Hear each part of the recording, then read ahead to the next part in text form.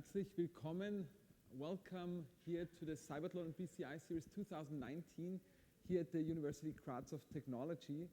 I'm really thrilled to be able to host this event and guide you through the day. My name is Christoph Reiner, and I just want to start by asking you guys, is everybody capable of speaking English? Ist jemand der englischen Sprache nicht mächtig?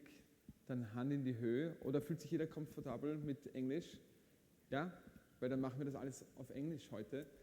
Und ich wollte auch gleich, I want to ask you guys also, who of you is working within the BCI research field or within the neural or biomedical engineering?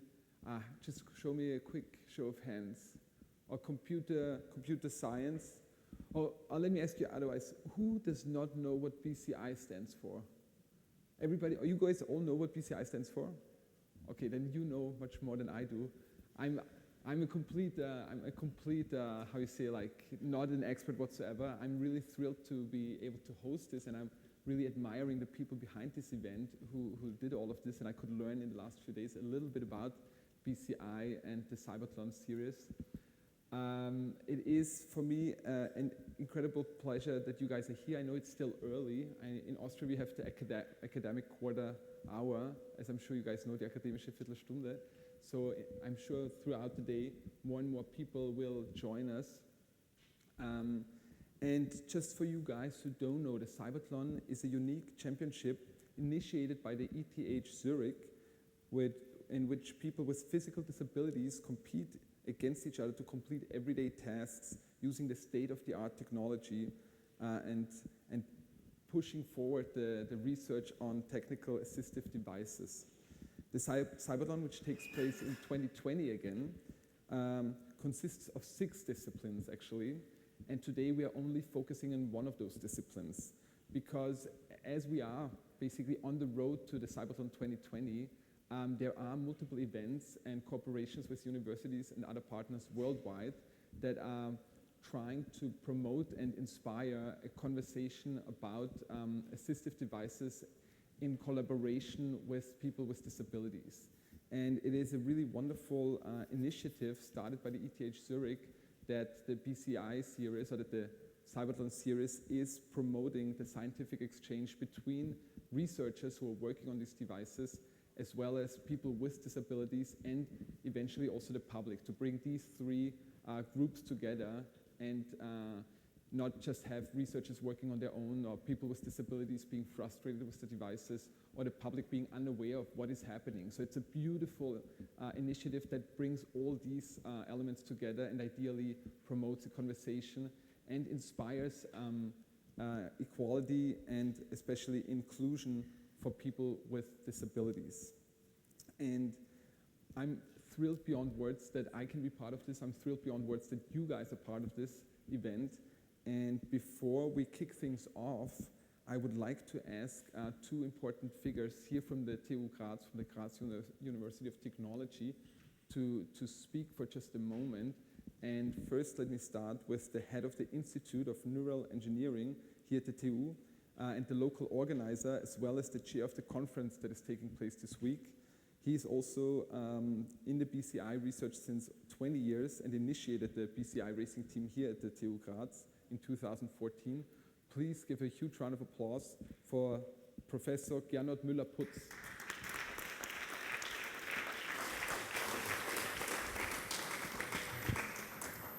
Hello everybody, and a very warm welcome to this lecture hall and to the BCI Series 2019. I'm really happy to finally be here today after a long period of preparations, and I'm happy that you made it to be here today as our spectators, but I'm also very happy to welcome teams from Great Britain, from Italy, from France, from Thailand, and from Austria, and not only the teams, most importantly the pilots, and some of them are already outside in the call room and prepare for the competition. And I'm really happy that from the ideas 2 years ago, we are finally here today, and that we have made it to this also very nice stage that we can host the BCI series with the team from ETH Zurich, the CYBATHLON team. Bridging science and applications, this is the topic of this year's BCI conference, and how better could we showcase that when people in need, people with disabilities are here and use the brain-computer interface in a real-life setting, maybe even a harder setting than normal life, with a lot of audience here, to try to go through this computation course, to do this task, this game. It's not a lab environment. You cannot just say, okay, I start the experiment a minute later. No, I have to do it now whenever the regie says the game starts off. And it's really hard, and it's a good thing to show that BCI's work in this setting, and I'm happy to watch this also, how this works out. I also want to give you the welcome address, which was sent to me by the president of the International Brain-Computer Interface Society, Professor José Milan from Austin, Texas. And I just want to read it, his 2 lines of words he sent us to be presented for you.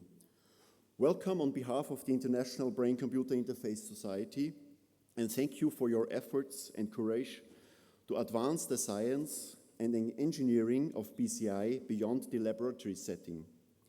We all appreciate your enthusiasm to engage in a friendly competition where humans and technology are indissociable. Enjoy your BCI and the great competition. José Milan.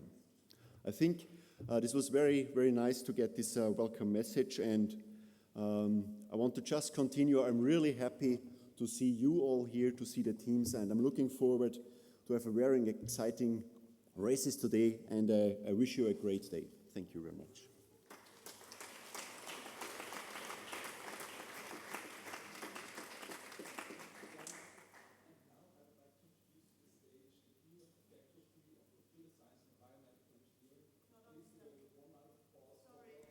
Professor Roderick Bloom.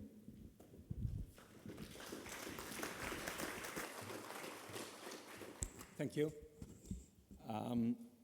People like to think in dichotomies, and these are often wrong. Black and white, good and evil, basic research and applied research.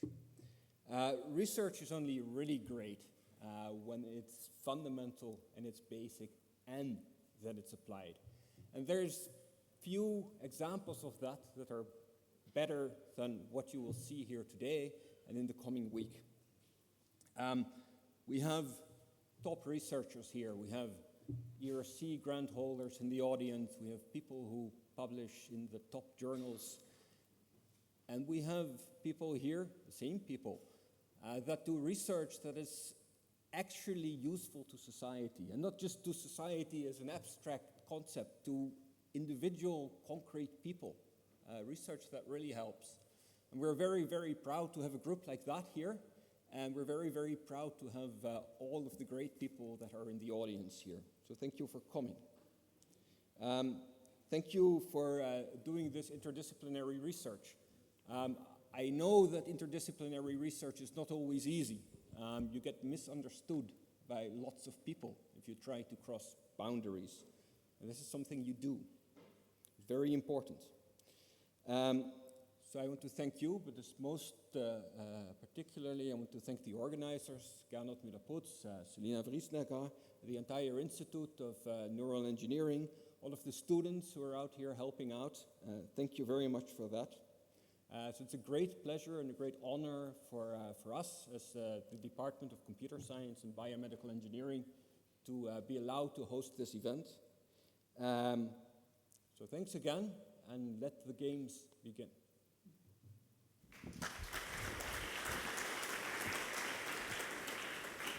Thank you, Professor Bloom. I see the academic quarter hour really works. People are coming. Die akademische Viertelstunde füllt diesen Saal langsam. There are millions of people worldwide, people with disability, using assistive devices, but a lot of users are not necessarily always happy. There's a lot of frustration and disappointments because of how the research is being conducted and how much conversation is happening between researchers and between the actual people in need. And therefore, the ETH Zurich initiated the CYBATHLON and for the first time it took place in 2016. As I mentioned, we are on the road to the next CYBATHLON in 2020, and the BCI series is one event on the road to the next CYBATHLON that wants to inspire and promote the exchange between developers on one hand, between people with disability, between the public, and stimulate conversation and the equality and inclusion for people with disability. And as I mentioned, there is a lot to discuss. It's a very complex process, especially the BCI, the brain-computer interface and the device and how it all works. And as I mentioned, I'm anything but an expert. I'm just thrilled to be here and learn a lot, but fortunately, I do have an expert on my side who will be able to answer all my stupid questions that I have about the BCI process. And I want to welcome to the stage the head of research group neuroinformatics at the University of Vienna, the Professor Moritz Grosse-Wentrup. Please, a huge round of applause for Moritz.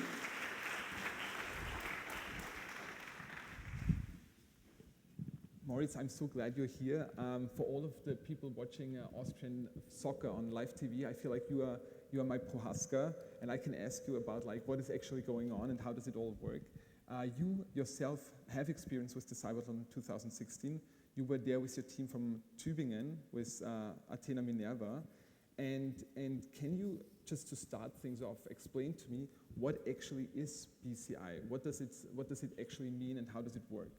So BCI is a link between the brain and some computer that does not depend on our ordinary capabilities. Yeah? So it is a link from our brain directly to a computer that can be used to send commands to a computer, to a wheelchair, without using any of our muscles. And this is, of course, of particular importance for people who are severely paralyzed, because sometimes these patients have very little or even no abilities left to communicate with the outside world. So it actually is that device can more or less read the mind of the pilot, of the user. That is the idea, and to a certain extent, yes. We also have a little animation clip here, and maybe you can help us understand with the visual support of the animation clip how the process works.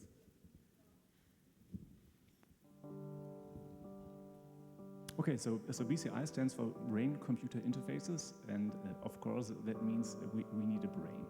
And brains, interestingly, communicate by shuffling around charged particles, ions. So that means they communicate to a certain extent by electricity. And surprisingly enough, we can measure these electromagnetic fields that the brain generates on our scalp. That is the signal acquisition part. But these are really complex signals, so we need to do some so-called feature extraction to extract those parts of the signal that are relevant to us, that encode information about what we want to do, and then use feature translation to distinguish the different tasks that we want to communicate to a computer. And then that is being sent to an application. The user of the BCI receives feedback about the decisions made by the brain-computer interface system and can thereby learn how to adapt his or her mind patterns to better control the application. You made it sound all so easy. I'm sure it is a very complex procedure which takes probably years to develop and years to kind of master in order to get the right signal and the right translation. I also want you to invite you guys, if there's any questions, if anything is unclear, if my English is too Austrian accented and you don't know what we are talking about, please just raise your hand and feel free to ask. It should not just be like a university lecture. You guys are very welcome to jump in any moment to ask what is actually going on, what are you guys talking about, and how does it all work. Can I ask you, Moritz, about your experience in Zurich in 2016? You were there as the team manager of the part Athena Minerva from Tübingen, and how was it? Just to give you a kind of an image what happened in 2016, it was the first CYBATHLON, and it was a sold-out stadium. It was close to 5,000 live members in the audience, and through multiple live broadcasts in television, I think there were over 1 million viewers live. And then there is your team with a pilot who has to make all of that signal sending and detecting work. And I have no idea how that works. If there's so many people watching, if there's the nervousness, the stress is like up to 100, how can you make that work? This is indeed the biggest challenge of the CYBATHLON and what makes the CYBATHLON so important. We're used to testing and developing these systems in our laboratories under perfect conditions with a lot of training. And now, all of a sudden, we have to do that in a setting where it's loud, noisy, people are nervous. It has to work right on the spot. But this is what, in the end, how it's going to look like if people are going to use these systems outside of the lab in real-world environments. And hence, I think the CYBATHLON is the perfect setting to really test and push this development. It was very exciting for us to participate in that, and was very interesting to us also to see which problems arise that we usually do not encounter in the lab. And that is also why this moment today is so special, because we're going to have 6 teams from all over the world with 6 pilots testing their BCI devices. And also, for me, that raises the questions like how much interaction is welcome, how much interaction is too much. Also for us as the hosts, how much can we actually talk during the process? Or are you saying it is good to push the challenge for the pilots and the team to actually be loud and be hosting all the way through it? I would say from my personal experience that all of you being engaged and being loud really pushes the pilots and makes it a fantastic experience for the pilots. It's going to make it more challenging for the teams, but I think that's the part of the whole challenge. So are you also saying people are supposed to root and clap? Please, cheer on, Okay. yes. So actually you see the pilot that we participated with here in this picture, and he was very excited about being part of this. And really being cheered on by everybody. And he told me afterwards that this was one of the most fascinating experiences to him. So please do cheer the pilots on. So I think, yeah, that's because just so you get an image, like the teams will be sitting here, there will not be a lot of physical movement, right? It's not like in a box ring where people are jumping around. It will be rather static. So I think the more energy we bring to the actual competition, the better. And I want to ask you, for you at the University of Tübingen, where you were then, how long? Sorry, I was at the Max Planck Institute. Sorry, okay, my mistake. But how long did it take for you to develop that BCI system to go to the CYBATHLON 2016? That's really hard to say because I started working on this during my PhD already, and then came to Tübingen where a group was already established. And then I recruited some students from the Technical University Darmstadt to help me on that. And so we built on a lot of steps that were already available. And I would say we worked on that as a team for about a year, but building on all the infrastructure that had already been put in place over the past decade, I would say. Oh, wow. So it is not something you come up with on a weekend and then make it work? No, definitely not. Although by now there are really great tools available to the community. So it's reasonably easy nowadays to start building a simple BCI. But a BCI that is competitive in such an environment, of course, is a whole different story. And the game that you were using in the CYBATHLON 2016, I think was more or less the same as we are using today. It is updated, a game called Brain Driver. And we have a little clip, a little test run here to preview it. And then we can explain how it actually works. So just to repeat, this is just one of 6 disciplines at the CYBATHLON. One of the 6 is the BCI series, and we see here the 4 different avatars, up to 4 pilots. You can also see here the colors on the stage. They're racing on their own individual track, and they have to send a signal whether it is left or right. And then there's these segments, the flickering streetlight segments, where the lights all of a sudden go off, and then the headlights of the pilots need to turn on, which is also a signal that the pilot needs to send, that needs to be detected. And here, for example, is a turn to the right, but the avatar is not making it. The signal was not sent.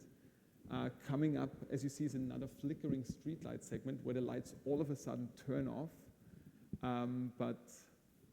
You can see the avatar took a wrong turn. It slows the speed down. And now the lights went off, the headlights speeded up again. So there's always a base light, a base speed for the avatar that it goes by itself. But in order to advance the speed of the avatar, the pilot needs to send the right signal at the right time. And this is the front view. And if you see here on the bottom right, we can see actually which signal is being detected. There was a turn to the left. The white square means there's no input, no signal is being detected. And the light bulb means the headlights are being signaled at this moment. And we can see here that On the left, you have the overall view where which avatar is placed. Even though green had some issues in this last 2 turns, it is number 1, so much ahead that we don't even see the other 3 colors, the other 3 avatars. And so we can follow the advancement of each avatar. And here we can see the headlight was turned on, but it slows the avatar actually down because this was not a flickering streetlight segment. So it needs to be the right signal at the right time, which I understand must be very, very difficult, because how do you even, is it just by the power of imagination that the pilot sends that signal? Yes, indeed. So can I have my mic back?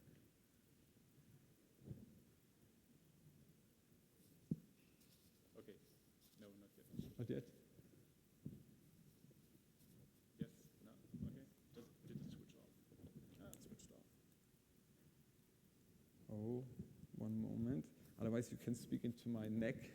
Yeah, it switched off on its, the light went off, but I didn't touch it. Oh, it's the battery maybe. You know what? I'm not quite sure what's. Maybe the battery is empty. I'm coming close to you, or do you want to project into the room? Yes, I will manage that. Okay, so a little romantic. So big challenge is, let me put it this way: in a lab, you usually query patients, and you say, now think something that I told you before to communicate a yes or no decision. Yeah, for instance, I could tell subjects, if you now want to say yes, think about moving your right hand. If you now want to say no, think about moving your left hand. And every subject has these tasks in their mind, what they have to think to turn right, to turn left, to turn on the light. But here the biggest challenge is that it's not cued. In a lab, I tell the subjects, now execute an action, think something, and then I will try to decode what you're thinking. The big challenge here is that I don't know when the subjects are going to initiate a left turn or right turn, because my brain-computer interface system doesn't have access to the video. So I need to constantly monitor the patient and detect when the patient initiates an action on their own. And this is a big challenge. And in particular, it's a challenge not to initiate any actions when they do not intend to initiate any actions. And this is one of the biggest differences to a lab setting. I see. It is so fascinating to me how that works all together and eventually produces the right signal. And before we bring in the teams, the first 3 teams, I also want to really quickly explain that we're going to have a referee, Oliver, who's going to sit here. Oh, perfect. Thank you so much, Jonas. And we're going to have a referee here, and I'm just going to show really quick. Our referee has 3 flags. The green flag means that the teams are installed and ready to go. And the yellow flag means that there must be some sort of eye or facial muscular, how you say, like movement that sends a signal or that might interfere with the other signal. And this means this is not okay, this is not permitted, and there's a warning. And just like in soccer, a warning doesn't mean necessarily yet that there is an end to the game. But in the difference to a soccer game, here we're going to have a second warning. There's going to be 2 yellow flags, which is also okay. But the 3rd yellow flag will be a red flag. And this will mean the pilot has to end the race at this point. He's not disqualified, just that his race ends there and the results are being taken from there. And Moritz, thank you so much again. I'm going to now bring in the first 3 teams, and we'll have the chance to talk afterwards in our comfortable interview corner. Thank you. Thank you so much. Another huge round of applause for Professor Moritz Große-Wendrup.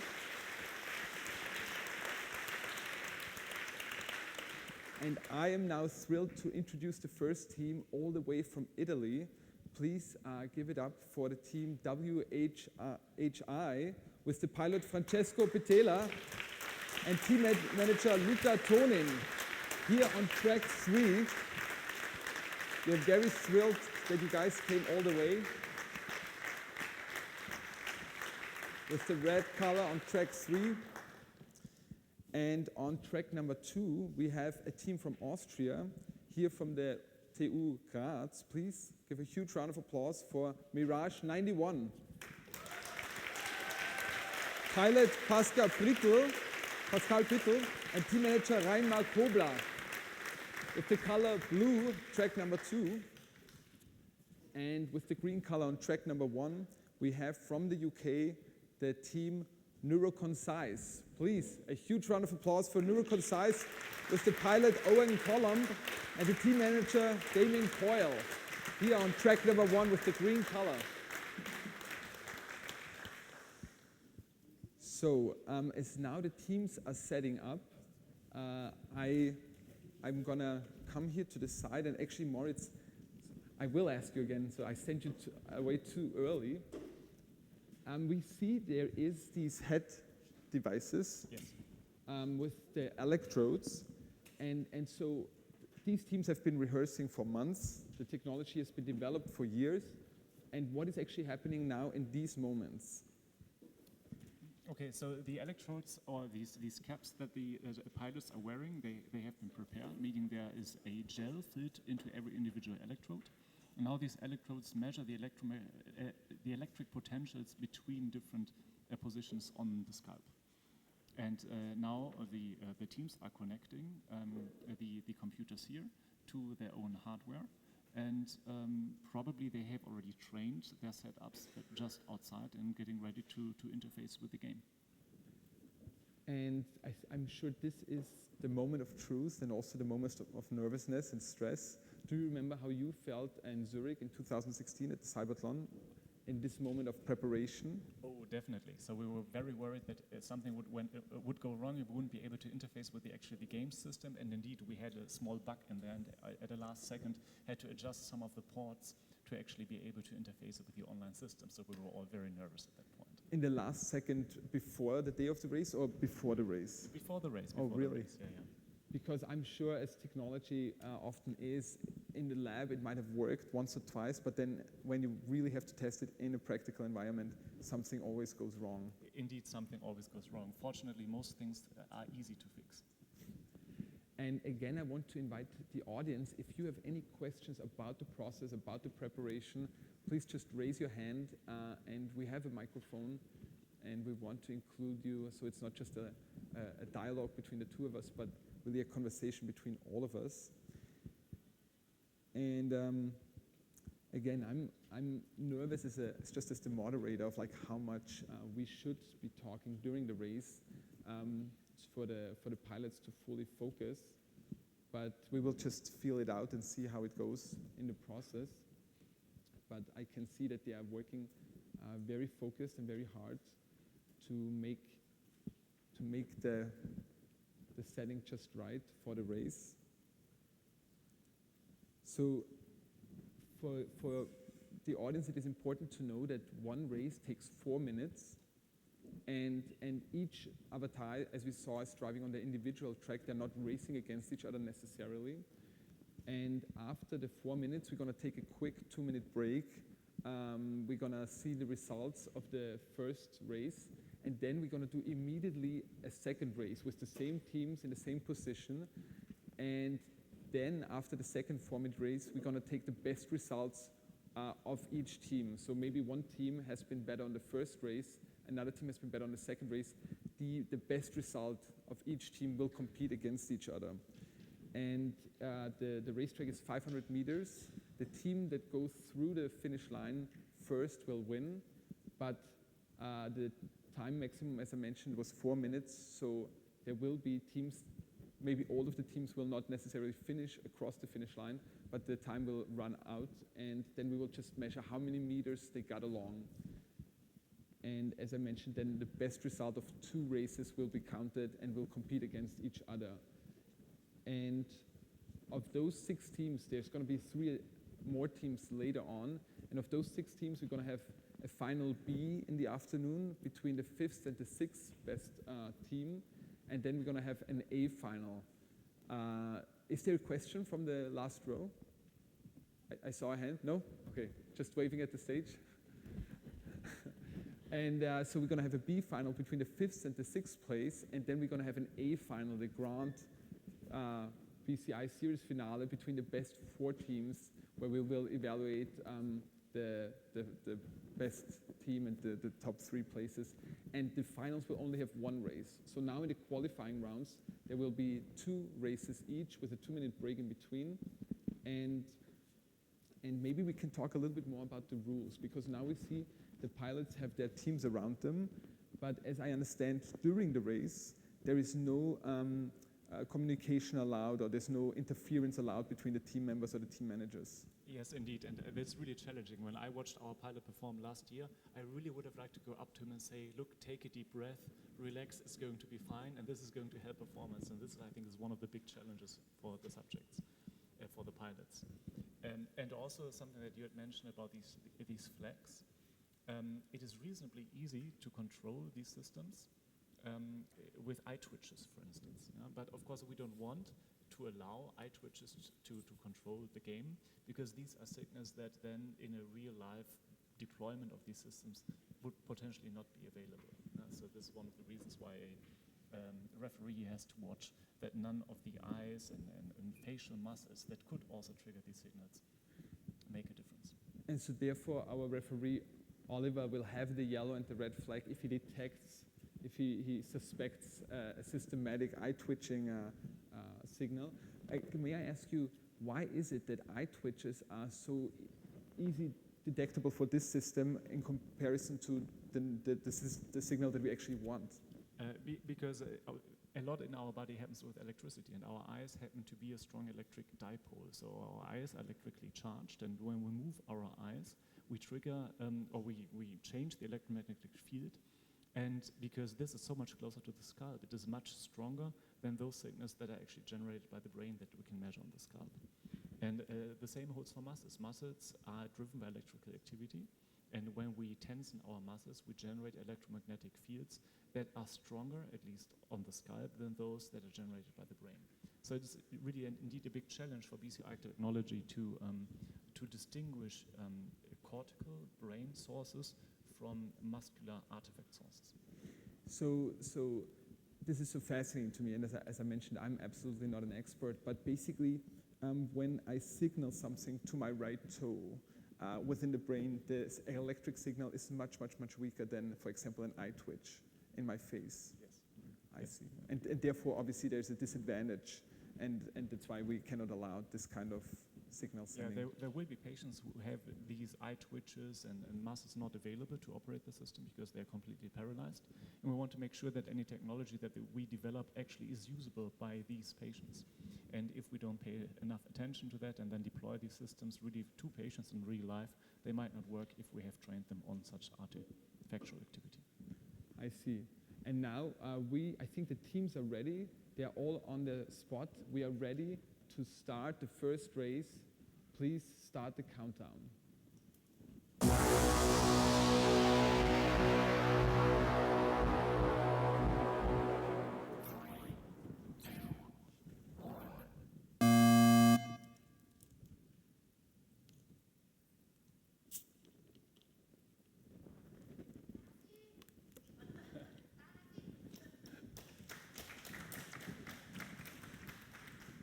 So we can see here the different views, the back view, and as I mentioned, there's the flickering streetlight segment. When the lights abruptly go off, the headlight is needed to advance the speed again. All avatars are moving with the base speed.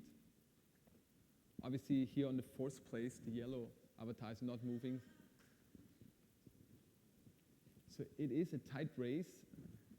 So we really see a big challenge here that you need to execute these commands, left turn and right turn, precisely at the moment where the turn starts. And that is a big challenge to not only communicate the right decision, but communicate it at the right time.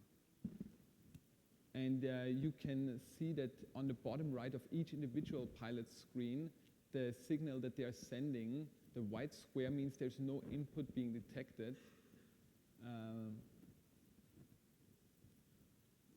The red team. And now he's on a straight, so now that means he's supposed not to initiate any command, which is also a bit of a challenge. Yeah. Whenever there's a straight passage ahead, no input is needed in order to raise the maximum speed. So the team here we just saw that in the beginning, the right turn command came, but a little bit too late, and that slowed Francesco down a bit in the beginning, but nevertheless, Francesco is still in the lead. We see here this flickering streetlight segment, which is tricky to navigate as the lights abruptly go off.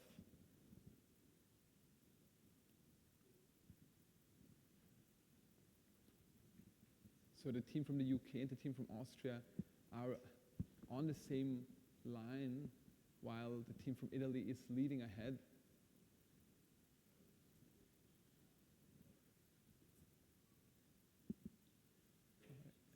Here we see what happens if the turn signal is not being measured at the right time. Exactly, but he still has the opportunity to correct now, so let's see whether he manages to communicate the right signal before the turn is over and thus speed up again. We can also cheer him on to generate the right signal.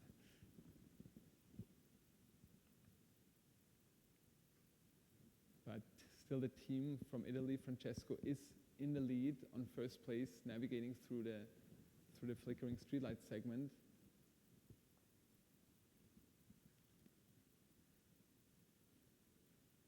And it seems that the green and the blue team are having difficulties getting signals detected at the moment. That's why the team from Italy, with the pilot Francesco Bettela, is in the lead still. Sending here beautifully, we see the left signal being detected in the left turn, which advances the speed immensely.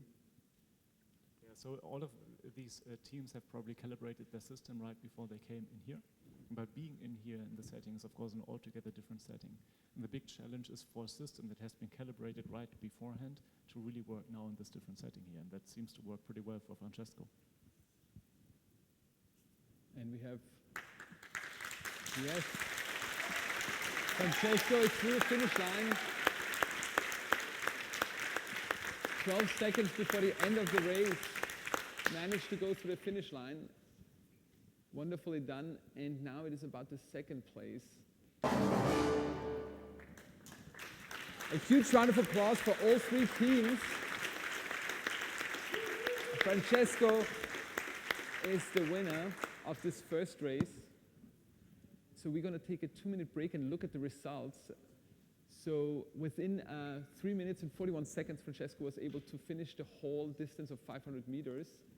And the other two teams from the UK and from Austria had difficulty sending the signals and didn't make it to the finish line and have exactly the same distance. So I'm sure they're working hard now to see how they can improve for the second race. Yeah, it's interesting that they covered exactly the same distance, which meant that probably this different setting in here really made it almost impossible to communicate any of these signals, and hence the same speed for both. And they are now double-checking the devices and seeing what is there to improve the procedure.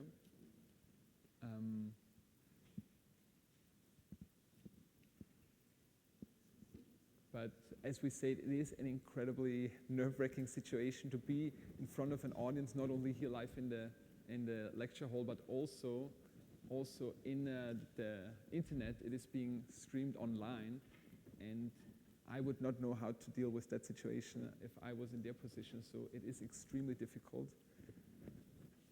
Nevertheless, even so much more impressive that Francesco made it to the finish line in an incredible time of 3 minutes and 41 seconds. We are still waiting for the teams to double-check their devices. Also, I should mention there's a lot of variability in these signals in any case. So it's very hard to say that because a pilot did well once or did not well once, how it's going to be like in the next run. So the next run could look completely different. Okay, so it remains tense. We don't know what's going to happen. A surprise factor is awaiting us. And something that I also learned yesterday is that basically the signal, there's no clear, it's not black and white, because it is all about the electricity. So I guess there is a probability at what point the device says, oh, this probably must be a left turn signal or must be a headlight signal. Yes, and it's much easier if the system only has to decide, is it now a left or a right turn signal? It's much harder to say maybe there's no signal at all. And hence you have to be much more conservative in the decisions. So, and it is about these 4 different signals, whether it is left turn, right turn, headlights or no input signal. And so it is very difficult for the pilots to send and detect the right signal at the right time, because as we mentioned, a signal at the wrong time will slow the avatar down. So, are we ready? Are we still waiting? Holding on, making sure the teams are they get what they need in order to perform for the second race of this qualifying round. And as I mentioned, if now, for example, the team from Austria, the team from the UK is doing a lot better, it will only the result from the second race will count for them. For example, if Francesco is doing now much worse, only the result of the first race will count. And these best results of each individual race compete against each other with the other best results of the other teams. We're still waiting and making sure that the teams feel comfortable and are ready to go for a second race. And as you mentioned, Moritz, you were dealing with a bug in the last minute. And is it then a situation that you could quickly resolve? We could indeed, because the CYBATHLON team was very helpful in pointing out what probably we had done wrong in the setup, in just the technical setup. So they were very, very helpful indeed.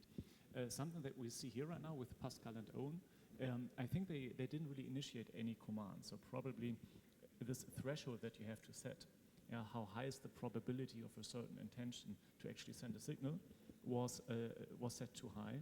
And I would expect that right now the teams have been adjusting these thresholds a bit to actually make it more likely or more easy for the pilots to actually initiate a command.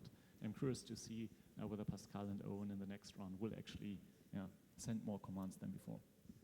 I see. So it might happen that we now see a lot more, maybe even too many signals being sent.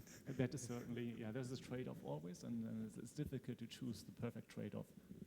And certainly the trade-off that all of these teams chose when they calibrated their systems just before the training does not generalize well to the setting here. I got the signal from the referee that we are ready for the second race. I wish the pilots all the best, and let's start the countdown.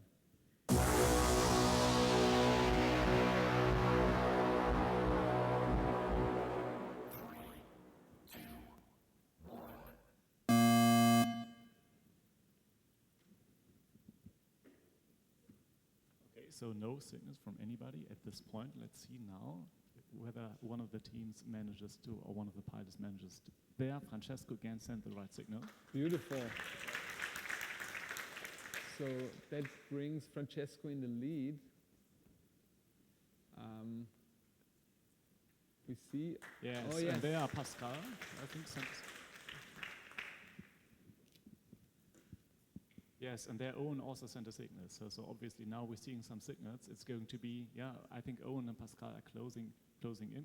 That looks like this time it's going to be a bit more tight. But Francesco is taking the lead again, sending strong signals. Yeah, I think we can clearly see that Francesco is sending a lot of right signals, sometimes also sending wrong signals and hurting his performance a little bit. But the correct signals dominate, while Pascal and Owen send very few signals. So the threshold might still be too high, potentially? Yeah, it's quite possible, but as I said, the brain reacts very differently in such a setting, so it's very hard to tune this threshold correctly. In particular, without having time to sit down, look at the data, and see how it actually changed. And of course, back then we also tried to simulate such a setting for our pilots to train in such a setting, but of course it's almost impossible to train in a comparable setting. Because I assume you don't invite hundreds of people to watch the test run. We once just took one of my lectures at the TU Darmstadt and just pushed the pilot into one of the lectures and did the first 15 minutes of the lecture as a training session for the pilot. But of course that should be done more often. We can see Francesco is doing just as well as last time. He just sent a left turn signal, is far in the lead, entering now a flickering streetlight segment, which is especially difficult. The lights go off all of a sudden, and the headlight signal is needed and advances the speed again. Wonderfully done, Francesco. Wonderfully done. And Owen and Pascal.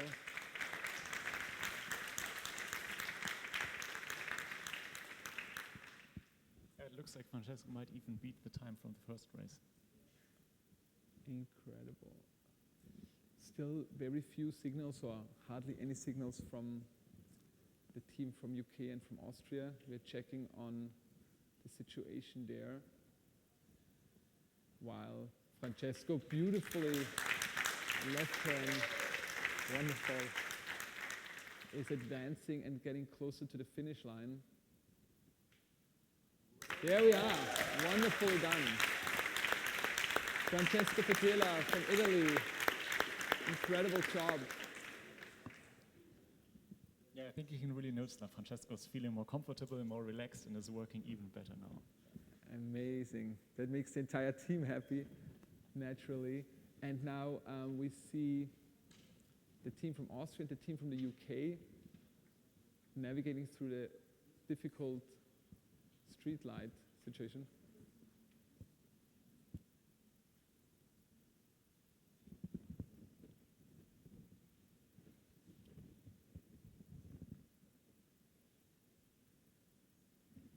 And they're both tight, and I remember this is extremely frustrating. We had a run last year where our pilot performed almost perfectly before we came into the big hall, and then also in one of our runs in the hall, it was very difficult to get any command out.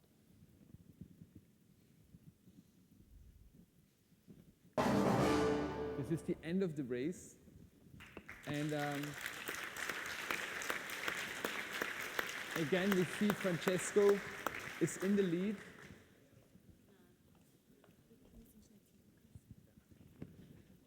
Wonderful. Let's have another huge round of applause for all three teams.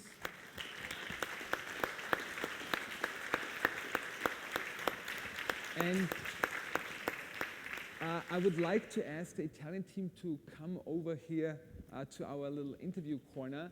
And as we see the results, it is that just by these, I think, maybe two signals that they sent, the team from the UK is just a tiny bit ahead of the team from Austria. I would be interested whether that is a rounding error.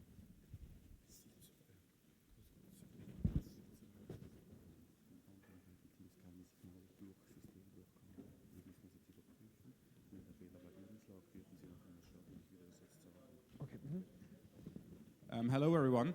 Quick intermezzo. My name is Lucas. I'm the head of the competition sitting down here. At the moment it seems like there were technical issues for teams 1 and 2.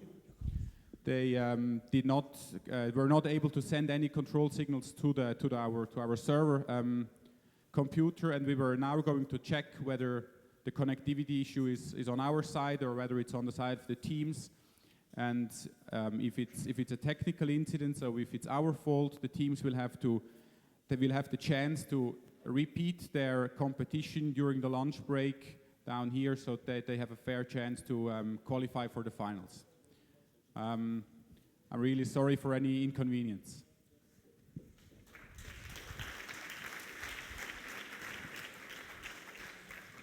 So we will find out what the situation is. Again, let's have a huge round of applause for all three teams.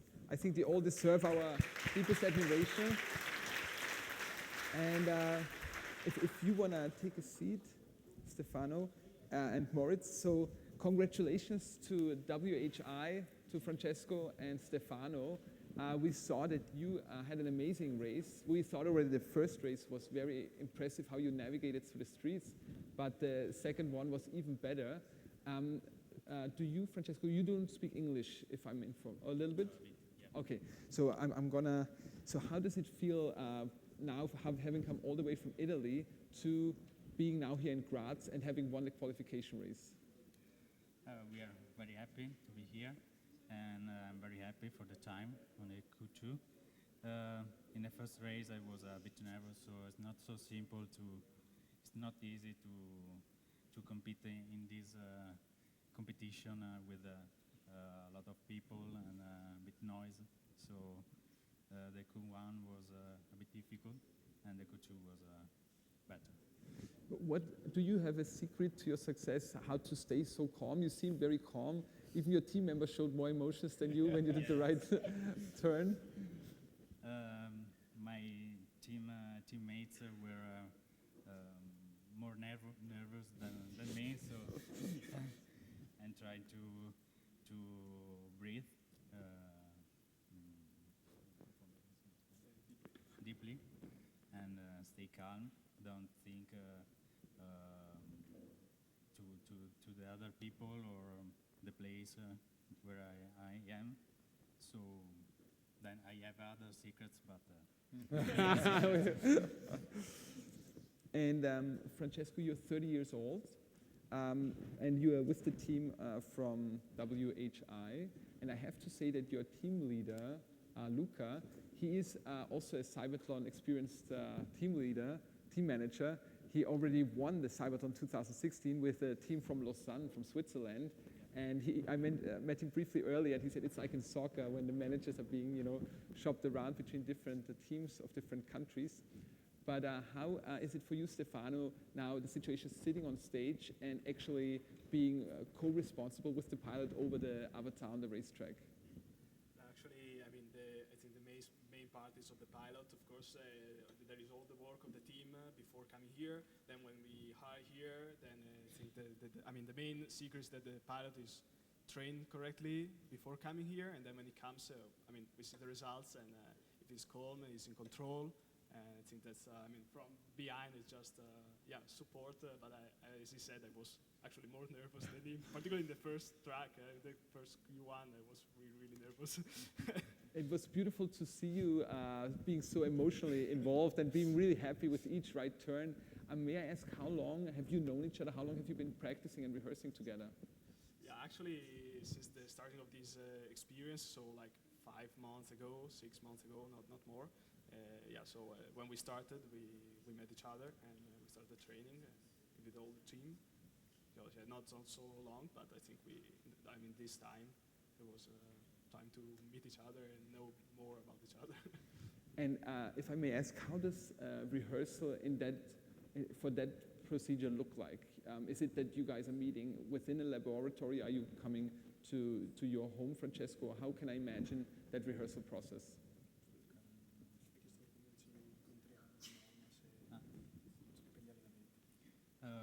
We meet in a laboratory. We train twice a week usually. So we stay in a calm place, very silent. So it's a bit different from this place. And may I ask you, when people were screaming and shouting when you did the right turn, was this helpful? Was this motivating, or was it disrupting your thought process? It's a bit strange because I'm happy to have done the right command, but I know that I have to stay calm, so I not to be happy or to be emotional. And you said you rehearse twice a week, and is that then a 1 hour, 2 hour process, or is this even longer or shorter? No, it's 1 hour and a half usually. 1 hour and a half. Half an hour of setting up. Yeah. And how do you feel, Francesco, about this whole device, about this whole procedure that you've been now so involved over the last 5 months? Is it something that you could see yourself using also in your private life when you're not with the WHI team?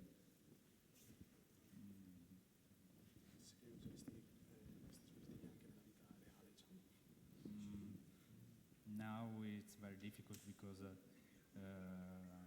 it requires a lot of concentration, and I can send a few commands. So for now, it's too early. And I would love to ask you, Moritz, it is too early, but that's why this event is so beautiful at the CYBATHLON altogether, because it is pushing the research and the promotion of such devices forward. How do you estimate, what's your prognosis on the future about these devices and about the capability and reliability for actual people with disabilities? there are many different components that play into that. Yeah? On the one hand, it's the recording technology. Yeah, we see all these EG caps that the pilots wear here. Obviously, in the future, when this should be deployed in real-life situations, it's not acceptable to have such EG caps on all the time. So we certainly need new recording technology. And such devices are being developed, but it's difficult to project how long it's going to take until that is going to be ready for everyday life. At the same time, we're going to have the algorithms that understand, interpret brain activity, and we're certainly making progress there. And then also the feedback procedures and the devices that we are controlling need to be further developed. Yeah, for instance, I think that in the end, they will be semi-intelligent. We have probably not wheelchairs that are entirely driven by the brain signals, but we will have self-driving wheelchairs where the high-level intentions and commands are being communicated to the wheelchairs by these brain-computer interface systems. And with all of these advances, I would expect that it might take another decade or so until we see this in home use, but I'm reasonably optimistic. So that leaves a hopeful look into the future. And I also want to invite the audience again, if you have questions now, we have Stefano and Francesco here. I'm really happy that you, after this difficult race, you took the time to sit down with us. If anyone has a question, please just raise your hand. Because I would like to ask you, as my last question, how do you feel about the finals? You did so well just now in the qualifying rounds. What is your estimate?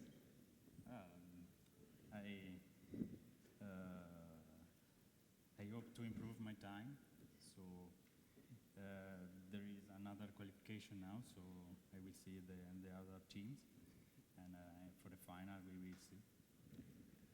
I wish you all the best, and we will also, to be fair, check on the other teams and see what the situation was with them over the lunch break. I want to ask you to have a huge round of applause for the winning team of the qualifying round, Stefano and Francesco from the WHI team. Please give it up for the qualifying winners, Francesco, Stefano, and the whole team.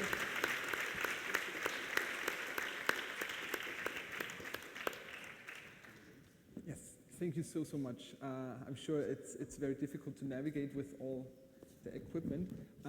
Moritz, we have a few more minutes before the next teams come on stage, and I would like to ask you how you took part in the CYBATHLON 2016. Are you going to take part also in the CYBATHLON 2020? Oh yes, definitely. We are going to take part, or at least we plan to take part. And I think the CYBATHLON events are also always a great opportunity to bring new people into this field. So in Vienna, I'm trying to put together a student team. Students who want to write their bachelor or master thesis on this topic, and then recruit a pilot, and over the next year, or a little bit less than a year, then build up these different components to compete again in 2020. And how does research teams actually get together with pilots? How does that communication work? How do you find? Is there like a casting, or how does that work? I feel that is one of the biggest challenges, actually, finding a pilot who is willing to invest such an amount of time into this training. And indeed, I would also be interested in asking the pilots here later on, what was their motivation to get into that, to invest that time? What are they getting out of that? And I would also hope that with this feedback from the pilots, it's easier to recruit new pilots. When they had a good experience and recommend it, then you have an easier way to attract new. Because as far as my research went, is that there's often institutes or clinics or doctors who might put the pilots in touch with the research labs. Yes, but of course, patients or pilots, potential pilots, have most contact with the clinics soon after accidents they may have had. But usually we want to work with pilots who are in a chronic stage, who have already settled into their new life and can spare the time to actually work with us. And it is indeed not easy to get in touch with these pilots. Then that makes sense that this is a much bigger challenge than patients who just had an accident or a traumatic experience. And may I ask you, what brought you in the first place into this field? It is such a fascinating area to work in, and I'm really curious, what did you have an experience when you were a teenager, or like what drove you into this direction? I was always very much interested in electrical engineering and also very much interested in neuroscience and philosophy of mind. And starting to study, I wanted to better understand how the mind works. And then at some point I heard that it's actually possible to decode intentions. And I thought, okay, philosophy of mind and neuroscience, that is all very fascinating, building all these models and arguing about how the mind might work. But if you can actually decode the intention of a subject, then you have a very strong argument that you really understood what's going on there. So I always felt that this application-oriented route into understanding the mind is the way to go. And I still strongly believe that in neuroscience, often people build very intricate models of how some small parts of the brain neuronal circuits work and claim that sooner or later this will scale up and we will then understand how the brain works by simulating the whole brain. But I believe if we actually develop techniques that enable us to decode the brain and understand what a person is thinking or wants to communicate to us, then we must have latched onto something relevant. And then interpreting these models will tell us something interesting about how our brains work. I'm sure when you, for the first time, were able to detect the signal that you were, in correspondence with a patient, I'm sure that must feel quite overwhelming and magical, because it is such an invisible, thing that for me as a non-expert is such a magical procedure that you are able to do that. Indeed, and of course, all of these systems, when you develop them, you first test them on yourself. And it's really? A very magical experience when you do that for the first time and you see that a cursor moves as you want it to move without communicating that explicitly. And indeed, when you train that a lot, and I think everybody who works in the field has been a subject a lot and trained it a lot, at some point it becomes natural. You don't really explicitly think about moving a cursor or controlling something anymore. It just happens. Same as it happens when you grab a glass of water. And this moment where kind of this cursor that you control becomes incorporated into your own system of your body, and it feels natural that is part of you and just does what you want. And that is indeed a very magical moment. May I ask the audience at this point, who has been subject to such an experiment, or who has been connected with such a device? Just raise your hand. Okay. A couple people, very, very fascinating to me. We are moving on. We bring in the next three teams. And first of all, we have two teams from, actually, like two pilots from one team. And please welcome with me here on stage the team Nitro from France. First of all, pilot Karine Leclerc and the team manager Fabien Lotte from France, from the INRIA Research Institute, here on track 3. And also Nitro team number 1 with the pilot Wilfried Panattier here on track 2, the blue team. Please, another huge round of applause for Wilfried Panattier, also for the team Nitro.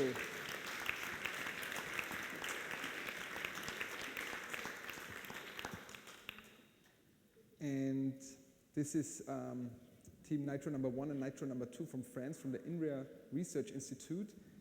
And we have on track number 1 with the color green, the team from Thailand. Please welcome here on stage team CYBATHLON BCI from Thailand with the pilot Krinkai Tashadi and Pongsakorn Veshakarn on track number 1.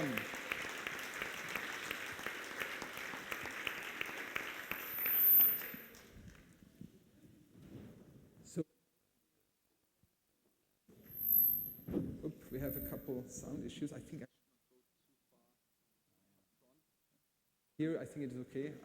My bad. I was told not to move too close to over there. And now the teams are setting up.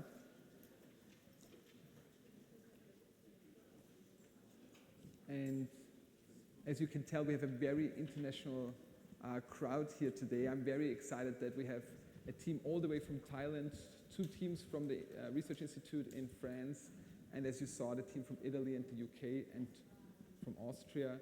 So it is really an international competition here at the BCI Series 2019 at the Graz University of Technology. And it is also beautiful to see how many people it takes to make something like that happen. And I'm sure in their home laboratory, there's even more people making all of that technology work. It is a team effort after all, but then it comes down to the pilot carrying the weight. And are you still in touch with the pilot that you brought to Zurich in 2016? No, actually, I'm not. He lives in Darmstadt, and unfortunately now with Vienna and Darmstadt, that's a little bit too far. Yes, but I'm sure in the process of these preparations, there is, it becomes probably more than just a professional connection. It becomes, especially when you travel together and when you're so dependent on each other, that it becomes more than just a collaboration on a professional level, I assume. Of course, and also for the team itself, it's a very team-forming experience. And I'm sure that in the labs there are various team members of all these teams here sitting and cheering on their pilots. Oh, that is something I didn't even consider, that through the live stream the people are rooting for them, of course. And as they are getting ready, I think we still have a couple minutes.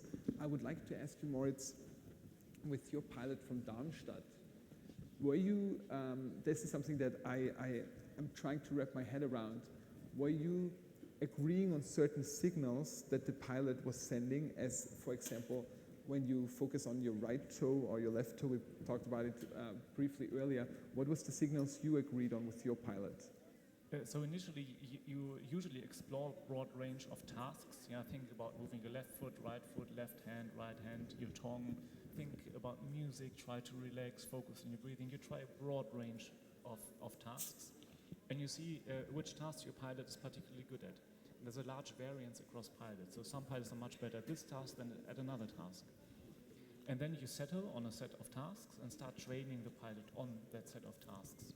But things change, yeah. So also these pilots, of course, they usually do further rehabilitation, training, and do many other things in their lives. So sometimes you see that one task that worked well for some time does not continue to improve, or may even decrease performance again. So you switch to new tasks. So it's really an adaptive strategy that you have to choose together with a pilot to evaluate what they like to do and what they can do best. And interestingly, it's not always the case that the tasks that lead to the best performance in the race are also the tasks that the pilot enjoy most. And of course, you want to have tasks that they can do well, but that they can also do well when they are nervous. And so you need to take all these difficulties into consideration. And that is so fascinating to me, that then also it plays into what does the pilot feel comfortable with, what is he more comfortable with in a nervous pressure situation. It is, as I said, a very magical procedure, and I'm so happy to learn so much about it. So for instance, one of our subjects, who in the end was not the pilot who participated, liked to think about music and liked to perform music imagery. But of course, music imagery is a lot harder when you're in a setting where it's very noisy and very loud. So then we dropped that for that reason. I see. And what was he or she thinking of specific musical tunes or songs that he or she remembered? Yes, their favorite songs. Yeah. Oh, really? And then you would try to link those songs to a left turn, to a right turn? Indeed. So the motor system, the part of the brain that controls our limbs, and the part of the brain that is relevant for hearing, they are separated spatially. So it's reasonably easy to tease these two apart and see whether the subject thinks about moving their right hand or thinks about hearing a music piece. Wow. And do you have other examples other than music? Was there also visual signals, like when somebody thinks of a Jackson Pollock painting? I'm just...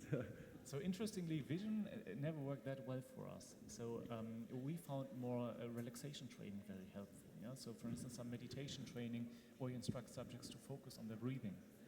And that is very easily distinguishable for many pilots from their motor system. So I assume when you receive a new patient, a new pilot, a potential pilot, then you go through all kinds of different directions of, okay, maybe music, maybe something more physical movement oriented, in order to find the best ideal field. Yes, and also many of these pilots are of course on medication. Maybe pain medication, maybe medication to suppress spasms. And this medication changes their brain signals. And so when a patient goes on a different medication, you might have, well, not to start from scratch, but adaptive strategies to adapt to the new medication. I see. Wow, that makes it even more difficult. So many tasks, so many complications. We are seeing here the two French team and the... So we see how they are filling in more gel into the electrodes right now. So this gel is a conductive gel that makes or establishes the contact between the electrodes that you see in red on the scalp and the skin. And this gel tends to dry out a bit. So it's sometimes useful to refill the gel a little bit to get a cleaner, less noisy signal. And the electrodes with the gel sitting on top of the head sensor these electric signals. Yes, exactly. And I assume the hair is probably not ideal for the process, but it is not necessarily a problem. It's not necessarily a problem because you can just shift it away and the gel makes contact through the hair without much of a problem. You might think that actually having no hair is better, but that's actually not the case, because if you have no hair, you tend to generate a thicker skin, and this skin is more difficult to interface with. So actually having less hair is a problem for these systems. Oh, interesting, interesting.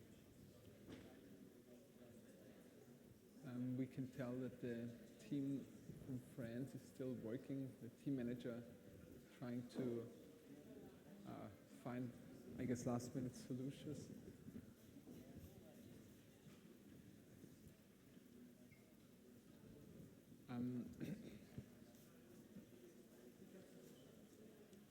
It must be a very nerve-wracking situation when you come from a different country, or maybe all the way from France or from Thailand, and then now is the moment where everything has to come together, everything has to work perfectly.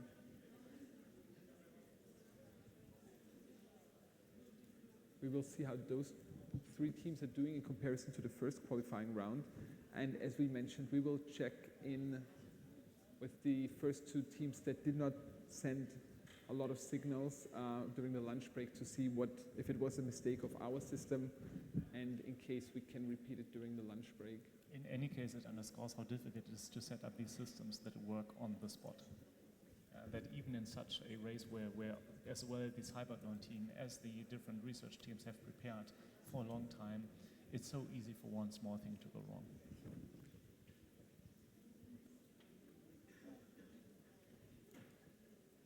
You know, when we think of Olympic sports where there's only physical movement, whether it's a runner or a jumper or a skier, I feel there is still a lot of precision in the equipment and everything needs to be right, but eventually it is a person, running down a hill or skiing down a hill. And this, I think it is so fascinating to see how intricate the whole process is, how it depends on so many technical procedures in order to make that avatar turn at the right time. And I think something we can clearly see here is also that all this equipment that the teams are using has essentially been built for laboratory use, or not for use outside of a lab. And I think indeed this is something that research teams don't have the resources to develop. So I feel that sooner or later companies have to step in, and fortunately we are seeing some companies who are starting to work in that direction to develop equipment that can be used outside of labs, and also equipment that can be put on by the pilots or the caretakers themselves without a team of trained PhD students standing there and setting it up every time. But is it just because it is still a new technology, it is still in the research field, is that why it is such a laboratory environmental device so far? Is it because the industry of companies has not latched on to it yet? To a certain extent. So we do have some companies that start or have already started selling such devices, but usually the signal quality is not particularly good. And of course, these devices that we see here today, they have been optimized for signal quality and not optimized for ease of use. Mm-hmm. And there's certainly a large gap between easy-to-use systems and the signal quality of these research-grade systems. But as you mentioned, maybe potentially in a decade from now, the situation will look different and it will become much more of a household progress. Indeed, and I'm curious myself to see how that will go. I mean, Elon Musk is investing heavily into that with his company Neuralink. But the solutions they currently pursue are probably not solutions that are easily to scale up to home use because they're invasive, and everything that we see here is non-invasive. And I think it remains a challenge to see how good the signal quality can become without actually becoming invasive and implanting devices into people's bodies. When you say invasive, means that there is a chip or something put into wherever. Yes, so the Neuralink, this company, they're looking into microwires that are being directly threaded through the brain, and of course offer much better signal quality because they're so much closer to the brain. But of course, this severely limits also long-term the group of people who might benefit from that. That is fascinating to me. I did not know this about Elon Musk and the difference between invasive and non-invasive devices, but it makes so much sense as we're seeing it here. So we are now ready, the teams are ready, and we will start now the race for the two teams from France and the team from Thailand. Please start the countdown.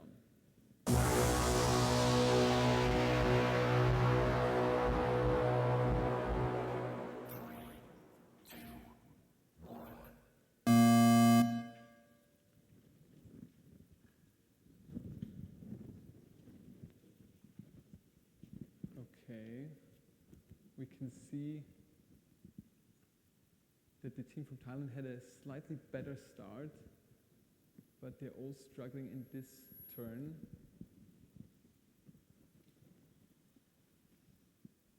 Here's the flickering light segment where the headlights are needed. Now Wilfried pulled ahead. Okay, now obviously we have multiple teams to actually send signals, and Wilfried is really pulling ahead now, very impressive.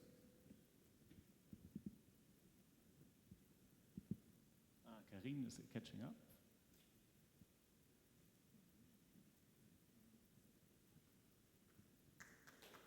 Yeah, beautiful left turn from Karin. Now in the lead, the team from France. So the team from Thailand on the second place, and the second team from France on the third. It's a difficult right turn here, as we see for Karin. And yet another flickering streetlight segment where we can tell in an abrupt moment, it's difficult to say exactly when the lights will go off. Oh. And now the headlights are being needed in that segment in order to advance the speed. And oh, here we see the team from Thailand. Karin back in the lead now.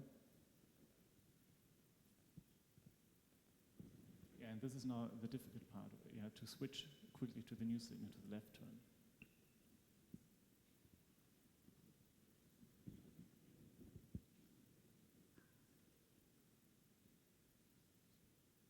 Wow, so Kringai Tashadi is now in the lead. Beautifully done, the left turn. Putting the headlight also on.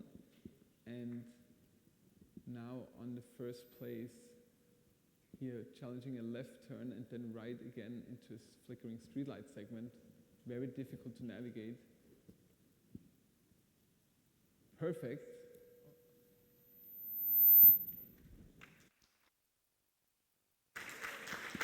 Beautifully done. Kringai Tashadi from Thailand. Wonderful job, now in the first place. Nitro 1 and Nitro 2 are on the second and third place. And as you mentioned, Moritz, it's a very difficult route to navigate in, a turn and then immediately a new challenge at the flickering streetlight segment. And not only that you need to initiate that command, you also need to keep up that command for that whole stretch. You're talking about the turn as well as the headlight? I think once they enter this, for instance, this long stretch with the headlights, they need to continuously send this command to keep on the headlights and not switch to a different command. I see. So Kringai Tashadi is coming closer to the finish line. 20 seconds left. 20 seconds left. So we do have signals. Oh yeah, here Getting closer, 10 seconds left in the race. And this is it. Graz University from Thailand just finished the race. And this is the end of the race. A wonderful job. So here we have the ranking. On place number 1, Team Mahidol BCI, Kringai Tashadi from Thailand finished the race in 3 minutes 53 seconds. And Team Nitro 1 and Nitro 2 on second and third place. Karine on second place. Huge round of applause for all 3 teams and all 3 pilots. Kringai, Karine and Wilfried.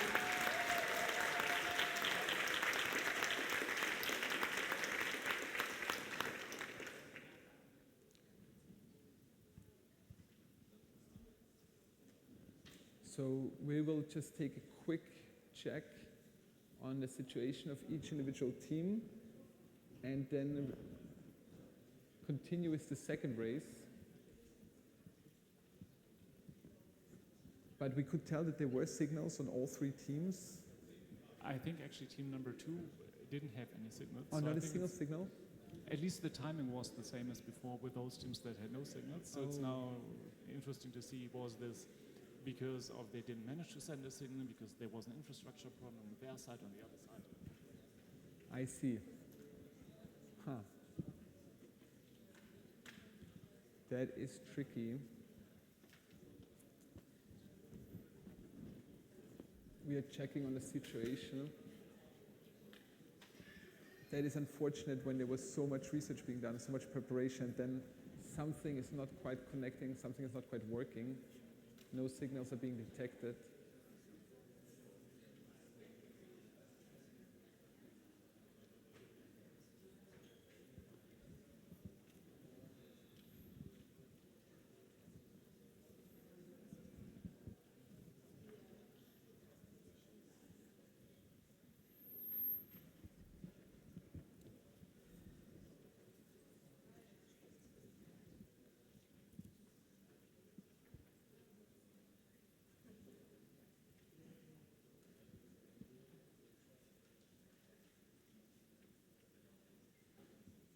We can tell it's not an easy job.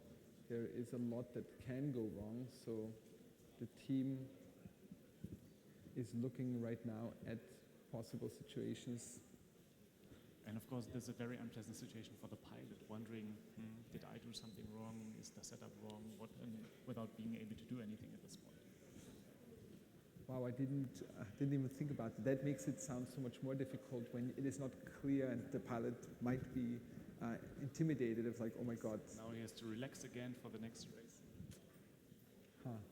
Even more important that we support each individual pilot to not be demotivated, but to push and keep going. It is, for me, so fascinating to see all these 6 teams. For me, they are all winners, that they made it that far, that they developed these devices, and that they came here to Graz, to the University of Technology to compete. We're still checking and seeing how it will look for the second race of this qualifying round.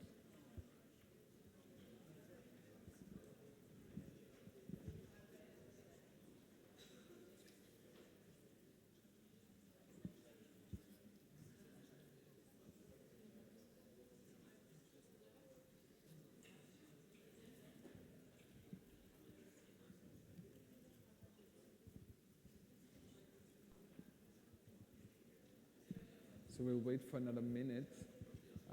You can tell there's a lot of languages being spoken right now. It is a very international endeavor between French, Thai, English, German. It is fascinating to see this process in progress.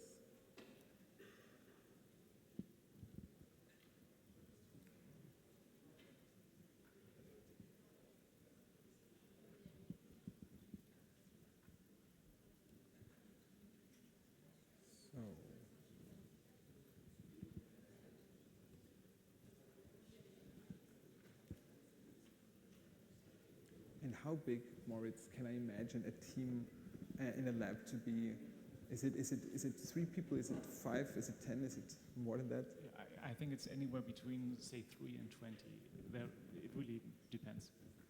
But when you went to Zurich in 2016, how many people were you able to bring along? I think we're about 10 people. 10 people, wow. Yeah. But of course, only one person may sit here with a pilot at any given time. And it's very difficult to sit back there and just not being able to do anything. Just hope that the part that you designed works well. I can imagine how difficult it must be watching and not being able to interfere. So now the teams are ready again. We hope the stations are working. We hope the signals are being detected, and we can start with the countdown for the second race.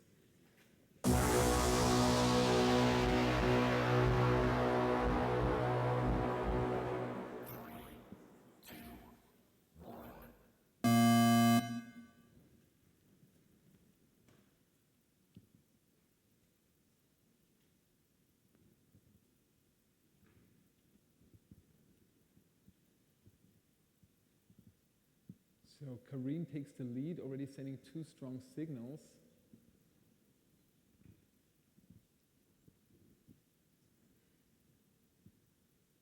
I think we still have no signal from Wilfried at the moment.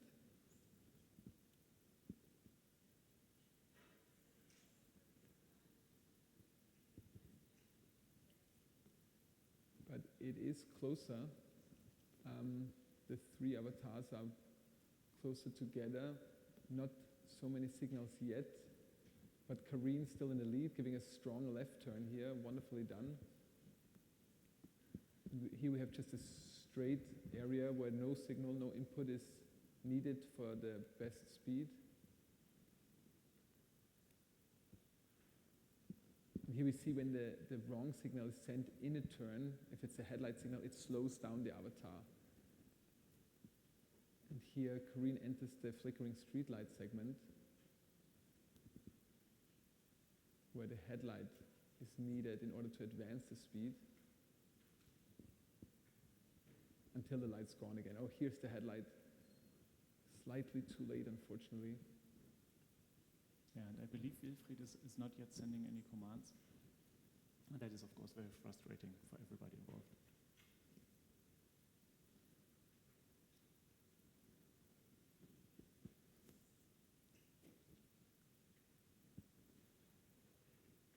Team from Thailand is sending signals, I see, but also still struggling with the right signals at the right time. And we saw in the last qualification race that the second race was a lot easier for the winning team. Interestingly, you see this time doesn't be that way around, so the variability of these signals is just extremely high. It's very hard to predict.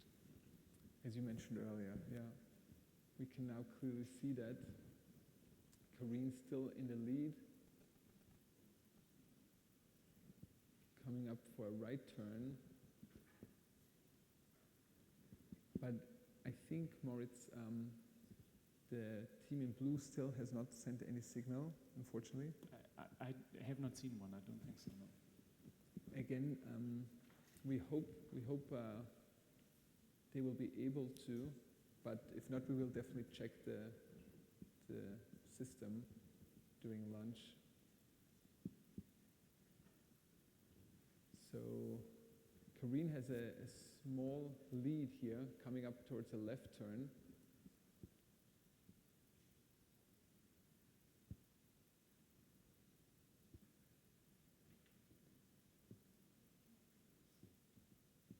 So, but it seems it's going to be a very close finish.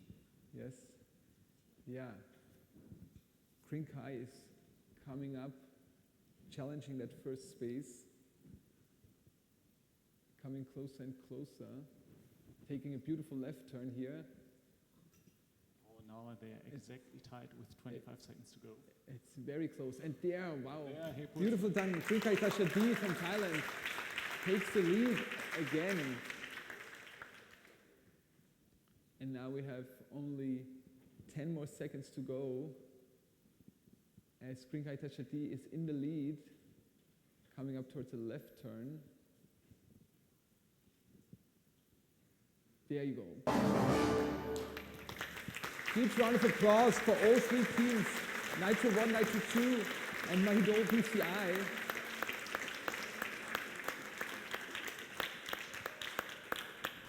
We are awaiting the results, and overall Krinkai Tashati and the team Mahidol BCI from Thailand has the longest distance of 462 meters, almost making it through the finish line. And we now know that the number 386.4 meters is the number, unfortunately, if there's no signal sent, that the base speed is taking in within those 4 minutes.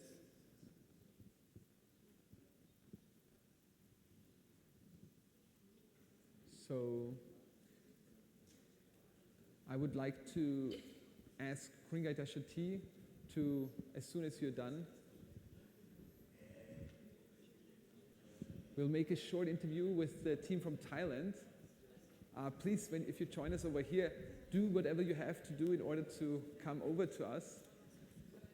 And while the teams are disconnecting, please have another huge round of applause for Nitro 1, Nitro 2, and Mahidol BCI. As I mentioned, congratulations. Please take a seat. Thank you so much for joining me. And as I mentioned, the team of Wilfried of Nitro, we will check in the lunch break whether or not our system was flawed or what was the problem. But in the meantime, congratulations so much, Krinkai and Pongsakorn. It is incredible to have seen you win both races. And I want to ask you just to begin with, how does it feel now to have finished as first place this qualifying round? ก็รู้สึกประหลาดใจครับเวลาซ้อมเราน้อยมากแต่สมาธิตอนแข่งแบบว่าดีที่สุดตั้งแต่ที่ซ้อมมาครับ He said he kind of curious a bit because he said that the practice time is too short for him, but he think that the last race the previous one is the best that he can do right now, and he's very surprised by himself. And if I may ask, how long was the rehearsal space? How long was the practice time? ซ้อม3 วันครับแล้วก็บอกเมื่อวานอีกก็เป็น4 วันประมาณนั้น Around 3 or 4 days. Oh, really? Yes, because they just changed some algorithm there. Wow, this is so impressive then. Congratulations even more. This is really impressive. Krinkai Tashadi, I hope I say the name correctly. You're 25 years old, you're a student. And how, if I may ask, how did the two of you find each other? How did you find Krinkai, or how did you find Pongsakorn? Then maybe I can ask. We're from the lab from the Mahidol University, which is the medical school there. So most of my research is related to the medical fields, and one of our goal is to push the system and the knowledge to the public. One of our event called Mind the Gap, we create the event to share the knowledge about BCI. And at that time, we met how can I say, the biggest guy, the director of the school, and he said that okay, he have one student, one good potential student that might good to join this event. So he said that we have to know him, and we met him at the time. And may I ask, Krinkai, what is your secret to success in order to stay calm within such a difficult environment?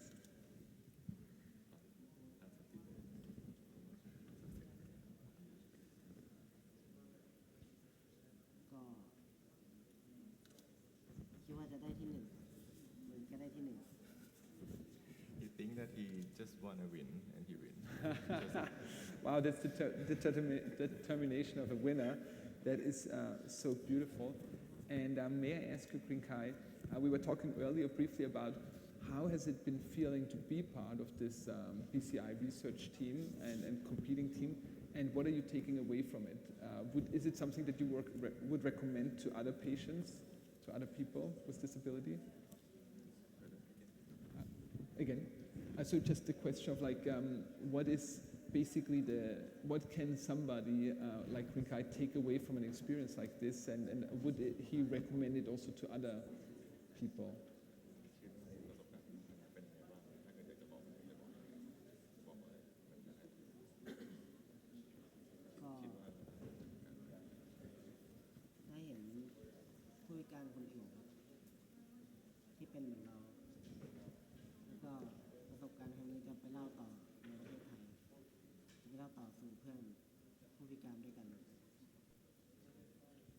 So he said that he like saw the other disabilities, including the people and the technologies, and he will bring all the experience here back to Thailand and tell everyone there, like friend and the researcher also, to make this happen again in there.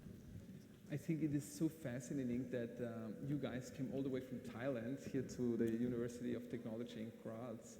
And I'm very excited to see you guys in the finals. And I wish you all the best and cannot thank you enough. And please have another huge round of applause for the team Mahidol BCI, Rinkai, Hashadi, and Pankakor Reshakan. I hope I say those names correctly. Thank you so, so much. And also, at this point, please have a huge round of applause for my wonderful expert at my side, Moritz Grosse-Wentrup. Sorry, thank you so much. We have a lot of sound issues. Moritz, I couldn't be doing this without you. We do have, I don't know if it's my microphone or if it's the combination. Okay, perfect.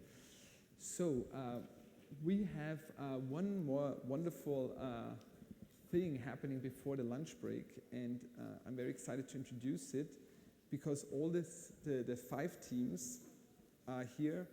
There are 6 competing teams, but 2 are from the team Nitro from France. So the 5 teams presenting their research in a poster ignite session. They have 2 minutes to quickly tease us to look at their posters, which are on the ground floor, and we will start with the representative of the Austrian team, Mirage 91. Please have a huge round of applause for Nitikorn Sisisawang. I hope I said the name right.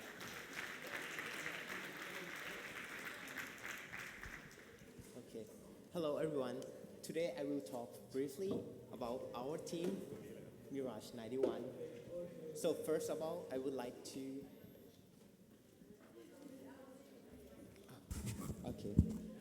I would like to introduce you about our team. So first of all, the meaning of our name. Our team stands for Motor Imaginary Racing Graz, established in 1991, which refers to the beginning of BCI research in Graz back in 1991. And our team are multidisciplinary, so we have students from many backgrounds.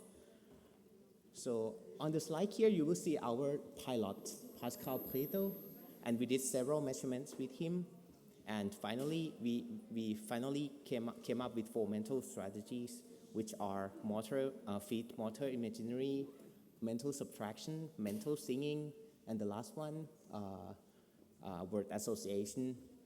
And we trained with him intensively, and in order to ensure that he has a lot of time to do the training, we implemented some features like adaptive features, normalization, as well as intersectional transferring.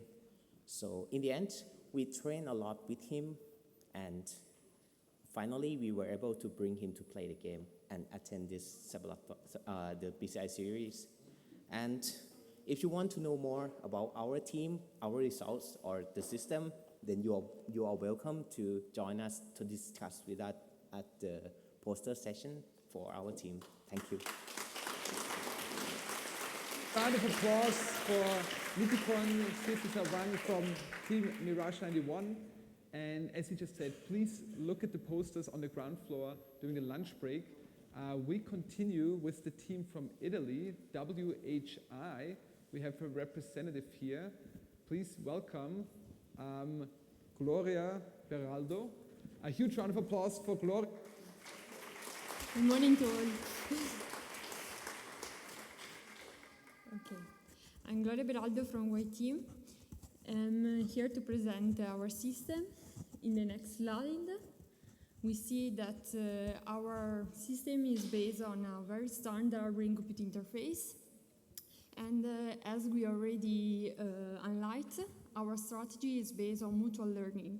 So the idea is that the system learns from the user, of course, through the acquisition data. And then the important part is that also the user learn from the system. This actually from the feedback. In the next slide, okay. The next slide, I zoom up the main feature of our system. So our brain-computer interface is based on a sensory-motor brain-computer interface. So the user is required to imagine the movement of the feet and the movement of the hands in order to deliver the command to the avatar. And of course, we use a combination on the previous two commands to activate the light, the headlight in the game.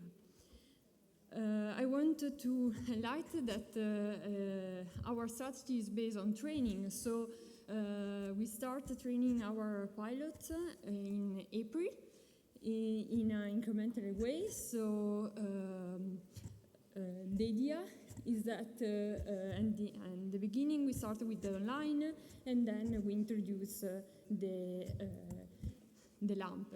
But the most interesting part is that we update only once time the classifier. Okay, thank you for your attention. Thank you so much, Gloria from Italy, from the team WHI. And we would continue now with the team from France, but I know they are working really hard right now. Is there some representative from the Nitro team able to talk about the poster, Fabien? We don't want to take, if you have 2 minutes for us, it would be awesome to find out more about your research.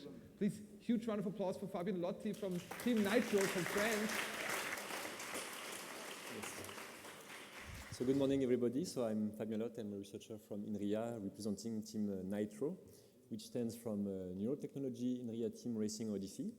So we are a CYBATHLON brain-computer interface research team from France and from the research institution of INRIA, which is a public research institute in France dedicated to computer science and applied mathematics. And we are actually two research groups from INRIA, the research group Potioc from Bordeaux in the southwest of France, and the research group from Nice from the southeast of France with Maureen Claire.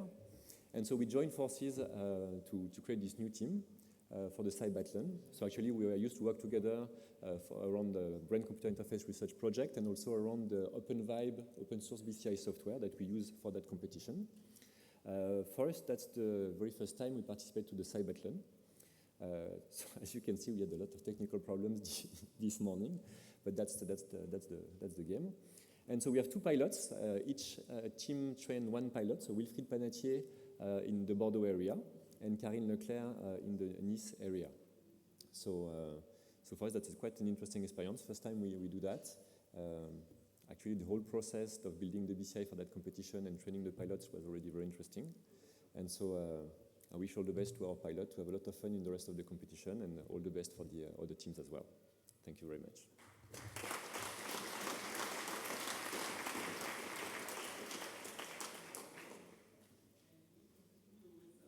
Person we just talked to, Pongsakorn Veshakarn from Thailand. Please, a huge round of applause for Team Mahidol BCI. Pongsakorn, please join us back on stage. Okay, thank you and hello again. I'm Pongsakorn Veshakarn and I'm from the Mahidol University. We are from the one of the biggest medical school in Thailand. So mostly our research will focus on the medical perspective, and also we're working in the biomedical engineering, so we can develop on both research and engineering perspective. And As you can see in the slide, actually it's wrong ratio a little bit, but we also induced the event called the Mighty Gap, which we trying to push the knowledge back to the public and try to share how BCI work, and also another biomedical engineering technology is also. So at the time we introduced the CYBATHLON event on that event also, and many people interesting about it, and we made the our pilot on that event also, and we attend at the BCI's the CYBATHLON 2016, and at that time we made some kind of like unpredictable system. Maybe sometimes our system have to be adapt in real time. So in CYBATHLON 2020, we trying to create a system, the new one, we can adapt in real time. And for this rate, we try to test that device and that system, the whole system also. So the concept has improved right now. And we're happy to talk about it in the detail in the poster section also. And thank you.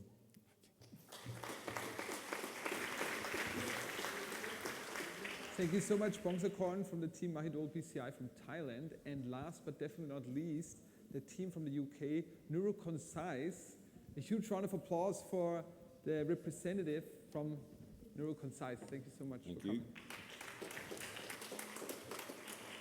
Good morning, everyone. Next slide, please. My name is Damien Coyle. I'm the leader of the Neuroconcise team, which is based at Ulster University. Our pilot is Owen Collum, and our engineer is Dr. Attila Corrig. We've got an Ireland flag there because Owen is Irish, and a number of the team is Irish. So Owen started researching with us in 2011 when he took part in a research study using a 3-channel BCI. And then we competed at CYBATHLON 2016, and now we're here at CYBATHLON Series 2019. Owen did quite well in CYBATHLON 2016, coming 3rd best time overall in the finalists. Unfortunately, we had a poor qualifier round. We used 27 channels of EEG. Next slide, please. And we used 4 different scenarios: left versus right, right versus feet, and feet versus right, as well as task versus rest. And we normally train on a 2-class BCI scenario, so it's 4 2-class BCIs. And we've been training quite a lot over the last week when we stayed in Graz for the training period. And our times have consistently down, so we hope we can rectify what happened here today somehow. Okay, thank you very much.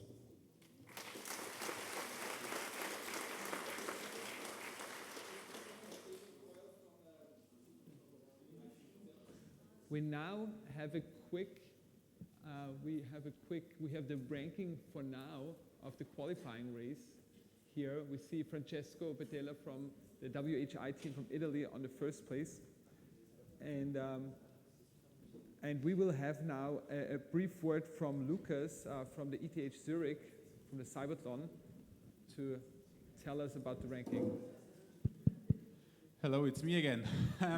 As you have seen, in the 2nd qualification round, the team on the 2nd track seemed to have similar issues. They were not sending command. We are currently finding out whether this is the team which is not sending the command, or whether it's our game not receiving the command. So as with the other 2 teams, we're taking the time over noon to sort that out, to guarantee a fair competition.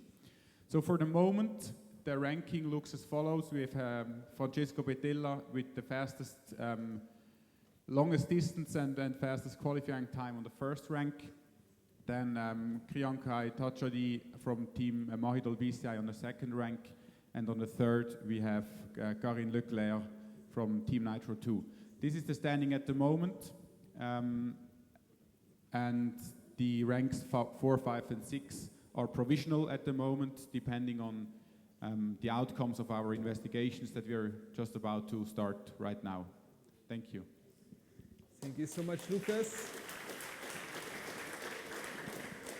As we mentioned, it is an incredibly complex system, and a lot of things can go wrong, and we will make sure to find out to see what went wrong and what we can do about it.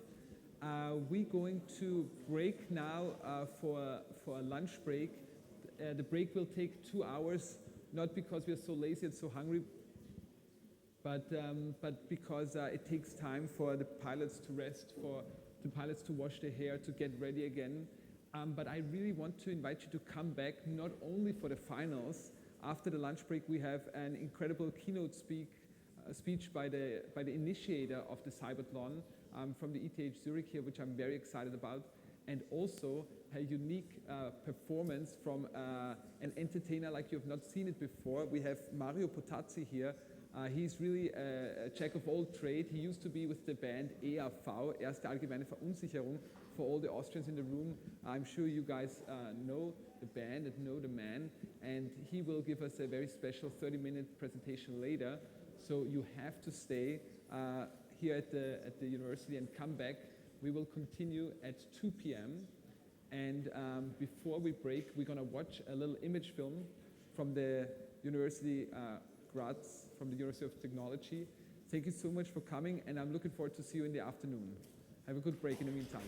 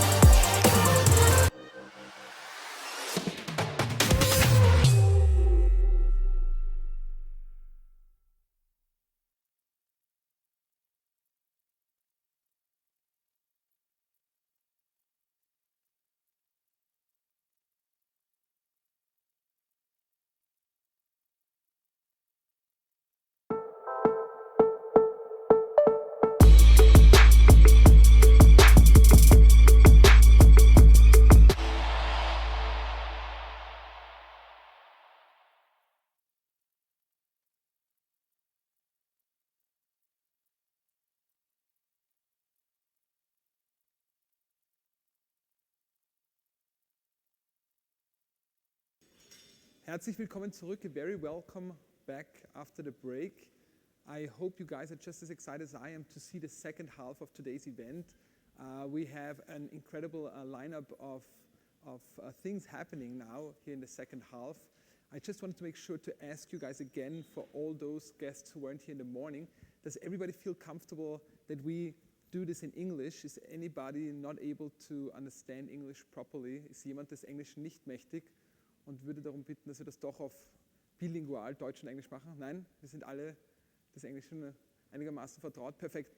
Then we will continue in English as we did the first half of the day. And before we continue our program, a lot has happened in the break, and I want to welcome Lukas Jäger back to the stage, the head of the competition from CYBATHLON. Please, a warm welcome for Lukas.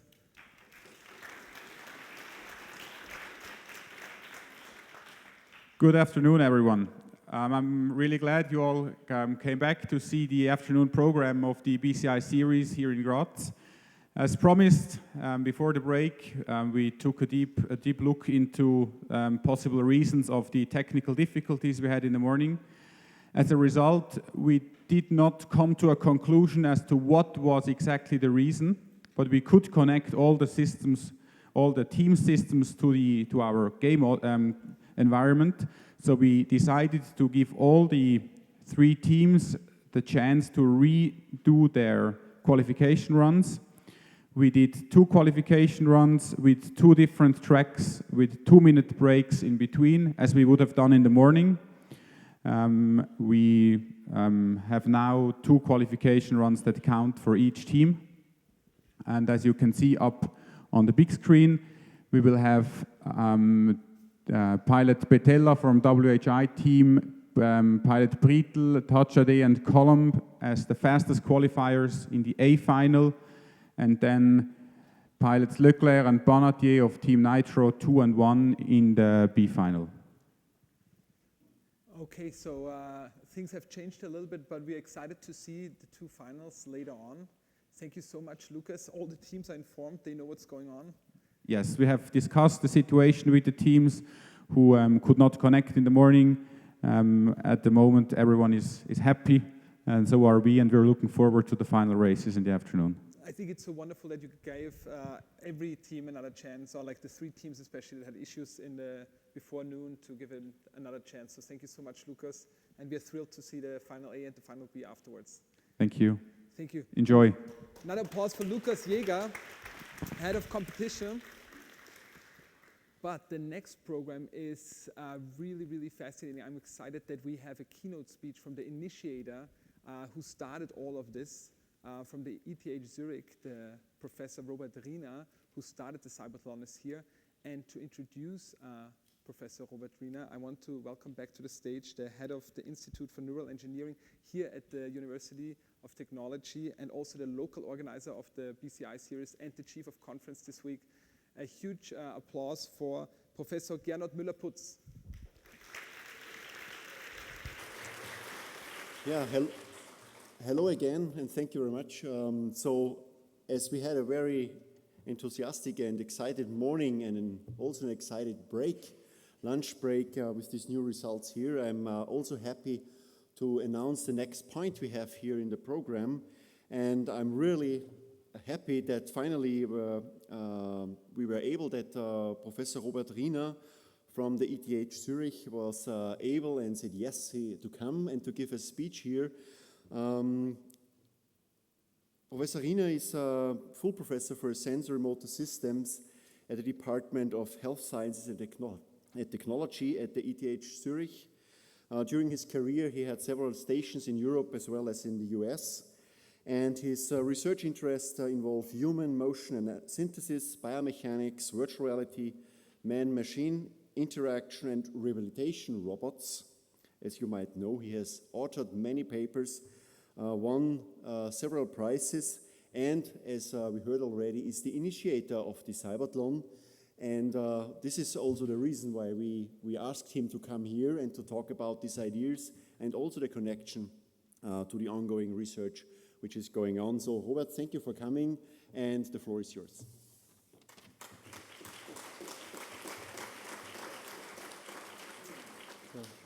Thank you, Gernot, a lot for this nice introduction and the invitation. And of course, I would have come also without this nice opportunity to give this keynote talk. It's a pleasure here for me to be in Graz the first time I'm in Graz here in my life. So I'm happy to present you some more background about the CYBATHLON, how the CYBATHLON did arise, and what research is being done around the CYBATHLON. So I hope it works. No, I put it on.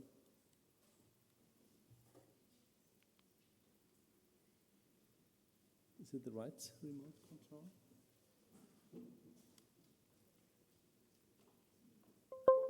No.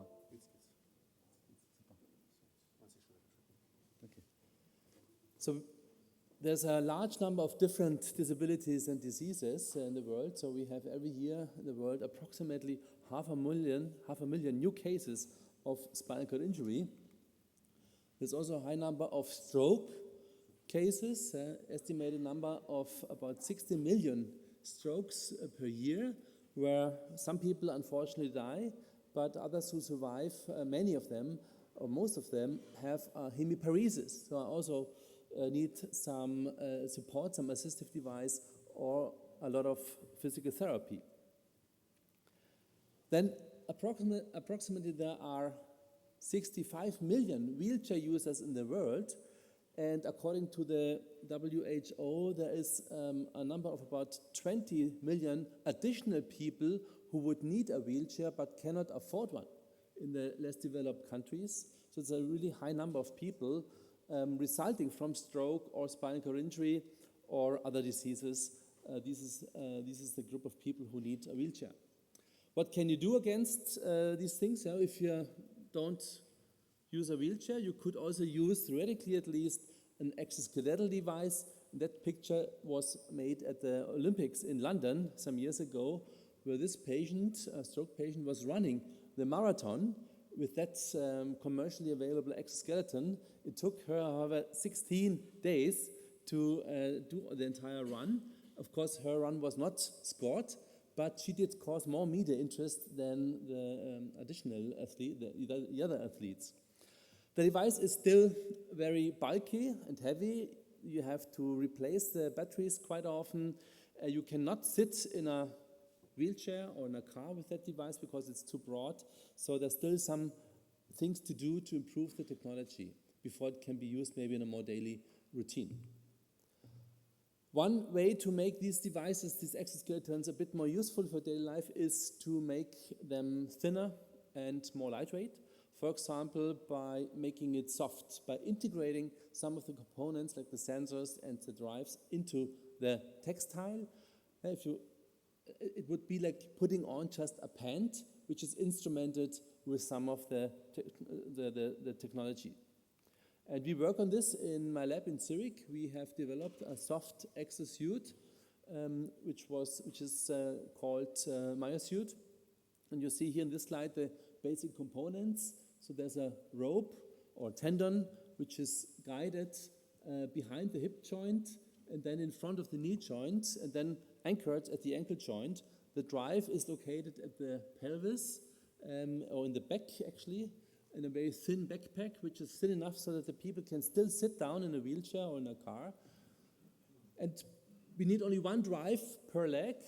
When this drive pulls on the tendon, the knee and the hip joints are extending, and this allows the people to not only stand up and also sit down, it provides the right biomechanical synergy to support a large choice of different movement over a large part of the time during that movements, and it's still very simple because we just need one drive per leg. So with two drives altogether, we can support these people in daily activities like walking, climbing stairs, sitting down and standing up. Here's here a comparison which we did together with collaborators in a hospital in Geneva. And on the right-hand side, you see that patient using the device in a switched on mode. On the left-hand side, it's on but switched off. And we could show already that in all our patients, which we tested now, the device is improving, is increasing the gait speed. And what we could also show is that the device is so lightweight and behaves in a mechanical way transparently so that it does not disturb the movement in a strong way. We also have other kinds of diseases or body impairments, such as amputation, and only in the United States there are about 1.7 million new cases of amputations every year. You can provide quite good technology, and for some tasks, technology can make the patient perform in a better way than maybe even people without that kind of impairment.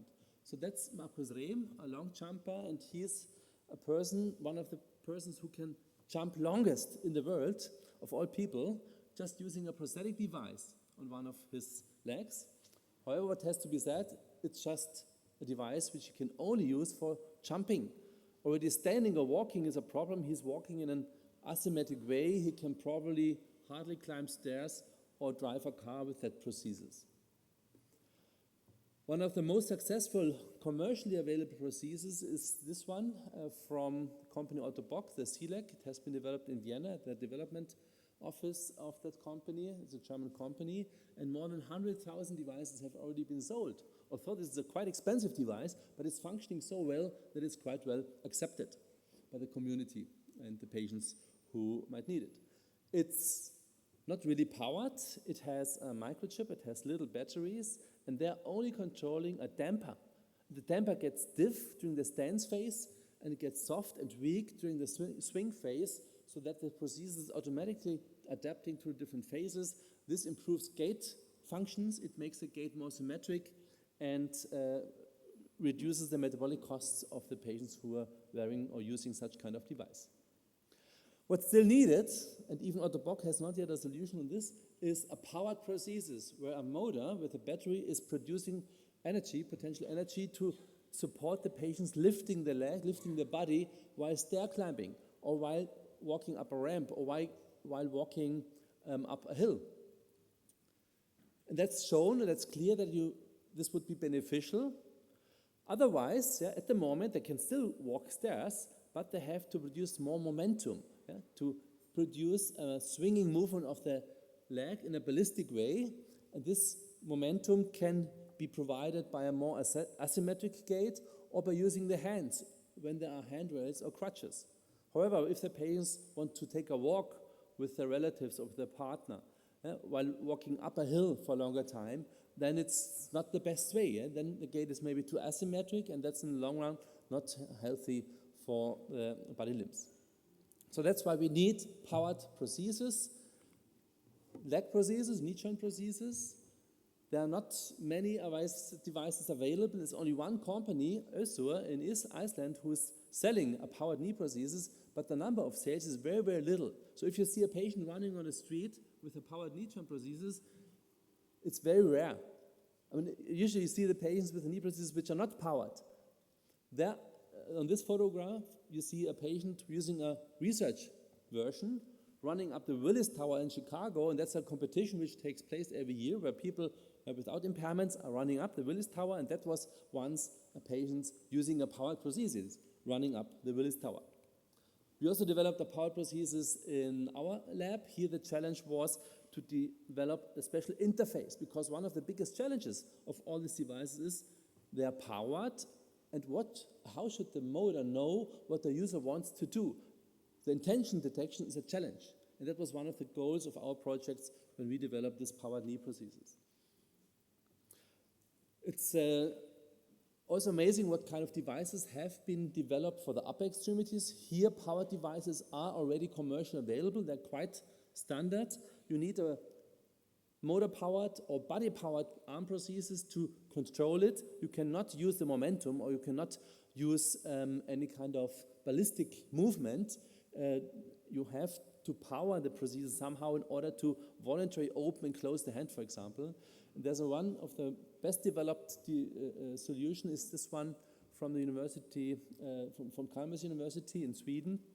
And that prosthesis is a robotic hand which is connected via electrical signals, via electromyographic signals to the muscles still working in the stump of that patient. In this way, and that the prosthesis is osseointegrated into the bone. So it's a surgical implantation of a little metallic bar into the bone, and together with this implementation, they're also implanting the electrodes of the EMG signals to get the signals. And that's a quite well-developed prosthesis. They also can perform well, but it's still nothing compared to our human body. If you compare technology or robotics with human performance, we're still far away. Of course, some people can jump longer with a prosthetic device than maybe I or you can, but to use a prosthesis or to provide a prosthesis or any kind of technical device which can perform human power, human performance over a wide range of different skills is failing, it's not existing. Our human body is amazing how good it works. We have thousands or millions of motor units to drive the human body and sensors to record the performance of our body, to record the movement and the forces. And our motor system can adapt to different situations. And it partly is self-healing. If you rupture some of the muscle fibers, it can self-heal. And to perform, well, we can perform tasks where we need a lot of power. We can perform tasks where we need a lot of fine-tuning skills. And for all of these activities, we just need some hundreds of watts over the entire day before we start to eat something again or to drink something again to recharge our batteries.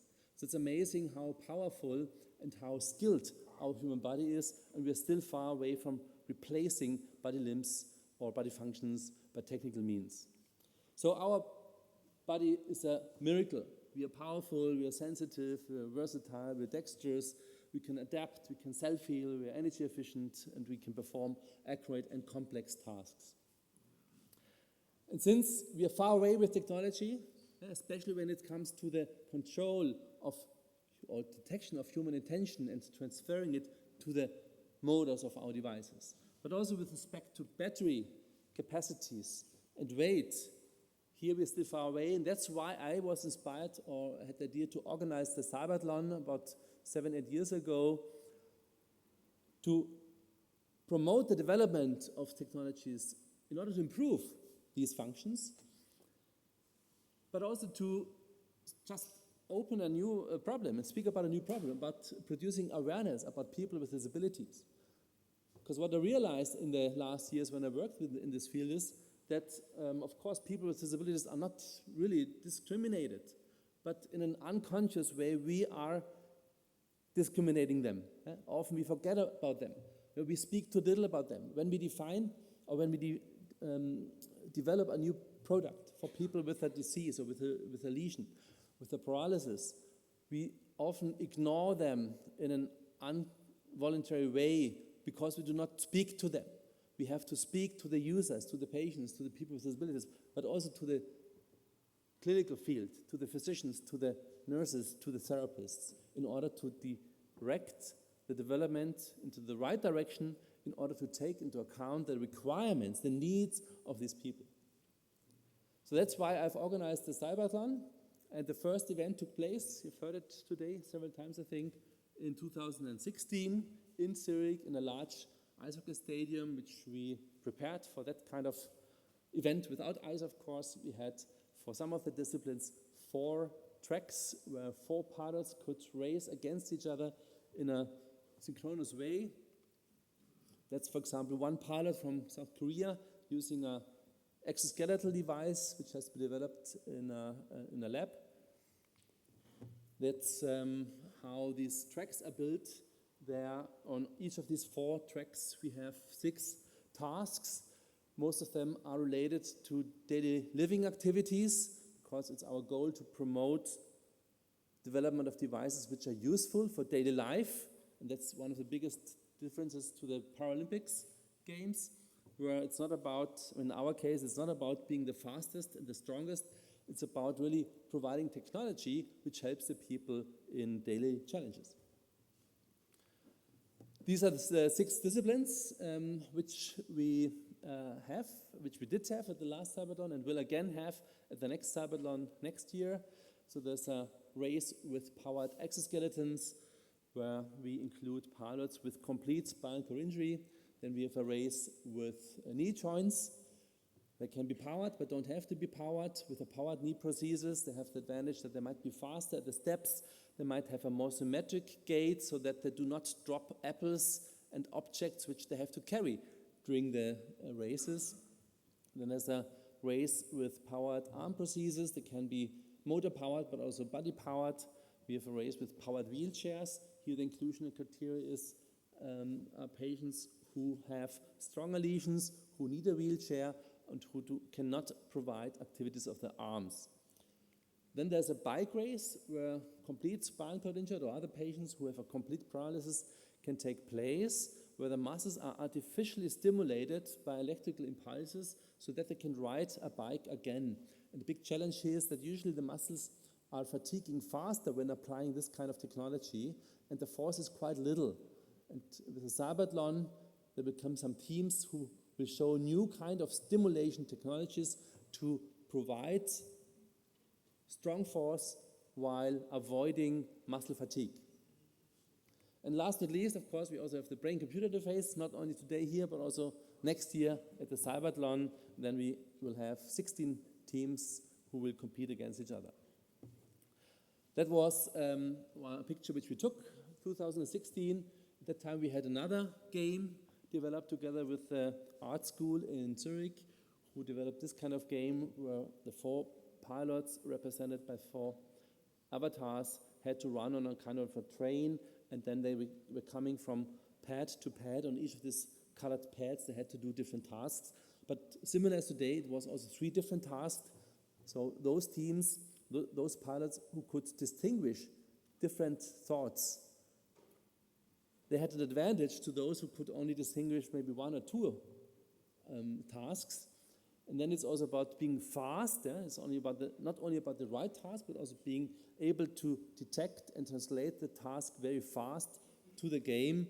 And then they had a chance to win that race. Of course, besides the 3 tasks, there's also the task to think nothing. That can be most challenging, not to think anything. Otherwise, they get penalized in this race and then losing time and distance. It was displayed and will again be displayed on a large screen, which was mounted at the top of the stadium, and so that every guest spectator in the stadium can see it and watch it. And now let's speak a little bit more about motion intention detection, because it was also a topic in my lab in some of our projects. Before we speak about motion intention detection, we should shortly speak about how are motions generated in our human body. And of course, it starts directly in the brain, where we have motor action potentials being active, and they're formed in a way that they're propagating then via the brain stem, via the spine to the periphery. So all the signals are not only, or the brain activity does not stop in the brain. Yeah? We can detect brain activity also outside the brain. For example, in the spine, in the peripheral nervous system, in the muscles by using then EMG, electromyography recordings, but also in the limb movement or in the interaction with the environment. Of course, it depends a lot on the kind or choice of subjects we work with. If a patient has a very high lesion, for example, after spinal injury, which goes up to maybe even to the brain stem, or if they have patients in locked-in syndrome, then we can only rely on signals which are taking place in the brain. But sometimes or often patients also have only incomplete lesions, and then of course we can also take signals outside the brain, and I'm emphasizing this because often media forgets, or the society forgets about these options. Yeah? We do not only have to go onto the brain or in the brain, sometimes you just have to look around. There's a lot of information, there are many signals which we can take from other parts outside the brain, depending on the kind of groups of subjects where we want to apply this technology. So, and that's also the work which we did in my lab. We did focus on different kind of alternatives of signals. And let's imagine the following little experiment. Let's imagine that we want to detect that somebody is touching a glass of red wine. Yeah? As on the picture, you see this glass of red wine. And sometimes when I have dinner, when I'm eating, I like red wine, so I might touch this glass in order to drink it. And the task now should be, we want to detect that somebody is touching or will touch the glass of red wine. Yeah? Touch to lift it. Or in other words, we want to predict the contact with the glass before it happens, because that's the idea. Because sometimes we want to be earlier, and sometimes we want to detect it because the subject is not able to touch it. That's why we can say we want to detect it before we really touch it. So we have different options. We could already look at signals which are relevant a long time before I might touch the glass of red wine. That's maybe in the minute ranges. A minute before, it's important if I did just drink already. If I did just drink red wine, the chance is low that I will drink again a minute later. Then also the context, not only the history, but also the context is relevant. If I would not drink alcohol, the chance would be very little that I will touch it at all. The context information can be taken into account because it will increase my prediction accuracy. If you go a bit closer to the moment where I will touch the glass of red wine, let's say in the 10 seconds range, my eyes might look more often to the glass of red wine, and that has been shown in many studies, that gaze is relevant with respect to motor functions, motor tasks. But also my mimics might change slightly. If I'm getting thirsty and more thirsty, I might change my mimics in a slightly way, which a machine learning algorithm might be able to detect. If you get a bit closer to the task, when I now decide that I want to reach my hand towards the glass of red wine, the brain is already firing signals long before my hand will really move, long before the muscles get active. Long means in a second range. And then the signals are propagating from the brain to the muscles. And then the signals are already in the muscles start to contract before we see any kind of kinematic movement. And there are even other physiological signals which correlate with movement, like respiration, for example. If you press stronger, your respiration might change. And then when the movement is starting, I can detect this movement, of course. And from extrapolating the movement directions, I could predict and have a higher prediction accuracy even if I might reach my hand at the glass, or if I will go to the fork, to knife, or to the bottle. And what you see here, the prediction accuracy is of course increasing the closer we get to the task, to the moment where the hand is touching the glass. And the goal would be, on the one hand side, to have a very high prediction accuracy, but on the other hand, we also want to be very early, because then we have more time for all the computations and to prepare maybe a robot which might support the patient.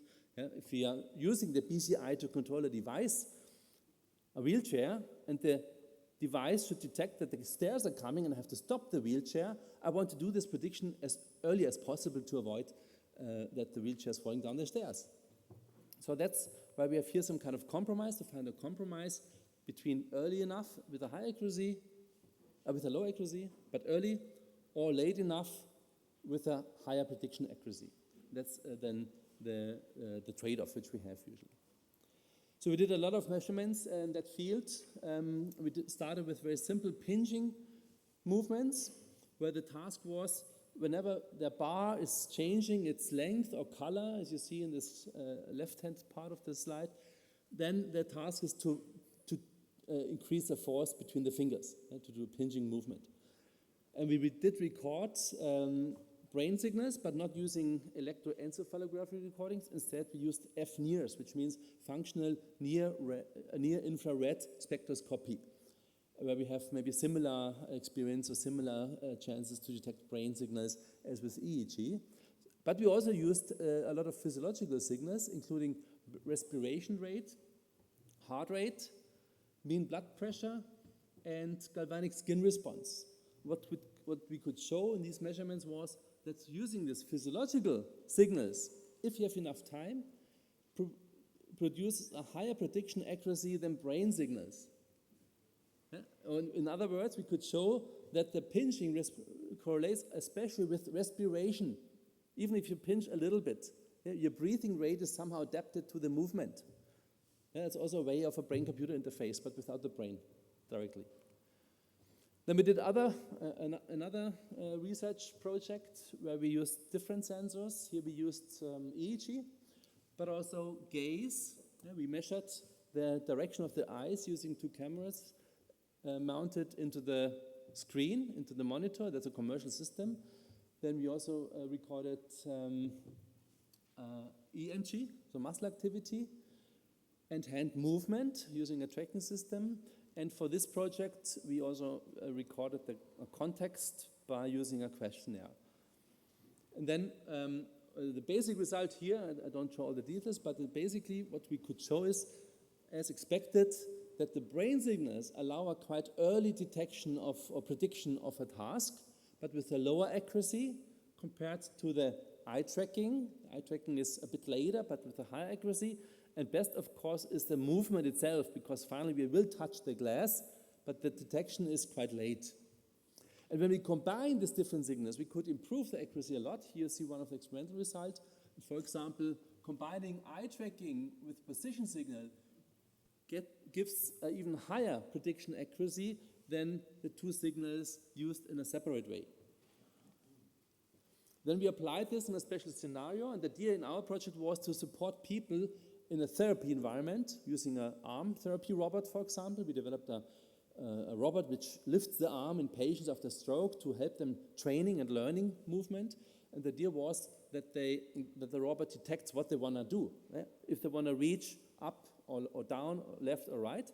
And we had this virtual kitchen on a screen, and we then could distinguish different areas and different objects. And with a certain prediction accuracy, we could predict if the patient wants to reach to which object. And use this information then to track the robot and to make the robot follow the patient in that direction, and supporting finally the patient during that movement. So this kind of brain-computer interfaces can be used to drive different devices, and now I'm coming back to the CYBATHLON, where we can use these technologies not only to drive an avatar in a game, as you will see here, but also to drive a wheelchair or an exoskeleton, or also prosthetic devices. Coming back to the CYBATHLON, we had last time, 2016, 66 teams who did finally compete against each other. We had more teams in the stadium, but not all of them did fulfill the inclusion criteria. 66 did, and then finally they did participate in the races. We had teams from almost all continents. Next year we'll have all continents, including also Africa. We had a sold-out stadium. There was a lot of media.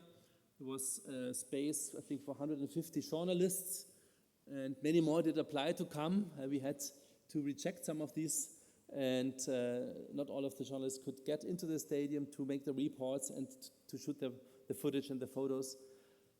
But what was there was Swiss television for an 8-hour live broadcast on the day, and they did send the signal also to Dreisat, so in Austria, and in Germany people could also watch the CYBATHLON. We had many more media coming, including CNN was there, BBC was there, producing footage for BBC Click, which was broadcasted at BBC World News several times. BBC World News is reaching more than 200 million households in the world. That does not mean that all households saw it, but potentially it has a very, very large distribution. We had also French television. We had a lot of newspapers, famous newspapers from all over the world, the States, or Yomiuri Shimbun from Japan did also report quite many times about the CYBATHLON. And I'm also proud that since the CYBATHLON is innovation, it's per se something with novelty, because there was no CYBATHLON before. We could publish the CYBATHLON as a scientific innovation in a scientific community in these journals, and you see there was a peer-reviewed publication in JNER, and there were letters sent and also published at Nature, Science, and IEEE Spectrum. That's great. When we had 3 special issues, the teams who came with the pilots to the races, many of them did also publish their inventions and innovations as normal papers in these 3 issues which we organized after the CYBATHLON. That was the most striking picture of the year for the month of October, published by BBC. Even a stamp came out in Sierra Leone about the CYBATHLON. We did not know about these things, it just happened. Also that we were suddenly mentioned in the Guinness World Record book last year. We got some prizes, including the European Excellence Award and the Yahoo Sports Technology Award, which was great. We had a competition, and we did reward both, not only the pilot who did perform well, who also had to give some physical skill to that races, and they needed to train, of course, but also to the developers of the technology, because they did get a cup, and the pilots did get a medal. And many of these innovations which were made for the CYBATHLON had some sustainable results afterwards. So first of all, we had the special issues which I just mentioned. So we could publish novelty, and maybe due to these publications, we had a multiplication effect, because innovation could maybe get distributed over the world, at least in our scientific community. But there were also several teams which did translate their technologies, their developments to the industry. For example, that team from Japan, they did found a spin-off company. Then there was another team from Korea. They did found a company where they are selling the device or starting to sell the device. Then there's this wheelchair team from Switzerland, Skevo. When we had the first rehearsal for the CYBATHLON 2015 in Zurich, in that stadium already, but without audience, there were about 8 wheelchair teams, and only one of them, which was this one, was able to climb stairs. A year later, at the CYBATHLON, out of all 10 teams, only one team could not anymore climb stairs, and 2 of the teams are now selling their devices as commercial products. That includes Skevo and Caterwell from Russia. Then there's Twice from Switzerland, who are selling or will sell their device, exoskeletal device, to the market. And there's Varilek, it's not yet a company, but they got a lot of commercial funding to hopefully form a company soon. And there's Depot from the Netherlands, which is, I think already, or which became a company as well, selling body-powered prostheses. Not only the development of products is relevant, sometimes also some teams did develop new strategies for their companies or for their labs. And there are several companies like Rewalk or Össur or Otto Bock in the prosthetics areas, for example, who use the CYBATHLON in their own company to promote the development of a new product, to present it at the CYBATHLON, to do all the marketing together with the CYBATHLON or at the CYBATHLON, and that also pushed some of the developments. And the team in Cleveland, for example, Ron Triolo, a colleague of mine, he is a pioneer in the field of implanted functional electrical stimulation, and he told me that they're providing this bicycle race, this bicycle therapy after the CYBATHLON as a new kind of therapy for people with implanted systems, because the implanted systems were originally made for standing up and for walking only. Coming to an end, I think there are many examples that technology for disabled people can also affect many other patient groups. For example, I've heard, I did not check it out, but I've heard from several people that, so that's the idea that technology can be translated to people without disability. For example, that kind of water tube, Wasserhahn in German, is very easy to open, and that was developed for people with disabilities, but nowadays you find it in most apartments because it's just convenient to use. Or buses and trams. In German, Niederflurtrams, or buses, where you have a low entrance level, are made for people with disabilities, but now every father with a child, Kinderwagen, father or mother, or elderly people or people with heavy luggage are happy that they don't have to walk up so many steps. So whenever I have to enter the tram train, I take that entrance, which is lower because it's just more convenient. Then speech input technology, like SEED and so on, was also developed primarily for people with blindness, for example, and also motor dysfunctions, and that's being used now by almost everyone.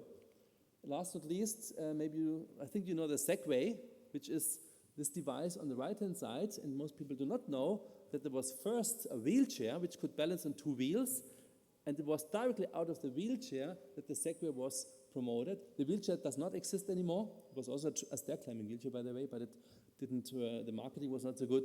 But the Segway is still existing. I think there's a large potential to provide developments by companies to not only the people with disabilities, but also to the general community.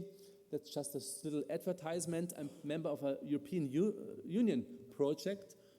If you are planning to found a company, you can call there. Yeah, there's a webpage given, and ask for support for traveling, but also for money to develop your products and make it a product finally.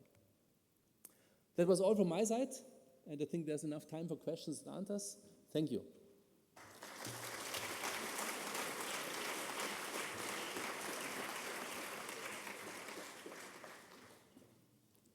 So thank you very much, Robert, for this very interesting talk, for these very broad topics you brought, and also for this all nice after details from the CYBATHLON.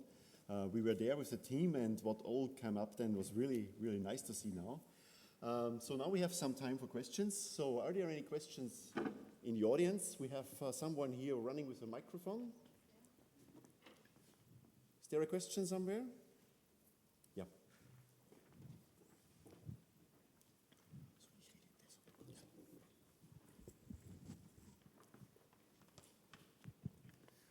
Thank you, Dr. Reiner, for your role in promoting, creating this CYBATHLON, and for the overview of the very impressive results and effects throughout media. I'm wondering if you could comment on, as far as promoting the field of technology, advancing it forward, what do you think are the most important types of outcome measures? I mean, I'm thinking sort of in the direction of benchmarking type questions, but obviously media attention goes a long way in the public domain and in generating interest commercially, and in the more academic domain and the engineering domain, it's of course important to have very precise and very repeatable measures of the quality of the performance of these devices in terms of how they actually improve people's lives, because that's how the devices get adopted by more and more people, how they get reimbursed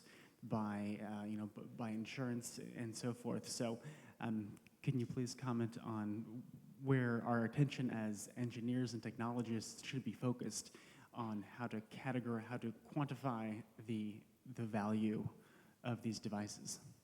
Yeah, thanks for this question. That's a very important question, but difficult to answer because the outcome measures depend a lot on the kind of disciplines, if you want to speak in the language of the CYBATHLON, or in the technology, or even the choice of patient groups is relevant on this. But to give some answer here, I think it's not only about quantifiable measures. Yeah? Of course, it's important to have a device which can walk a bit faster, which can perform a grasp with a high reliability, where the battery works longer. You could measure these things, but it's also a lot, and that's what we see when we develop these things together with the users and all the other stakeholders which are needed. It's a lot also about the soft factors. Yeah? For example, how is it to put it on and to off? How is the manual made that it's easily understandable for the therapist or for the patient or the person himself? It's a large list of these soft factors, and I would say even for each single subject, this is a changing list. It's different, and I think to allow a personalization of the device is also very important to satisfy each individual needs.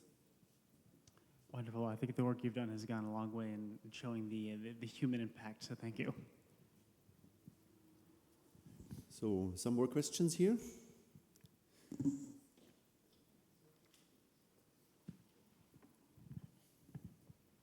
Well, thank you very much for the talk, and I'm interested in the results you got with the peripheral signals, and I somehow missed what kind of subjects were involved in that study. Were these healthy subjects or also patients? And I wonder about the predictive value of the peripheral measures when it comes down to patient groups, because these could be altered, like the galvanic skin response or respiratory rate.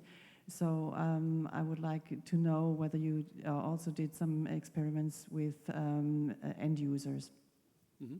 So most of our studies were done with healthy subjects, I have to admit. There were many studies, for example, the pinching study, where we also included healthy subjects.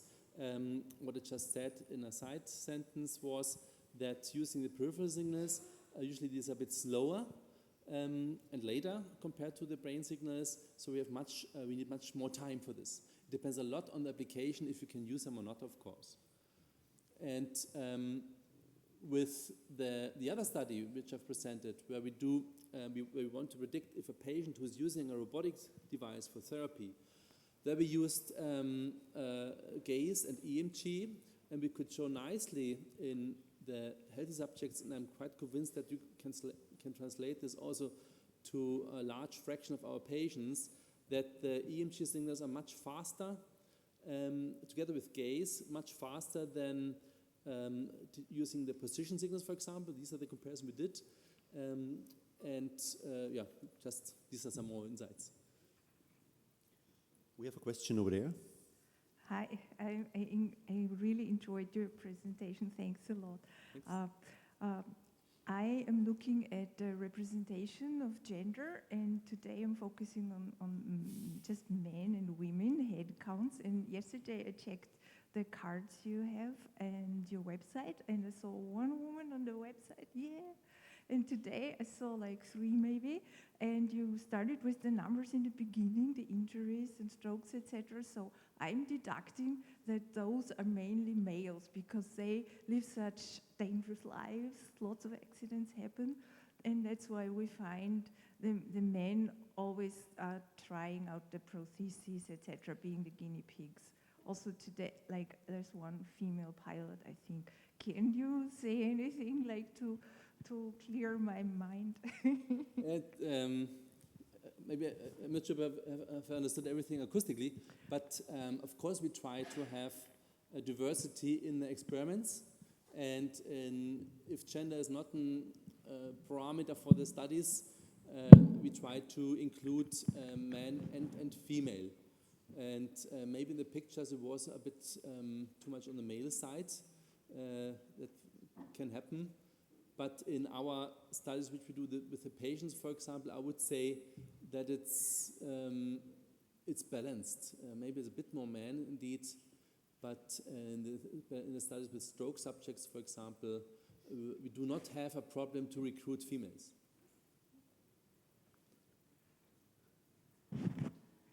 Okay, there's a question in the back.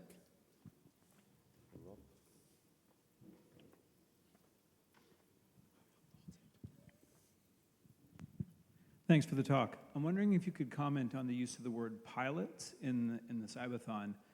I think many of us are interested in building technologies that are integrated with people in a way that maybe makes pilots not the right word. So I'm just interested on maybe on the history of that term and how you're thinking about that now. Yeah, thanks for the question. I think we discussed about 5-6 years ago along how we should call our athletes. And there are different aspects, yeah. These are for sure not patients, because patients are more reserved for an acute phase. It's more chronic aspects, so we could call them people with disabilities, but that's a bit long and maybe too boring. We could call them athletes, but athlete would be more the Olympic aspect, the body-powered aspects. And pilot for us is the best compromise, because like a pilot has to use a device, and a pilot needs a device, but there's still the master, they're controlling it. So a pilot is something who controls something, but needs, while you're sitting on something, like a ship or a train or a plane. Okay, are there more questions? Maybe not now, so maybe I have a question for you, Robert. We have seen in one of your pictures you have shown the osseointegrated prosthesis, the arm prosthesis, and people think of also maybe reading the muscle and even nerval signals directly from the tissue. So is this going to happen in the future, not only in research, and this will come for for people with amputation? Yes, I think it's coming. It's already there. I mean, you can buy since quite a long time EMG-controlled prosthetic devices where the EMG electrodes are just mounted as surface electrodes into the prosthetic device. And usually the one-channel device is quite simple, but it works to some content, to some level. And now they are providing a device with 8 or 12 channels. It's quite challenging to produce reliable signal, especially if you would use them on a surface, because it must be reliable. You have to calibrate the system again and again, and the accuracy is low. If you implant the signals, it's much higher, but then of course you have this acceptance aspect. Yeah? Who really wants to implant something into the body which has a certain risk because you need an operation, there's a trauma, and the function is still limited. Yeah? The cost-benefit ratio is still questionable for these kind of devices. Also take into account that the prosthetic arm then is just a robotic arm where you can perform some tasks, but by far not as much as you can do with your healthy arm. And an add-on question, this osseointegrated prosthesis, is this felt by the people as their own body thing? Or is it still more a device which is attached to them? Do you know what I'm saying? Honestly, I do not really know the answer to this question. I just can say what I assume. I assume that when you have a tighter connection of the device to the body, that it's easier to integrate the device into your body scheme. And there are many examples. You can also do it without any kind of implantation. Yeah, if you hold a golf racket or something for a long time, it's part of your body somehow. You know exactly how it behaves. Okay. So, is there another question here? Yes, please, in the back. Hi, thank you so much for the talk. In your experience, do you think subjects who use BCI develop proprioceptive feelings towards the thing that they are controlling? That's a good question. Probably I'm too little BCI expert to answer this.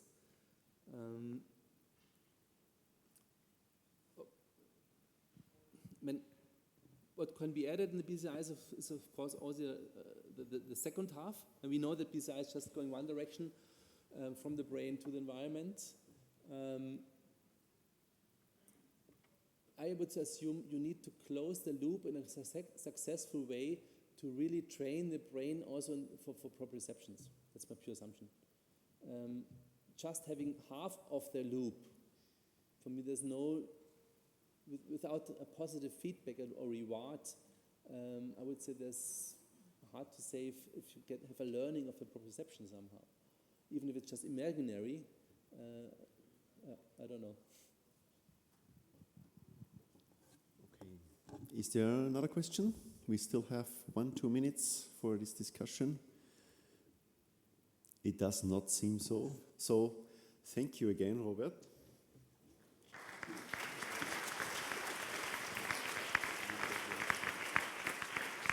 And of course, since you are the first time in Graz, I don't want to let you go home without any Styrian nice things for your wellness desserts. Thank you. Thank you for coming. Thank you very much.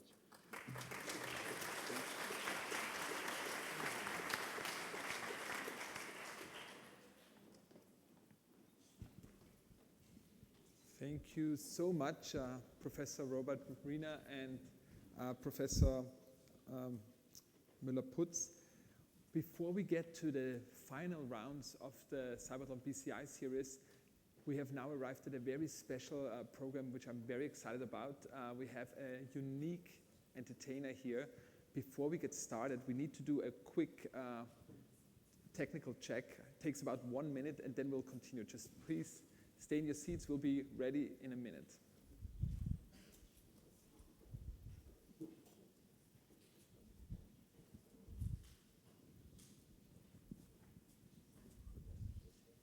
Verwandeln.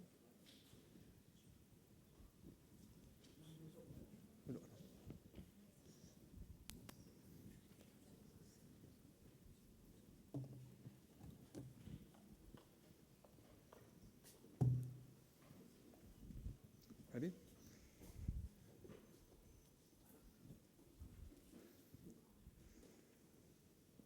All right, the stage is ready. The person we are welcoming now on stage is someone very, very special. He's a jack of all trades. He's not a technician or a scientist, but he will share a different light on the topic we're talking about today. Please welcome on the stage with a warm applause, Mario Potazzi.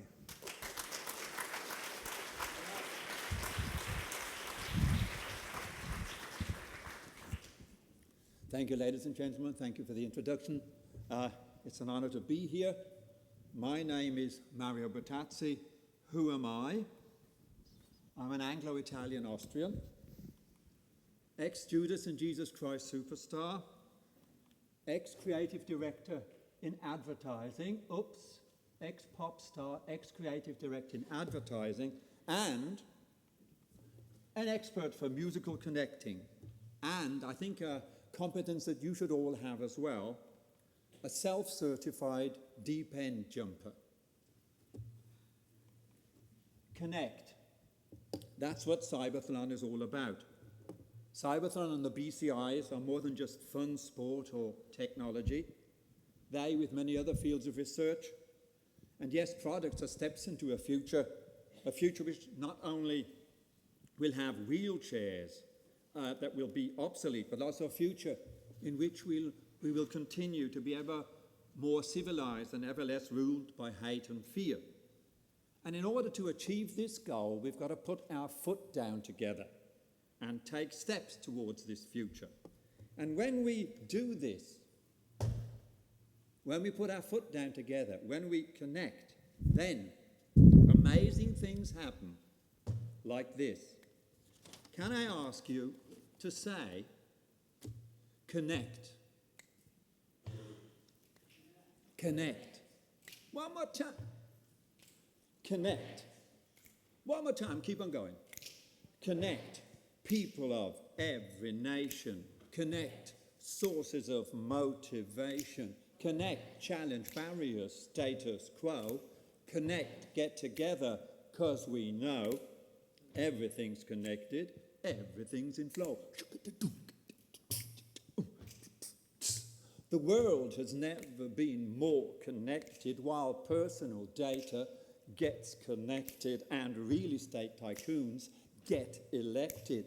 What can you do? I got this for you. Connect through all the hate and fear to people with the sparkling idea, and such an idea is the path you're on. You're connected to CYBATHLON. To keep on going.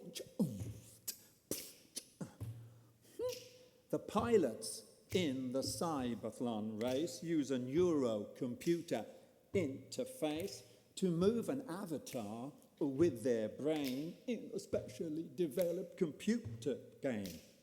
Hey, you people with tetraplegia, say, BCI, we need ya to connect to robotic arms, wheelchairs, and maybe even exoskeletons to dance around in the rain and kick up puddles in their Wellingtons. Yeah, connect molecules, galaxies, genes, politics, science, business, culture, scenes.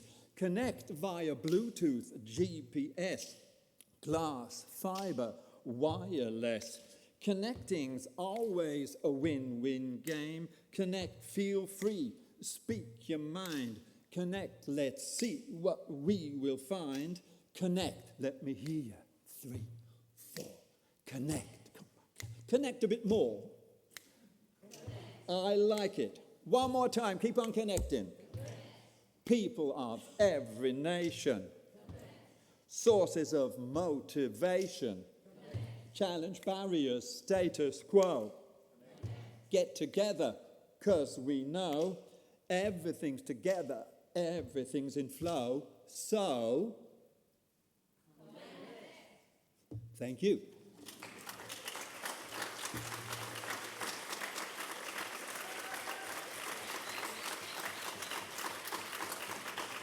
Thank you. I promise you, you will connect musically a bit more, yeah? Okay, but let's wait a bit. A theme that's really in flow and on vogue now is artificial intelligence. Will artificially intelligent machines ultimately help us? Will they fool us, rule us, or maybe even destroy us? Who's to say what goes on in their brains and in their artificial hearts? Yes, if intelligence can be synthesized, why not feelings? And what would be the consequences of this, not only for us, but for the machines? Let me take you into a not all too distant future, maybe, in which a bulldozer could fall in love with a limousine and then sing the limousine blues.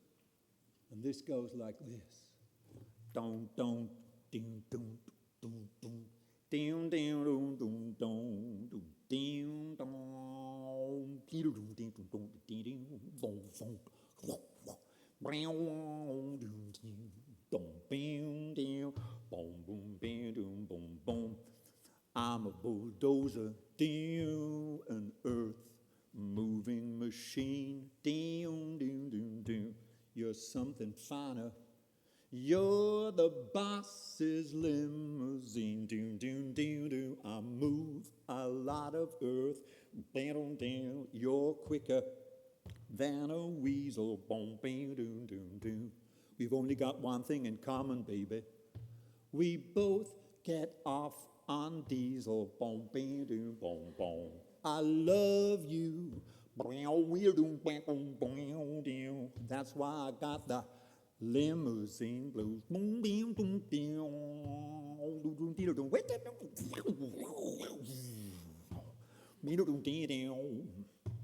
My caterpillar tracks ruin every road.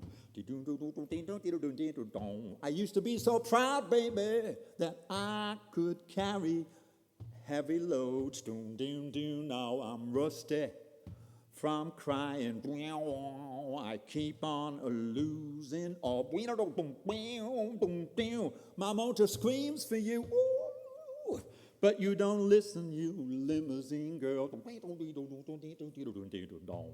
I love you. That's why I got the limousine blues.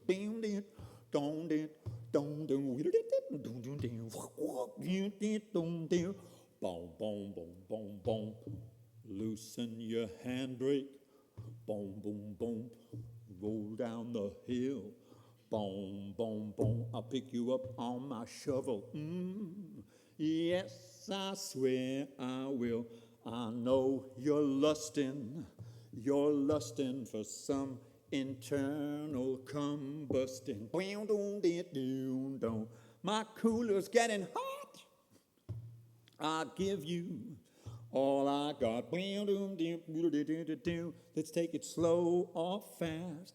And baby, you will see. When I'm your bull, you won't doze off on me. Boom, boom, boom, boom, boom,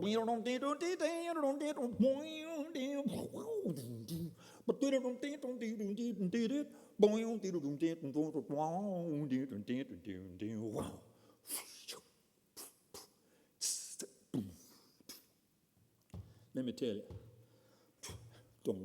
Now I'm in the scrapyard because of loving you. We were tender and we slapped hard. We did what we wanted to. We belong together. We know it deep down in our hearts. So come on, baby, strip me for spare parts. I've heard you've blown a gasket. Take mine, take whatever you choose, and then a part of me will be in you. And that'll be a happy ending for the limousine. For the limousine. For the limousine blues. Thank you!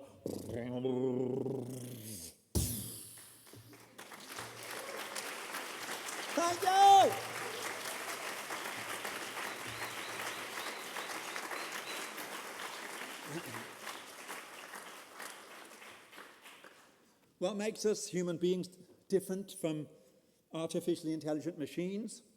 Our being human, our human values.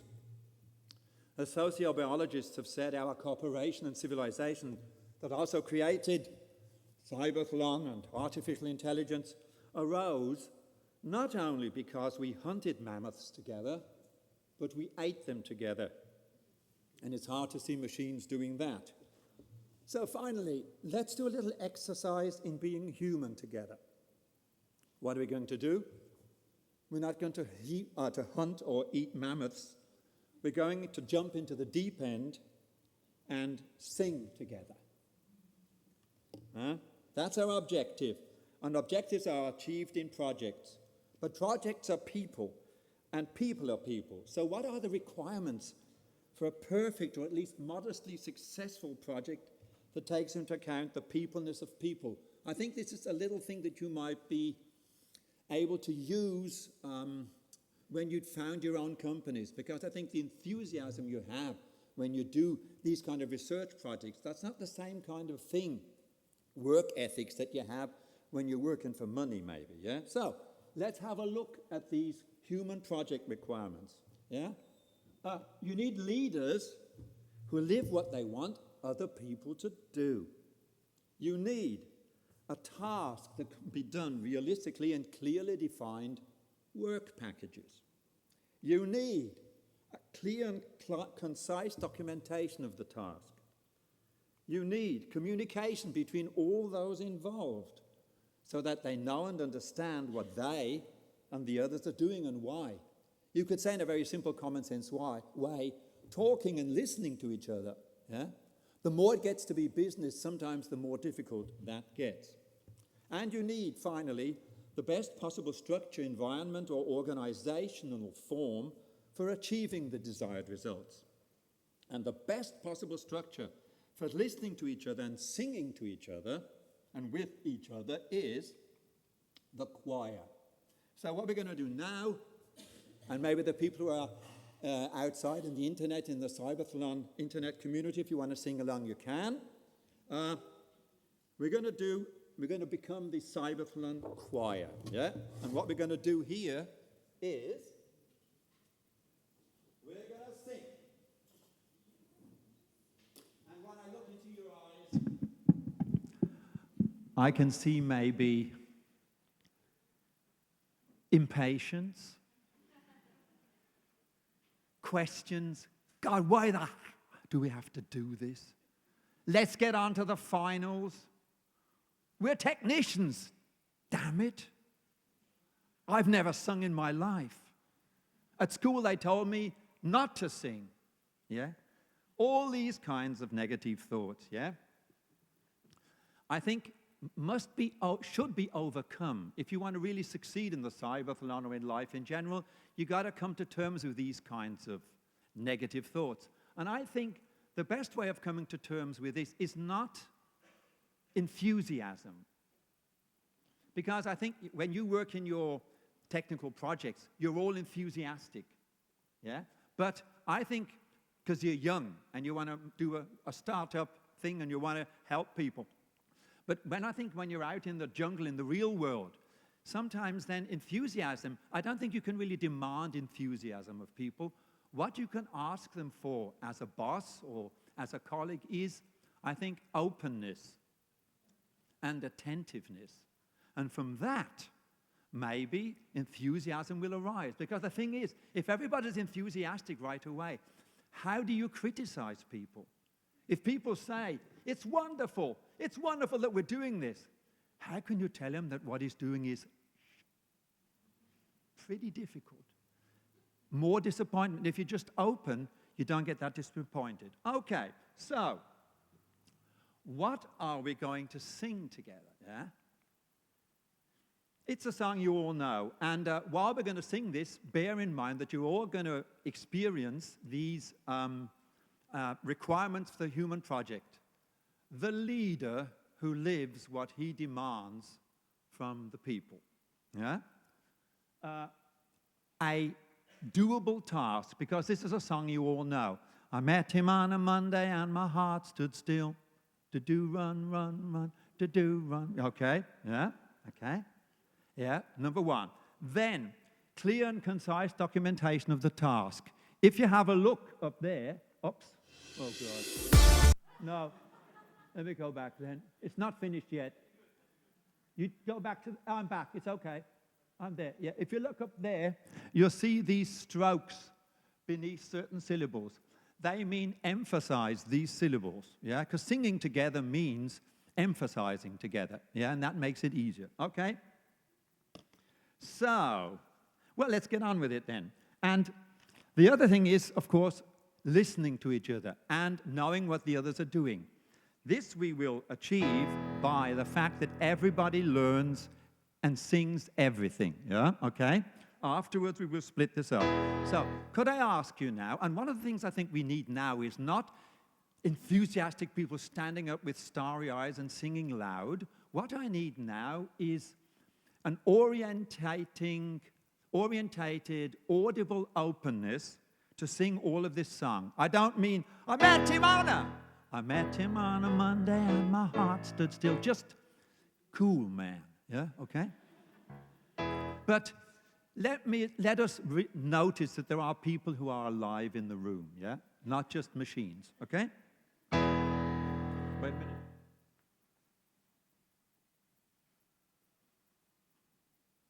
This will take about 10 minutes, ladies and gentlemen.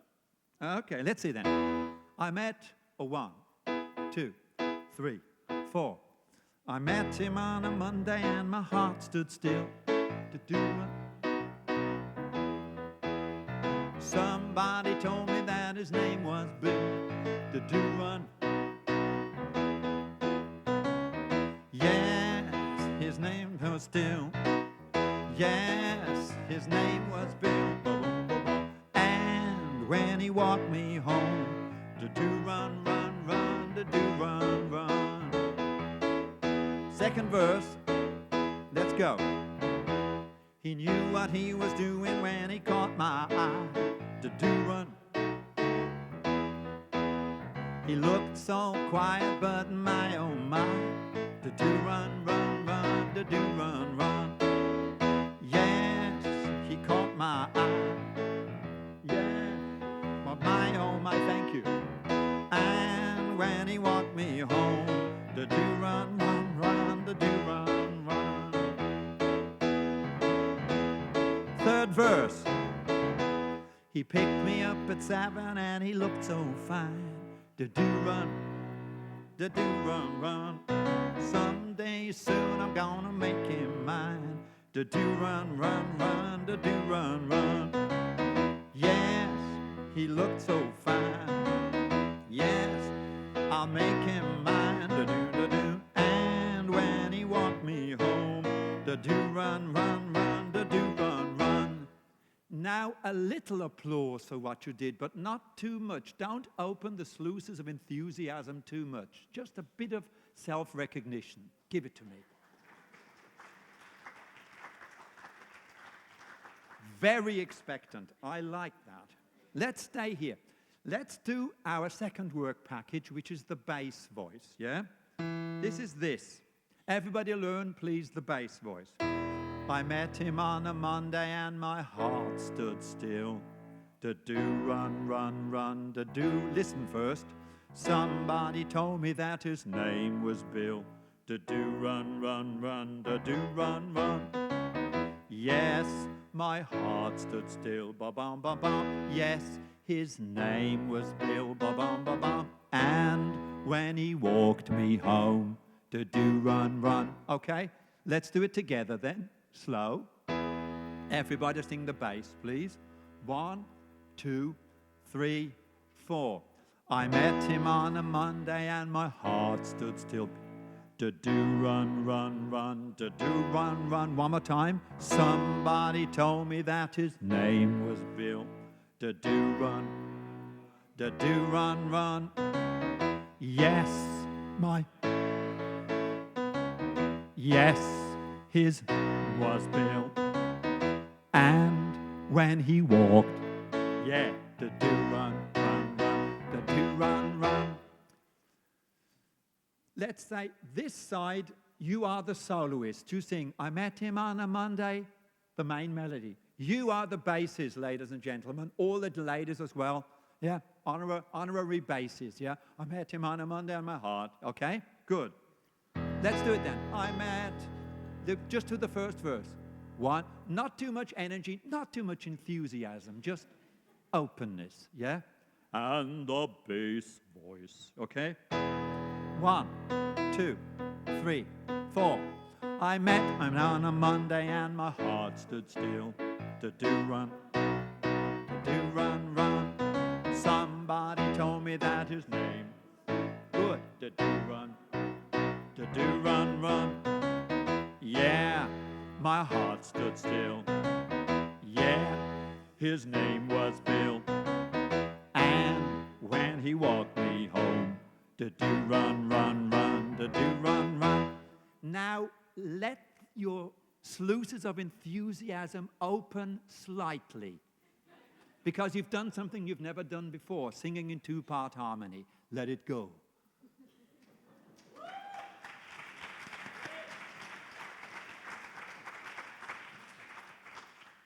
Very, very good, because you know something's coming. The final, not the penultimate challenge, not the final one. Okay. Now, let's do the third voice. This is pretty simple. I met him on a Monday and my heart stood still. Da do run, run, run, da do run, run. Somebody told me that his name was Bill. Da do run, run, run, da do run, run. Yeah, my heart stood still. Yes, his name was Bill. Bo-boom, bo-boom. And when he walked me home, da do run, run, run, da do run, run. Simple, isn't it? Okay. We got over there in the middle. Yeah, that's enough. That's enough. You're going to sing louder. The middle up to here. These, you people here, you are the soloists. I met him on a Monday. Yeah? Yeah? Hide if you want to, but you're going to be a soloist anyway. Divide yourself. Sing in two-part harmony. You here, along with,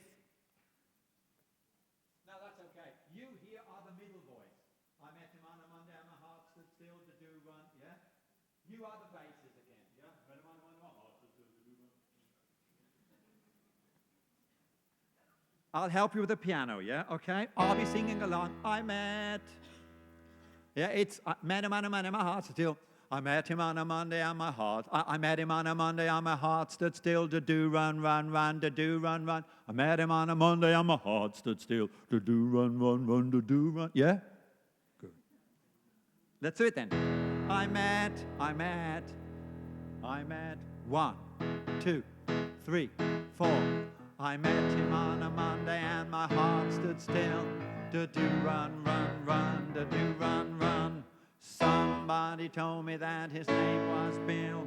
To do run, run, run, to do run, run, to do. Yes, my heart stood still. Ba-bum, ba-bum. Yes, his name was Bill. Ba-bum, ba-bum. And when he walked me home, to do run, run, run, to do run, run. Quite a bit of enthusiasm now. Yes, whoops. Whoops are allowed, yeah? Okay. So, now we do the rollout of this project. As with most project rollouts, we have a new twist to it, yeah? I will not accompany you on the piano, and we will go through all 3 verses, yeah? Take me to the 3rd verse, please. The last one. Yeah. You see here, at the end, we're going to repeat, yeah, he looked so fine, yes, I make, and when he walked, then we do, yeah, he looked so fine, ba-doon, ba-doon, and I'll make him mine, ba-doon, and when he walked me home, Do, run, run, run, da. We do some kind of ending. Just look at me at the end, yeah? When we repeat the second part of the verse at the end. But that's it then. Let's do it. Oh yeah, one more thing. There will be no band, no piano accompanying us. We're going to do this, of course, a cappella, without the band, yeah? And in order to keep the tonality between the verses, we're going to sing a little melody. Listen first. The melody goes like this. A boom ba boom ba boom ba boom boom ba boom ba boom ba boom boom ba boom ba boom ba boom ba boom. 2 times. Let's just sing that. 1, 2, 3. Boom ba boom ba boom ba boom boom ba boom ba boom ba boom boom ba boom ba boom ba boom ba boom. 2, 3, 4. Boom ba boom ba boom ba boom boom ba boom ba boom ba boom ba boom ba boom ba boom boom. Now you soloists have. I met him. You jump. I met. Yeah. You in the middle. You're singing the middle voice, of course, that you sang. Yeah. You will do. I met. I met him on a Monday and my heart stood still to do. Yeah? Okay? You got. I met him on a Monday and my heart stood still. Yeah? To do. Okay? Good. So, please turn off this microphone. Because I think, turn this off. Oh, I'll.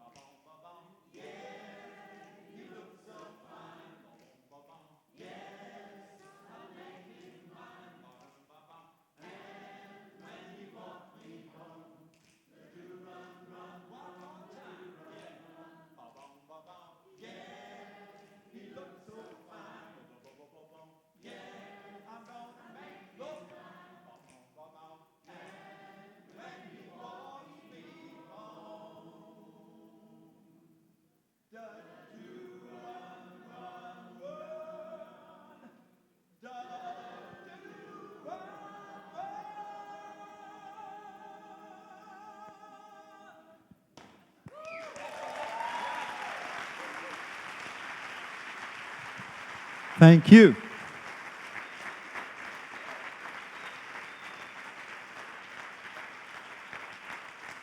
So you can sit down again. Thank you for the enthusiasm which resulted from the openness. So I think that's what I wanted to tell you. So have nice final races, a nice prize ceremony, and all the best for any deep waters you might have to jump into. Thank you, ladies and gentlemen.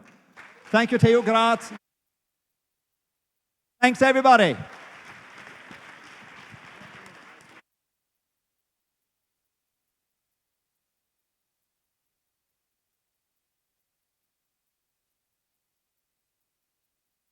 Cool.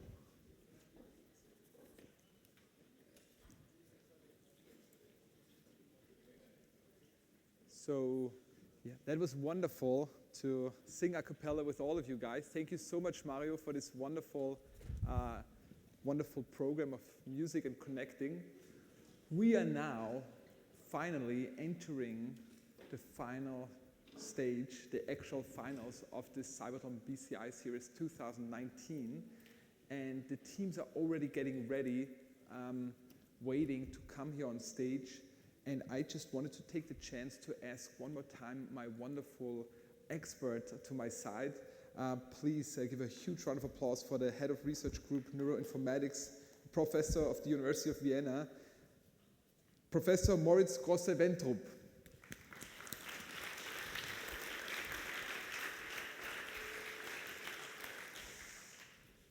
Moritz, is it working? Yeah. We had some things happening in the lunch break. New races were driven. We have a new result. My microphone or something.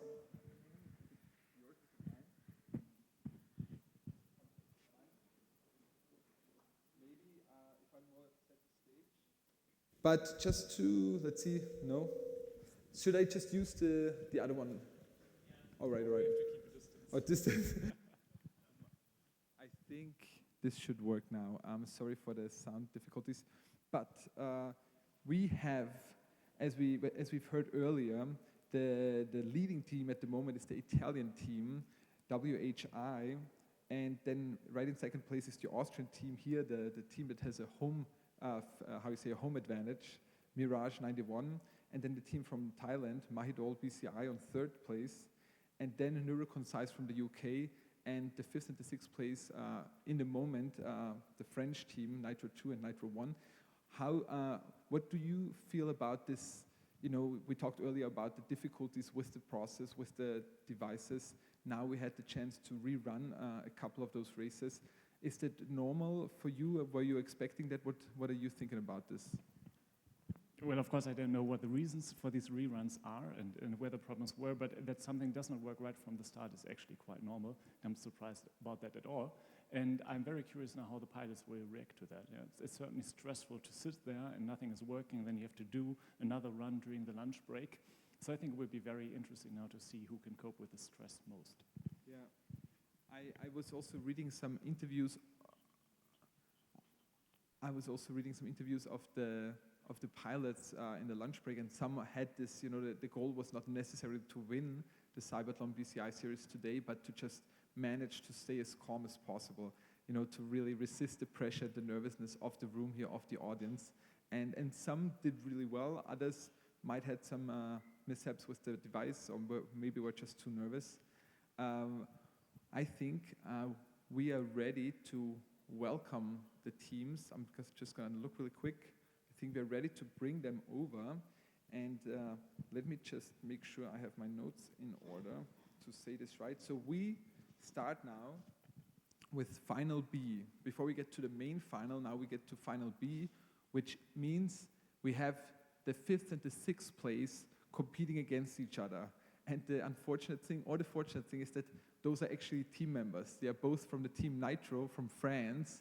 And so please welcome with me here on stage Team Nitro number 1 with the pilot Wilfried Panatier, and Team Nitro number 2 with the pilot Karine Leclerc. And the team manager is Fabian Lotte. Please, a huge round of applause for Team Nitro.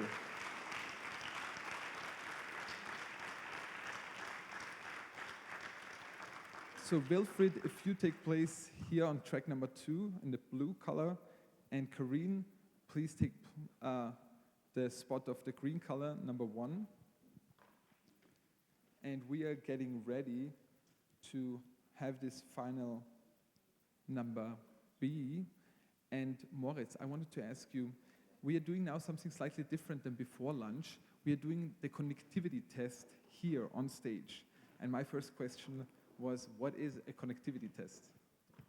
The way that it worked last year was that we got some TCP ports over which we had to send the commands. And I suppose the connectivity test is now whether the infrastructure that the teams set up here can actually send their commands via TCP IP to the CYBATHLON computers here to the game. So, and I think earlier they did the same test in the locker room in the back where they got ready. But then I was told they brought the devices kind of with all the electrodes and all the cords over, and it is not quite clear maybe if on the way something happened. And so they wanted to make sure that they are doing the connectivity test here, so it is as close as possible to the actual device working. We really hope there's no problems this time.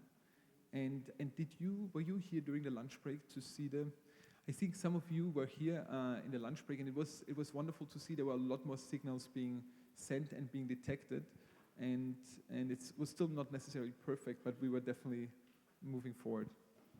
So I guess in the lunch break, there were not that many people here, so it probably was a more calm atmosphere. So I'm very curious to see now how the pilots who performed during the lunch break will now perform with the whole crowd being here and cheering them on. It is such a fascinating discipline in terms of it is so mental. It is really all about focus, all about concentration, and then obviously a crowd like this and the pressure of it's also live streaming and it's it's the finals. Those things play into the focus or the nervousness of a person naturally. But we hope for the best.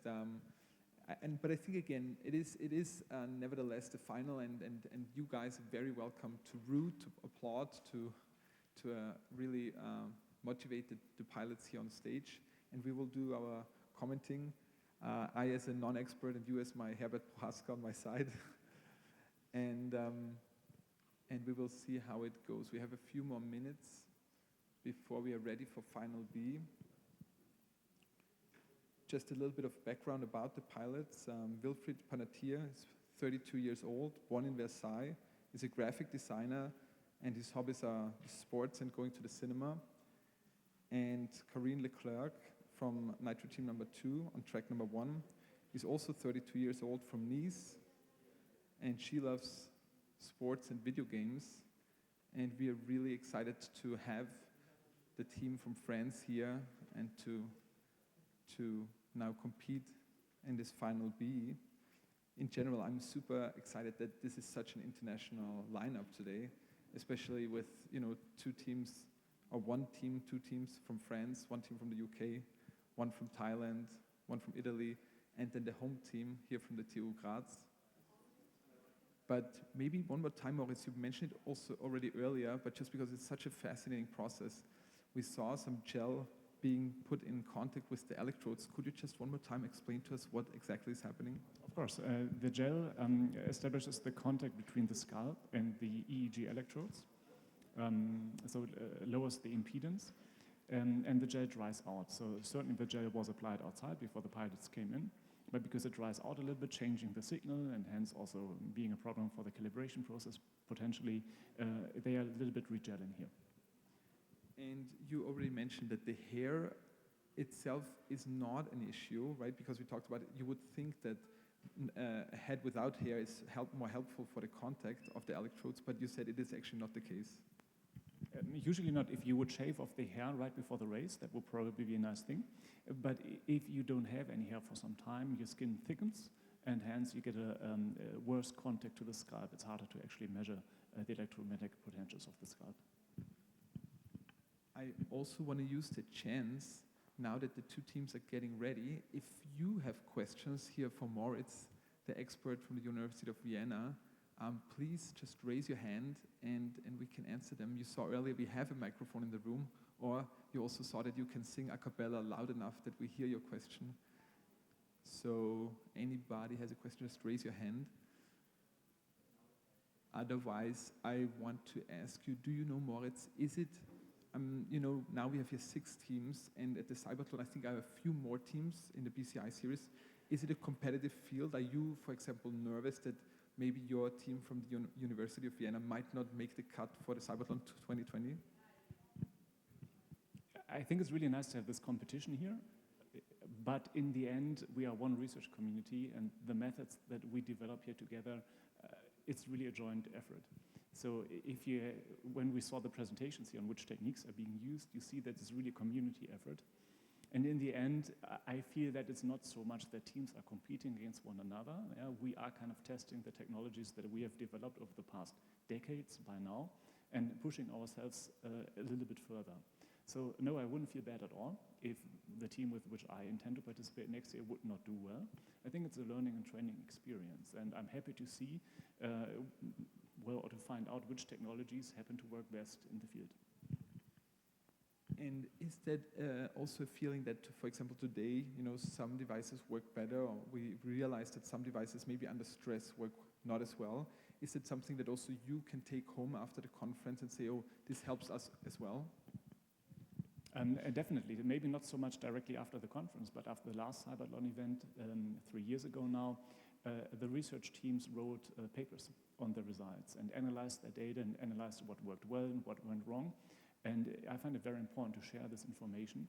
And I believe that today we're seeing possibly better performance than 3 years ago because this information has been shared. That is a really wonderful step that you can tell that just the CYBATHLON in 2016 already made today's performances so much more productive or so much faster, which is amazing. I see the teams are still preparing. I'm sure everyone is very nervous now that we're in the finals. And just for you to know that before lunch, we did 2 races with a 2-minute break and then count the better result. But now that we're in the finals, it's just going to be 1 race in Final B with those 2 teams. And then in Final A with the final 4 teams, it's just going to be 1 race. So the best result of this 1 4-minute race counts. So there's no second chance. There's no repeating the race. So it's all down to this. And just to repeat, it's a 4-minute race. It's 500 meters. The first avatar that crosses the finish line wins. But maybe if no one finishes the line, we still count obviously the meters being driven by the avatar. And maybe one more time, just because it took me a couple times to understand it, the eye twitching or the facial muscular movement is a very strong signal that we send. We talked about the electricity. So what is our referee, Oliver, looking out for here during the race? The referee is looking out for any systematic eye movements or movements of facial muscles that induce certain states or certain commands that are being sent to the game. And I would like to emphasize, I do believe that none of these pilots here would ever intentionally try to fake that. But if you train such a system, then sometimes you do that and you learn to twitch a muscle or move an eye in a certain way unconsciously. Some form of implicit learning. And I think it's important for the referees to check that indeed the pilots have not picked up any of these strategies unconsciously, to make sure that the technologies that we test here would actually also translate to patients or pilots who have no residual muscle activity at all anymore. Yeah, I think it's beautiful that you point out that this is not necessarily an intentional cheating, but it is just the way maybe the device was learned or the way it was just rehearsed over the last few months. I look to the teams, less and less people are on stage, which I think is generally a good sign. We are getting closer to Final B of the 2 teams from Nitro, from France. Maybe as a little side information, Nitro is an acronym for Neurotechnology INRIA Team Racing Odyssey, because they are from the INRIA, a research institute in France. And I'm looking over one more time. I can feel the tension in the whole room going higher than I'm capable right now of handling. It's getting quiet. We have a green flag from the referee. Thank you, Oliver. Okay, then, now that everyone is ready, please start the countdown.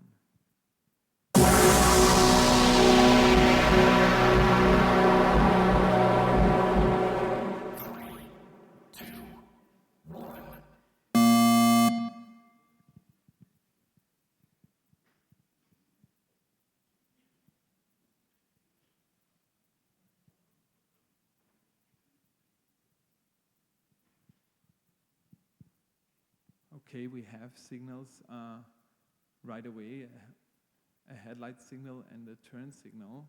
Now another headlight signal, so there is signals detected, which is great.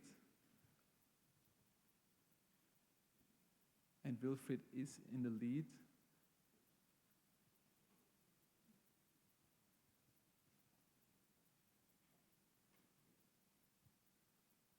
But Karine is catching up. They are now head on head. Especially these turns are so tricky that after the turn right away is one of those flickering streetlight segments. And the streetlights are so difficult because when you enter this area, when you enter the segment, at any point, it's difficult to say when the lights just abruptly go off. And as soon as the lights go off, you need to turn on the headlight right now. Wilfried needs to turn on the headlight, and if you get the headlight right at that time, it will speed up the avatar again. And after 5 seconds, so Moritz, at least the wonderful thing is now there is a lot of signals being detected, which is definitely progress. And we are seeing it is a tight race. Karine is slightly in the lead. Both are sending the headlight signal. That makes them slow down in the turn, unfortunately. But now they're entering again a flickering streetlight segment.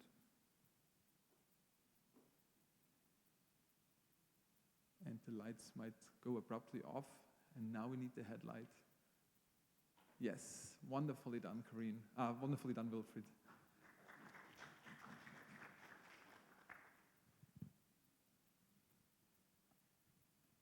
Maybe I can add one more thing that is so challenging here. When we do evaluate our systems in the lab, we often just tell our subjects to think about music or moving the left hand, then try to distinguish these two conditions and then expect that that translates to such a game. But of course here the subjects have to watch the game, they have to first decide which command they actually want to execute, then they have to think of the task they have to perform to actually execute that command, and then shift attention to that. And that is of course much more demanding to perceive the game and make this online mapping between the intention I now want to communicate and the task that I have to think of. And I think that we should also, when we evaluate our systems in the lab, more often really play such games and show that we can actually use our system in such an online setting where the subjects or pilots have to do more than just execute precisely the task that we do give to them. And we see that Karine and Wilfried are actually pretty good at that. And we're entering the last 35 seconds of the final B, and it is a really, really, really tight race, but now Karine is slightly going in the lead. Oh yeah, wonderfully done with the headlight. Great job, Karine. Wilfried as well, wonderfully done on the headlight. Now, both avatars are speeding up. There is a sharp left turn, which is not easy to do. The last 6 seconds. Karine is slightly in the lead. Oh my God! Wilfried, wow! That was a last-second maneuver. Well done, Wilfried.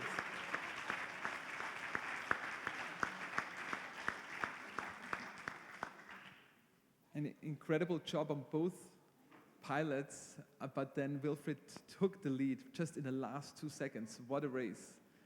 That's really, no soccer, no other game could be as exciting.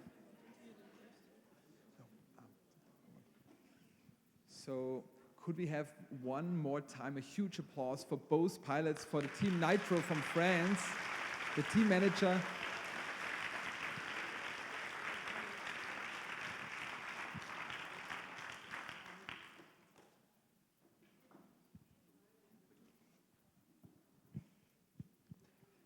And the team manager is now unmounting the headset. If I have a chance, while we are unmounting everything, I would like to ask Wilfried if I can sneak by. Yes? Hey, that was an incredible maneuver in the end. You took the 5th place. You did, you struggled a bit in the beginning, but in the end it was a phenomenal turnover. How do you feel?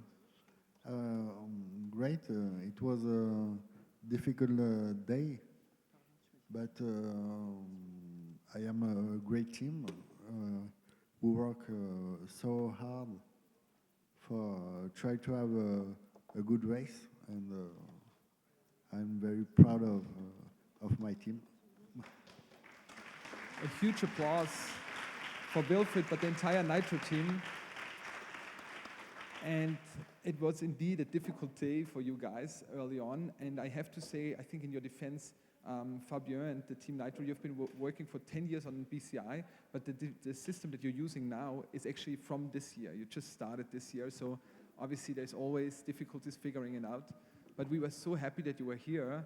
And Wilfried, we were so happy that you came and also that Karine came. It was phenomenal to watch you, especially this final moment. Thank you so much. Merci beaucoup.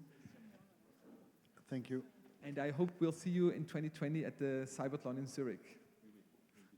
Another huge round of applause for the Team Nitro from France, Wilfried, Panatia, and Karine Leclerc.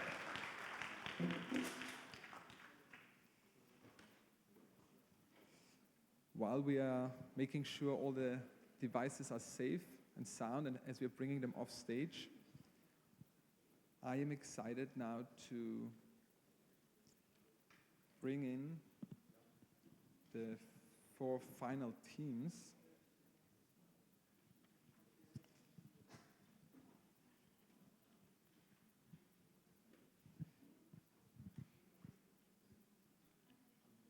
Okay, so please welcome with me here on stage the team from the UK here on track number 4, the yellow team, Team Neuroconcise, with the pilot Owen Collum and the team manager Damien Coyle. Huge round of applause. Welcome back on stage here on track number 4. And also something that is interesting that I want to add at this point, not only Team Neuroconcise, but also the other 3 teams that I'm going to bring on stage now have been part of the CYBATHLON 2016. So I guess it goes to show that experience makes you better. They have had the chance to compete in Zurich, and now they're here in the final A. And now on track number 3, the red color. Please welcome with me the team from Thailand, Mahidol BCI.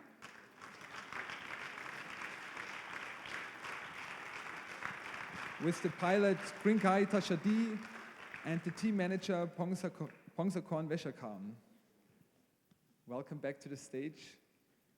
And now, track number 2, the blue color, the home team, the team from the University of Technology here in Graz. Please welcome with me Mirage 91. With the pilot Pascal Brietl.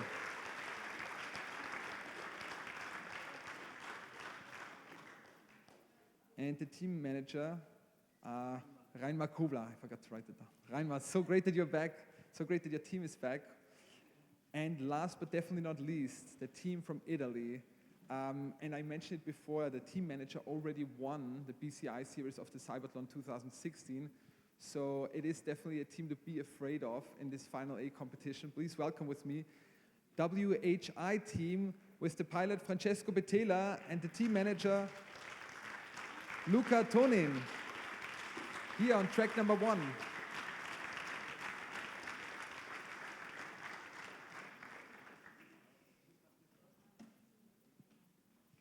as I mentioned earlier, Luca Tonin was at the CYBATHLON 2016 in Zurich with a different team. He was with a team from Lausanne and won the CYBATHLON BCI competition. And now he's back with the team from Italy, WHI. He mentioned in the break that it's like soccer, where he's like transferring from one team to the next. As now the teams are getting ready, and again, they're doing the connectivity test here, which might take a little longer. Moritz, I'm coming back to you. How are your nerves doing? I'm starting to get shaky. This is the final. What do you feel? Oh, certainly. I remember how this was 1 year ago and how exciting it was. I'm very much looking forward to doing this again in 1 year. When you say 1 year ago, you mean... 3 years ago. In Zurich, yeah. And this is, I don't know how you feel out there, but I'm definitely feeling more and more antsy and nervous about this final. But the crazy thing is, the most difficult position now are obviously on the pilots, because they have to stay as calm as possible and focus on this final race. And we see the team working hard, setting everything up. I pity the team leaders a little bit, because they are out of control in a few minutes, and they just have to sit there and hope while the pilot's actually still in control. So I think for the pilots, this will be fantastic fun, but the team leaders, they will be sweating. So this was your position 3 years ago, where you were sitting in the audience, hoping that everything goes well, but you have no control anymore. The device might fail, the pilot might be too nervous, and you just have to look on without the possibility of interfering. But I'm really excited that now in the Final B, we had a lot of signals, we had a lot of activity going on, and so I really hope that also this Final A race will show us that. It was a little disappointing before lunch when there was some avatars who had no signals being detected. And again, I don't know, I'm still a little overwhelmed by this final maneuver by Wilfried in the Final B. That was like some really sneaky, in the last second, waiting until Corinne felt comfortable that she's getting that spot, and then Wilfried just came and took over in that last turn. So the teams are still getting ready. We are doing the connectivity test.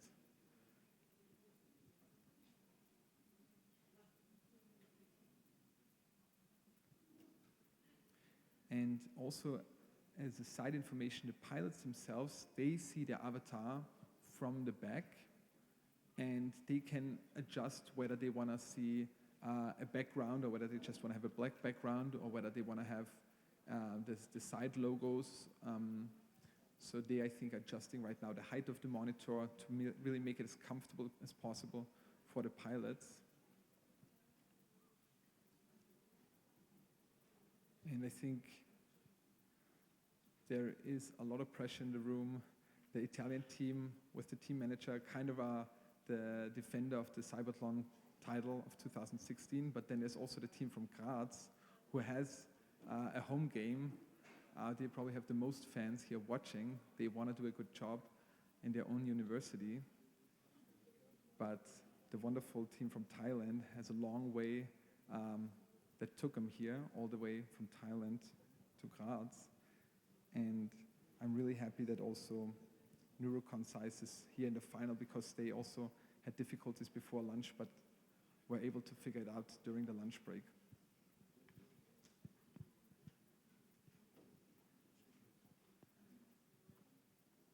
Do you have any, I know you mentioned earlier, Moritz, that it's difficult to foresee or to estimate who's going to be, how performing, but do you have any estimates? Do you feel like, I think the Austrians are going to win it? No, definitely not. No, sorry. I think they all performed very well. We all know that the variability is very high. So sometimes you're just more relaxed, sometimes you're a bit more tense, sometimes the signal is a bit more noisy or not. So I think the race is really wide open, and with the times that we've seen for all of these four teams, really anybody could win. That makes it even more nerve-wracking that there's not even a single bit of estimate that you can give us. But we stay tuned, and we are just awaiting the final moments of the preparation. We really want to make sure that everyone feels comfortable, that the devices work as well as they can for now.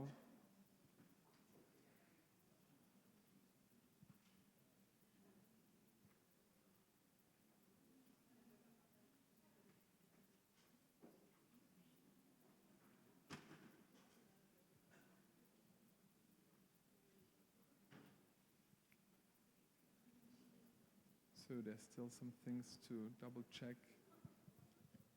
So there's maybe one interesting observation in the meantime.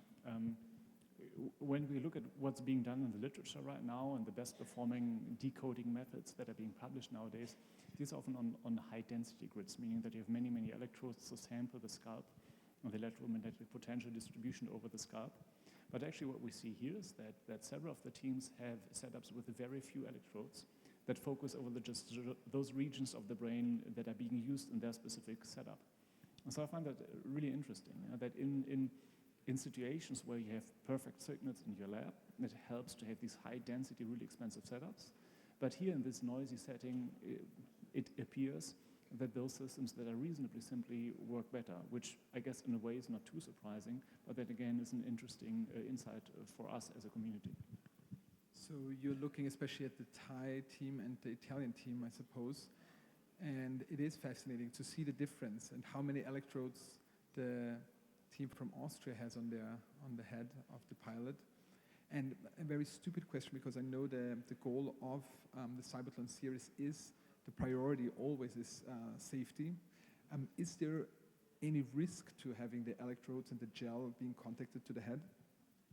No, so there are no risks known. So usually what you do is you take a wooden pin and push away the hair a little bit and maybe scrape off the first few layers of the skin to make better contact. So you might get a small red dot that's slightly irritated, and that will take an hour or two to vanish again. But that is really, that are all the risks that are associated with this non-invasive form of brain measurement.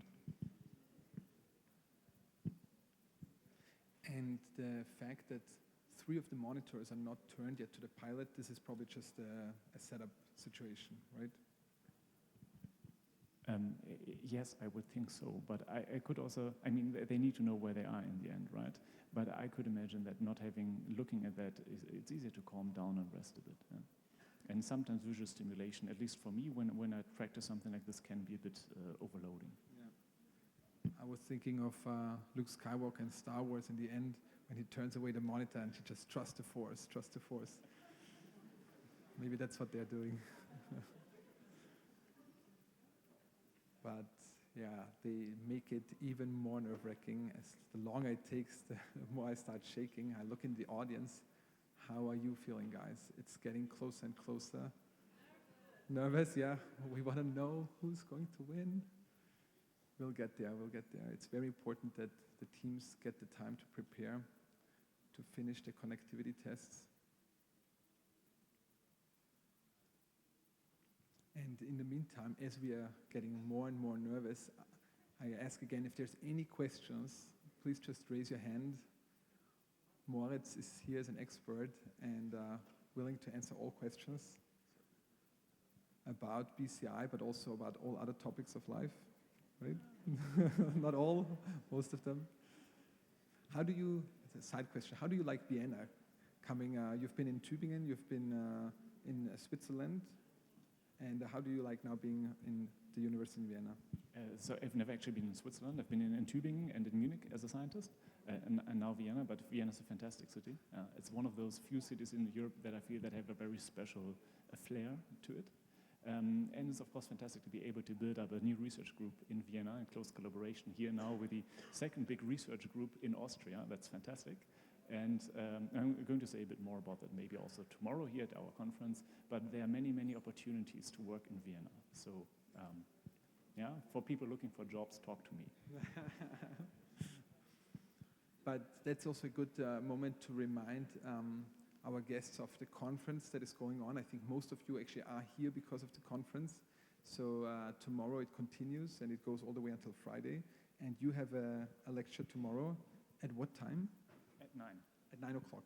And I know you, I'm basically stealing your time from your preparation time, and I'm so glad that you're taking the time here. but I know you are still preparing. I will blame you tomorrow morning. Yeah. When it all goes wrong, it's like, it was the tall guy who kept me on stage.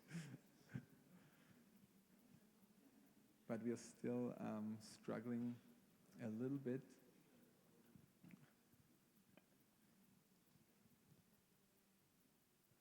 Maybe I will ask the audience in the meantime, since the audience doesn't have any questions.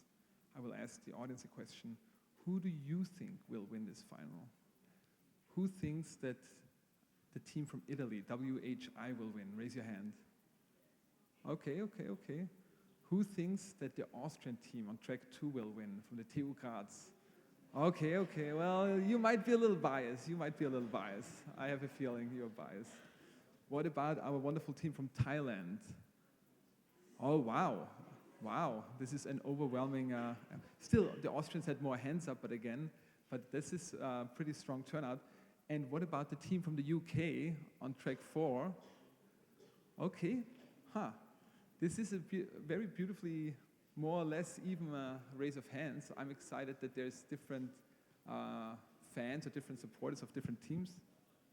So if we have these fans here, or these people who believe one team will win, what about cheering that team on?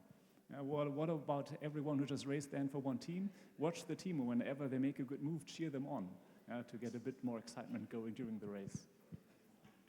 Definitely. Let's do that here for the final. And let me also ask you, for the guests who sit further in the back, do you actually see on the smaller screen the signals that are being detected? Can you tell, oh, now he or she signaled yes, it works? Okay, great, because I think that is such a fascinating way of looking basically inside the brain of the pilot, of like what is going on, which signal is being detected, or if there's a signal being detected at all. So yeah, cheer along, watch what your pilot is doing, watch what the entire team of the 4 avatars is doing.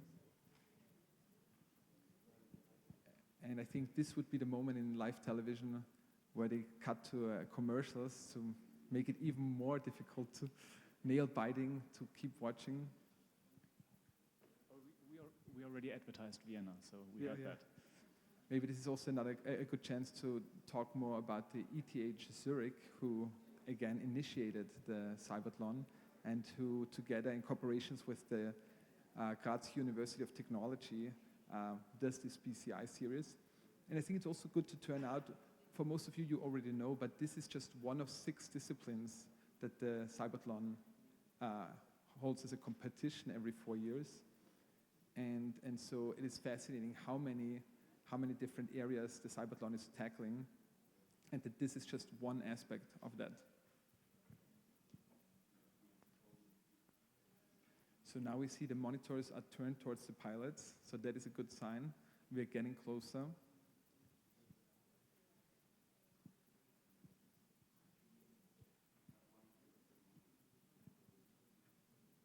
Okay. Wow. Referee Oliver gives the green flag.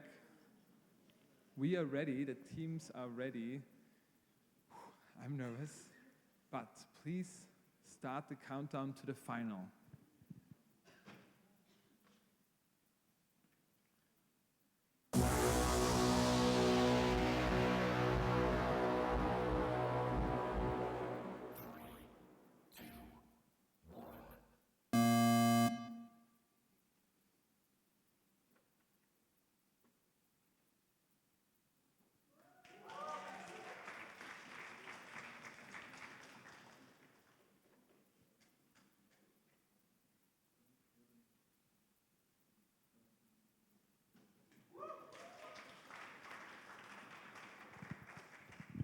You can tell the Austrian team takes a clear lead. Pascal is doing a great job.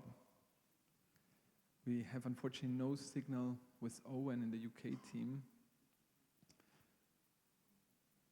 But it is still a tight race. Anything is possible. Yes, great job, Pascal. Wonderful turn to the left.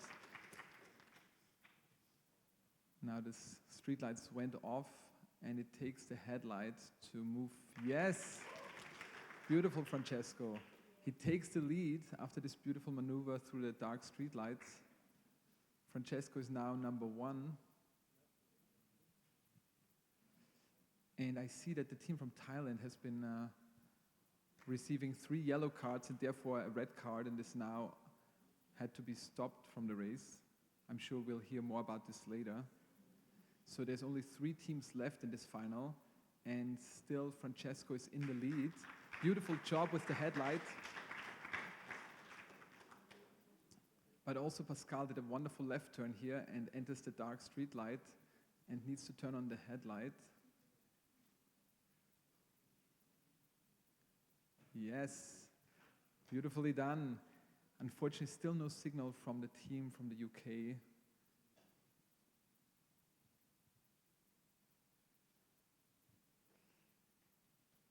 Wow, but Francesco pushes that lead further and further. It's going to be very difficult for Pascal to catch up, even though this was a very wonderful right turn just now. We have about 1 minute 45 left, but Francesco is coming closer and closer to the finish line.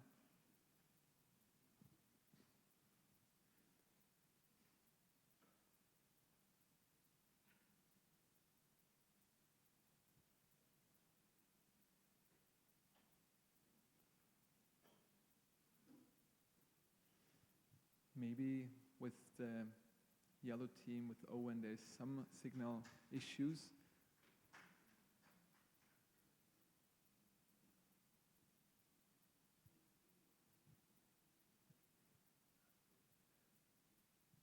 And now wonderfully done, wonderful left turn here. We enter this dark street segment soon. We have 1 more minute to go. And this is it. Incredible job, Francesco Petela. And still Pascal and Owen are in the race.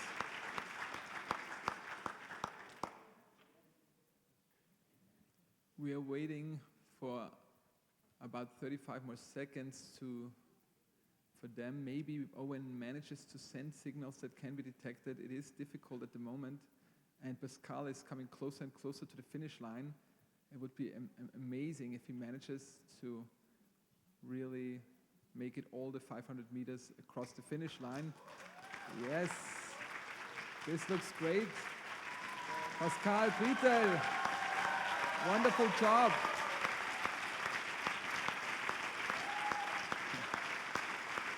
And even Owen applauds. What a beautiful gesture, Owen. What a beautiful gesture. And this is the end of the race. A huge applause for the entire group of the finalists, and especially Francesco Petela and the whole WHI team. We see here the final ranking. This is the final ranking of the final. On the place number 4, Krinkai Tashadi from the Mahidol BCI. We had 3 yellow flags. I would have loved to talk to Oliver, who's talking to the rest of the team at the moment. Owen Cullum from Neuroconcise from the UK had unfortunately difficulties with the signals again, which is a real bummer, but I hope you saw in the end he was applauding while he was still racing for the first 2 teams, which is such a beautiful gesture.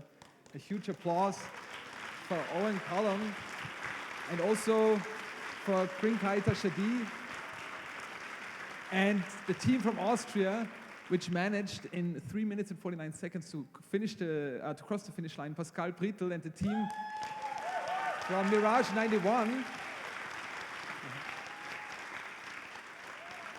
But coming in through the finish line first in an enormous speed, please, a huge round of applause for Francesco Petela from WHI, the winner of the CYBATHLON BCI Series 2019 here in Graz.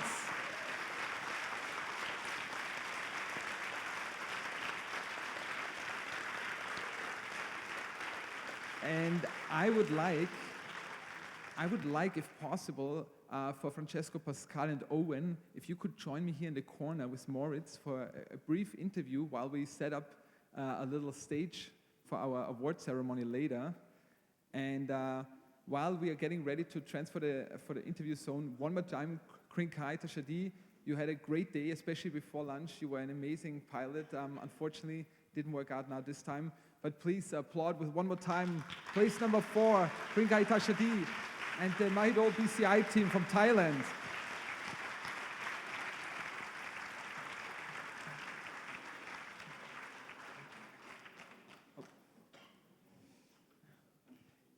I know it's going to be a little crowded, but if you, Owen, could join me here, that would be great. And also, Pascal and Francesco, if you come over here, if we can manage to all squeeze in. Also, a good opportunity to direct your attention to our sponsors of the CYBATHLON BCI Series 2019. Yes, Francesco, please join us in the middle.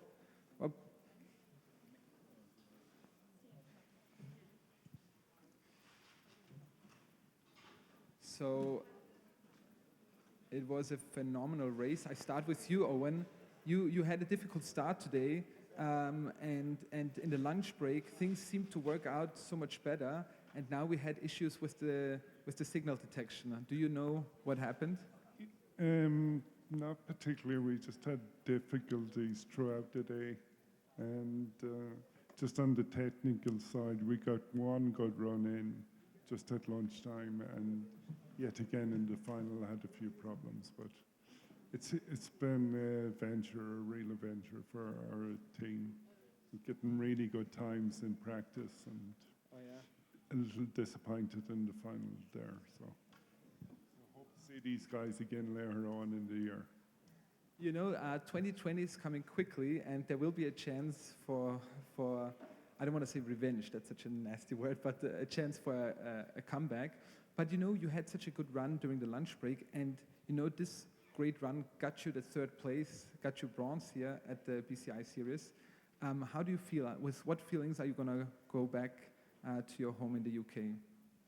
Well, I actually live in Dublin, in Ireland, but a little apprehensive, but I'm so happy to be here, and people from Graz have been wonderful, and the organization here has been brilliant as well. So. Thank you so much, Owen. A huge applause for Owen Collum and the whole team of Neuroconcise. Pascal, I'm coming over. You were really close. It looked really good for a moment, but then... Sollen wir in Deutsch machen, ja? Es hat so gut ausgesehen, aber dann ist dieser verdammte Italiener Francesco einfach davongefahren. Der war heute viel zu gut für mich. Ja. Er war ein bisschen zu gut, aber du hast einen guten Tag gehabt. Es hat, glaube ich, auch bei euch ein wenig schwieriger begonnen, aber du hast es nochmal rumgebogen. Ja, der Tag hat nicht so gut angefangen, aber ich glaube, wir haben ein gutes Ergebnis erreicht. Absolut. So just to translate really quickly, the team of Mirage 91 and Pascal had a slightly difficult start, but eventually came around and got a good result in the end. If it wasn't for this Italian who just drove away in the final and made his own race in a way. But du bist hier aus Graz? In der Nähe eigentlich aus Leibniz. Für dich ist das wahrscheinlich nochmal eine ganz eigene Erfahrung, wenn die anderen Piloten, die anderen Teams von so weit her sind und das ist ja sozusagen für dich der Heimvorteil und auch mit dem Team hast du dich ja jetzt einige Monate auseinandergesetzt. Wie fühlt sich das jetzt an, hier den 2. Platz bekommen zu haben? Ja, eigentlich unerwartet. Ich habe erst im April mit dem Ganzen angefangen und bin eigentlich richtig stolz, dass ich jetzt den 2. Platz erreicht habe. Ja. It came for Pascal a little unexpected and is very, very proud for the entire team that they made the 2nd place. Und es würde mich noch interessieren, weil Moritz und ich vorher gesprochen haben über wie wirst du auch mit anderen Menschen mit Behinderung nun über diese Erfahrung sprechen? Wie wirst du über diese Technologie denken? Ist das, also weil wie ist das Team von Mirage 91 auf dich überhaupt zugekommen? Also über die Reha in Doverbad hat mich die Frau Dr. Wies angesprochen, ob ich Interesse hätte. Ich habe das vorher nicht gekannt, ehrlich gesagt. Habe dann ein bisschen nachgeforscht, was das eigentlich ist. Dann sind die Leute von Team Mirage zu mir gekommen, haben das vorgestellt. Ich habe das sehr interessant gefunden und ja, bin dann eigentlich richtig eingestiegen. Ja, so war das eigentlich. Wir sind so froh, dass das geklappt hat, dass du heute hier bist am zweiten Platz. He did not know about this entire thing and about the technology and was informed by the clinic and eventually got here. And I read in your interview that you were driven by curiosity about the BCI technology and about this event that brought you here, that not the winning was a priority, but just the filling in the curiosity, also dass du von der Kuriosität oder von der Interesse getrieben warst. Nochmals einen riesigen Applaus, please, another huge round of applause for Pascal Britle from Mirage 91. But now, I will squeeze in here in the middle.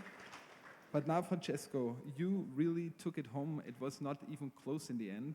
How do you feel now, the winner of the BCI Series 2019? Yeah, of course, I'm really happy. We did a great job in last month and also here in Graz with Luca, Gloria, and Stefano. So I'm very happy to finish in this way in this race. And it is really, as I mentioned earlier, another applause for not only Francesco, the entire team of WHI. Luca, I'm trying to find, where is Luca? Oh, here. Oh, these Italians. He won again. He already won 2016 with the Swiss team, but he was the team manager. And now he again takes away gold. We have to do something about this guy. But and you're now going back to Italy with the trophy of the first place. And what is there one thing that you feel like you're gonna take home from this entire experience? Well, it's a great opportunity for me competing in this kind of race. I'm very happy I'm very proud to be a part of it. So when we come back in Italy, we start to think on 2020. So after maybe 1 week, we start again to work for next year. Wow, before the competition, after the competition is before the competition. Incredible. So we are now ready here to have our award ceremony. And for the award ceremony, I want to introduce back to the stage the initiator of the CYBATHLON, the Professor Robert Riener from the ETH Zurich. Please welcome back with a huge round of applause, Professor Robert Riener. He will be responsible for handing over the certificates because it is very important to mention that it is not only about place 1, 2, and 3. Everyone who participated, all 6 teams are winners, that they made it that far, that they put their whole energy and their whole time and focus into this competition. So we are so grateful that you came and that you gave your best. And so we start with the 6th place. And I just have to double check my notes. Oh, oh, thank you so much, Roland. So, from France, the team Nitro 2 with Karine Leclerc. Please, a huge round of applause for Karine. If you can set yourself up here, Karine.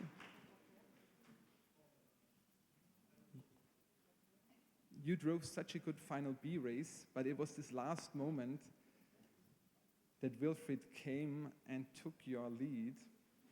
As we are just slightly repositioning us over here. So yeah, if you could come over here and turn to the audience.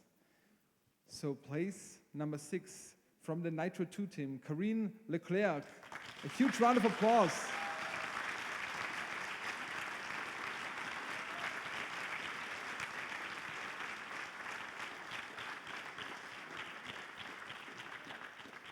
And also from France, also from the Nitro team, place number 5 goes to Wilfried Panatia. Huge round of applause for place number 5.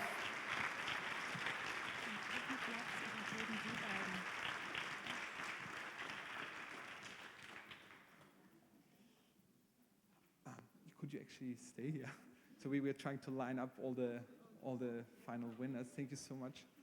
So we are coming to place number 4 from Thailand, and I really hope I'm not going to mess up this name again because it is tricky. I'm sorry, I have to steal my notes again.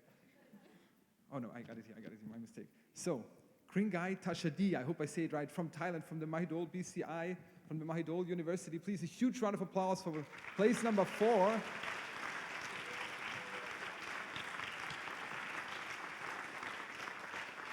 He had such a good day, but unfortunately in the final, there was 3 yellow flags, which was really unfortunate. And now, before we get to the 3rd place, I would like to ask to come to the stage. I hope, I just want to make sure I got new names.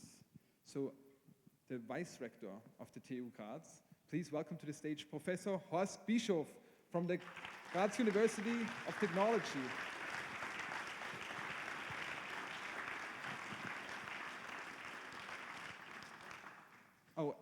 Oh my God, and Rector Professor Harald Kainz. My mistake. Thank you so much for joining me on stage. And we have a little animation for the 3rd place. Let's hear it, let's see it.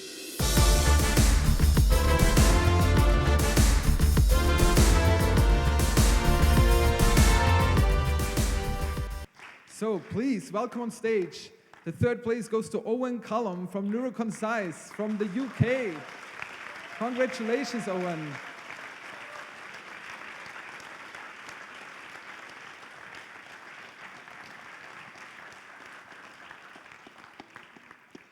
And we have a trophy and a certificate for Owen.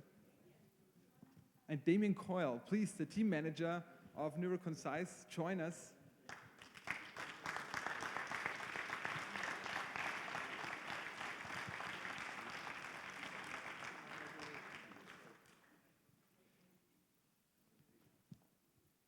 And now we get to the 2nd place. They are the team from...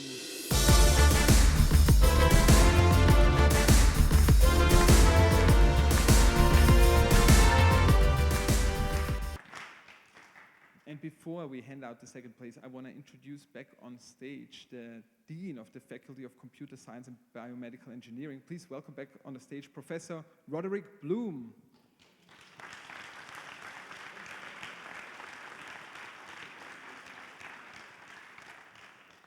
Oh, I mixed this up. I did. Oh my God. Yeah, no. It is. Oh, my big mistake. Please stay with us, Professor Bloom. But also, let me ask to join the stage with a huge round of applause the representative from the BCI Society, the professor at the UMC Utrecht, Professor Mariska van Stensel. Huge round of applause for Professor van Stensel.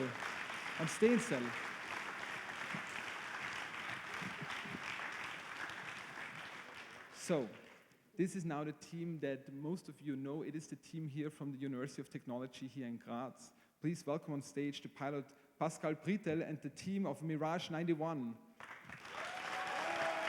And the team manager Reinmar, please join us here on place number 2 for the certificate and the trophy.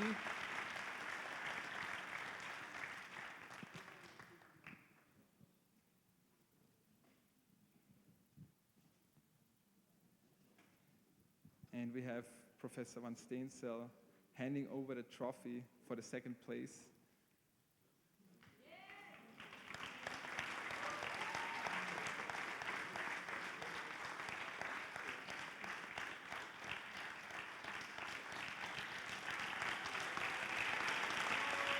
A huge round of applause for Pascal and the entire team of Mirage 91. But now, before we get to the 1st place, I would like to ask to come on stage the team, one of the team from the local organizers here at the TU Graz. Please welcome Alexander Kreinz.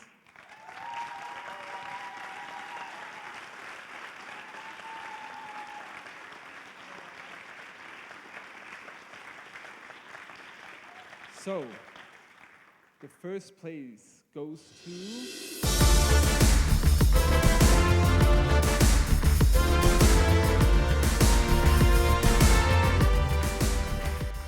Francesco Petela and the WHI team with the team manager Luca Tonin and the team members Gloria Beraldo and Stefano Tortora from the team WHI from Italy. A huge round of applause. Francesco Petela, the winner of the CYBATHLON BCI Series 2019 with the WHI team from Italy.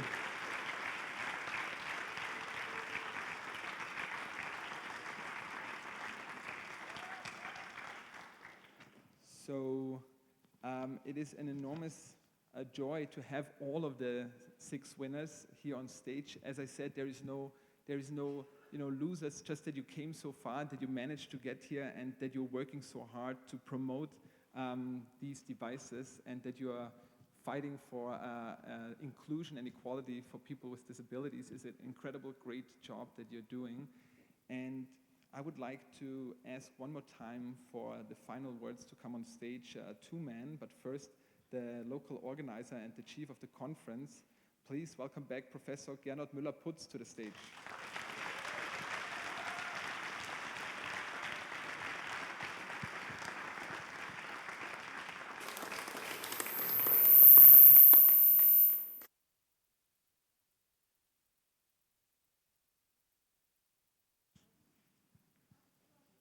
So very exciting moments here. I'm really happy that we are at this moment now and having all the winners here and all the participants.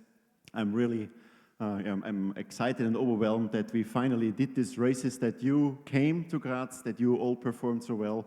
Congratulations to everyone, the team members who did all the preparations, the pilots who did a lot of training and efforts to get through that. And it's really fantastic to see that work out to bring brain-computer interfaces from the basic sciences to the application. And I'm really looking forward to the next competition we have in half a year in Zurich for CYBATHLON 2020, where we see how things develop and where we are then on the rows up here. So I'm really excited about that. But I also want to take the opportunity to say thank you to some more other people. First, I want to thank the Graz University of Technology. The rector and vice rectors are here. Thank you for your support so that we could do this competition here. I thank the team of the educational technologies who did a live stream. Whole day was live in the internet.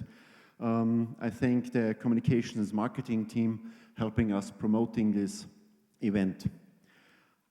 I thank the supporters and sponsors for helping us making things possible. You see the logos everywhere. So thank you for trusting us that we can do this nice competition. I thank the singing audience, all you, that you are all here, that you performed so well during Mario Bodazzi's act, and that you were such a nice audience here and spectators, and also giving the pilots and teams the applause they earned too.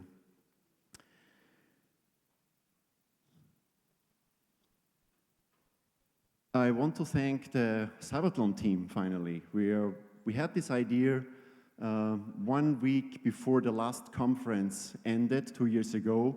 There we had a first slide, and from there on we started collaborating, discussing, planning, doing, and finally, after an exhaustive last days, let's say so, all these things worked out. Thank you for that. Thank you for this nice collaboration. We really like that. Making this with you, we really enjoyed that.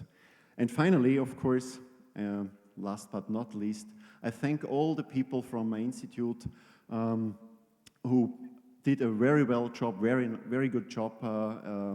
When we look around here, how this all looks like, everything worked smoothly. From all the things you have experienced, but maybe you don't have experience, which is even better. Thank you very much for taking this journey with me so that we can do this BCI Series 2019. Thank you very much.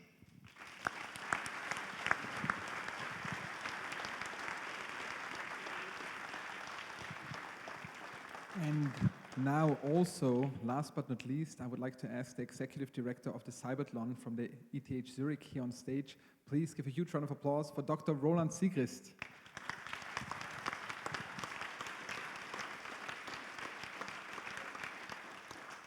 So actually, I'm also here to thank everyone. First of all, I want to thank all the teams who came here, who did hard work to compete in this BCI series today. Keep on your good work in order that in future we can maybe not only navigate virtual cars through a game, maybe real cars through the real world. So keep on with your good work. We all work together in the CYBATHLON team with the CYBATHLON movement to promote social inclusion. It's a great pleasure to work with all of you, with the teams, with different universities, the TU Graz in this case. We organize this CYBATHLON series together in a very constructive way. So I want to thank the host, the TU Graz, to have us here in Austria.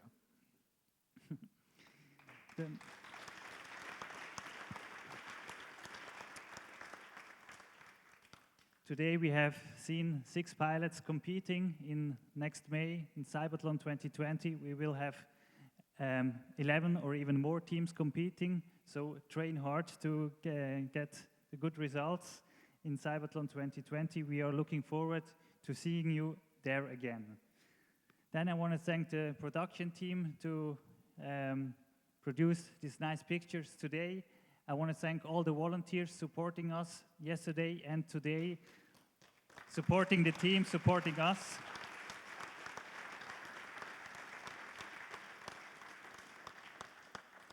And of course, I also want to thank all the local partners that we had for the CYBATHLON series, but also all the partners for the CYBATHLON project.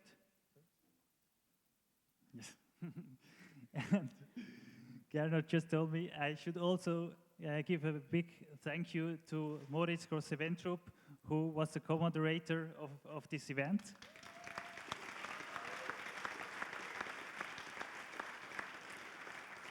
Thank you very much. Also, I want to thank Christoph for guiding us through the day. It was a pleasure.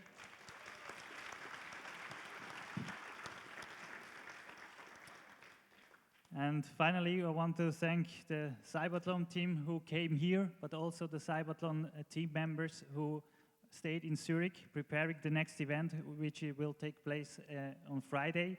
It's about exoskeletons. So thank you. It's always a pleasure to work with you and travel with you to these exciting races. Thank you so much.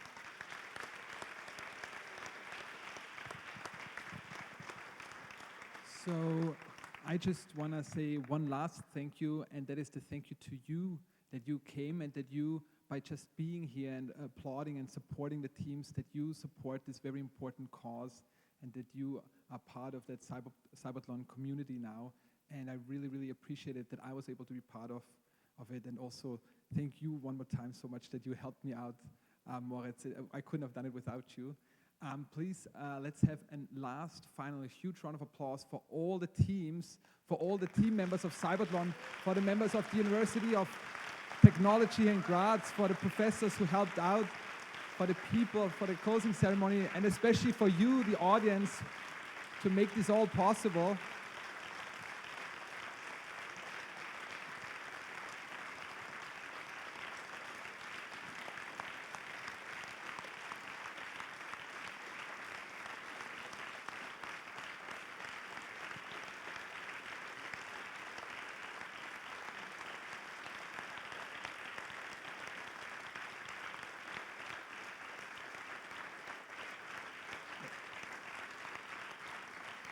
It was a truly nerve-wracking and exciting event, and I hope we will see each other in the next few days here at the conference, here at the TU Graz, and if not this week anymore, I hope we'll see each other at the next series of the CYBATHLON or at CYBATHLON 2020 next year. Thank you so much, and I would like to ask all the teams and sponsors and people from the university to stay on stage that we can do some additional photos as the people are leaving the theater. Thank you so much again, and see you later.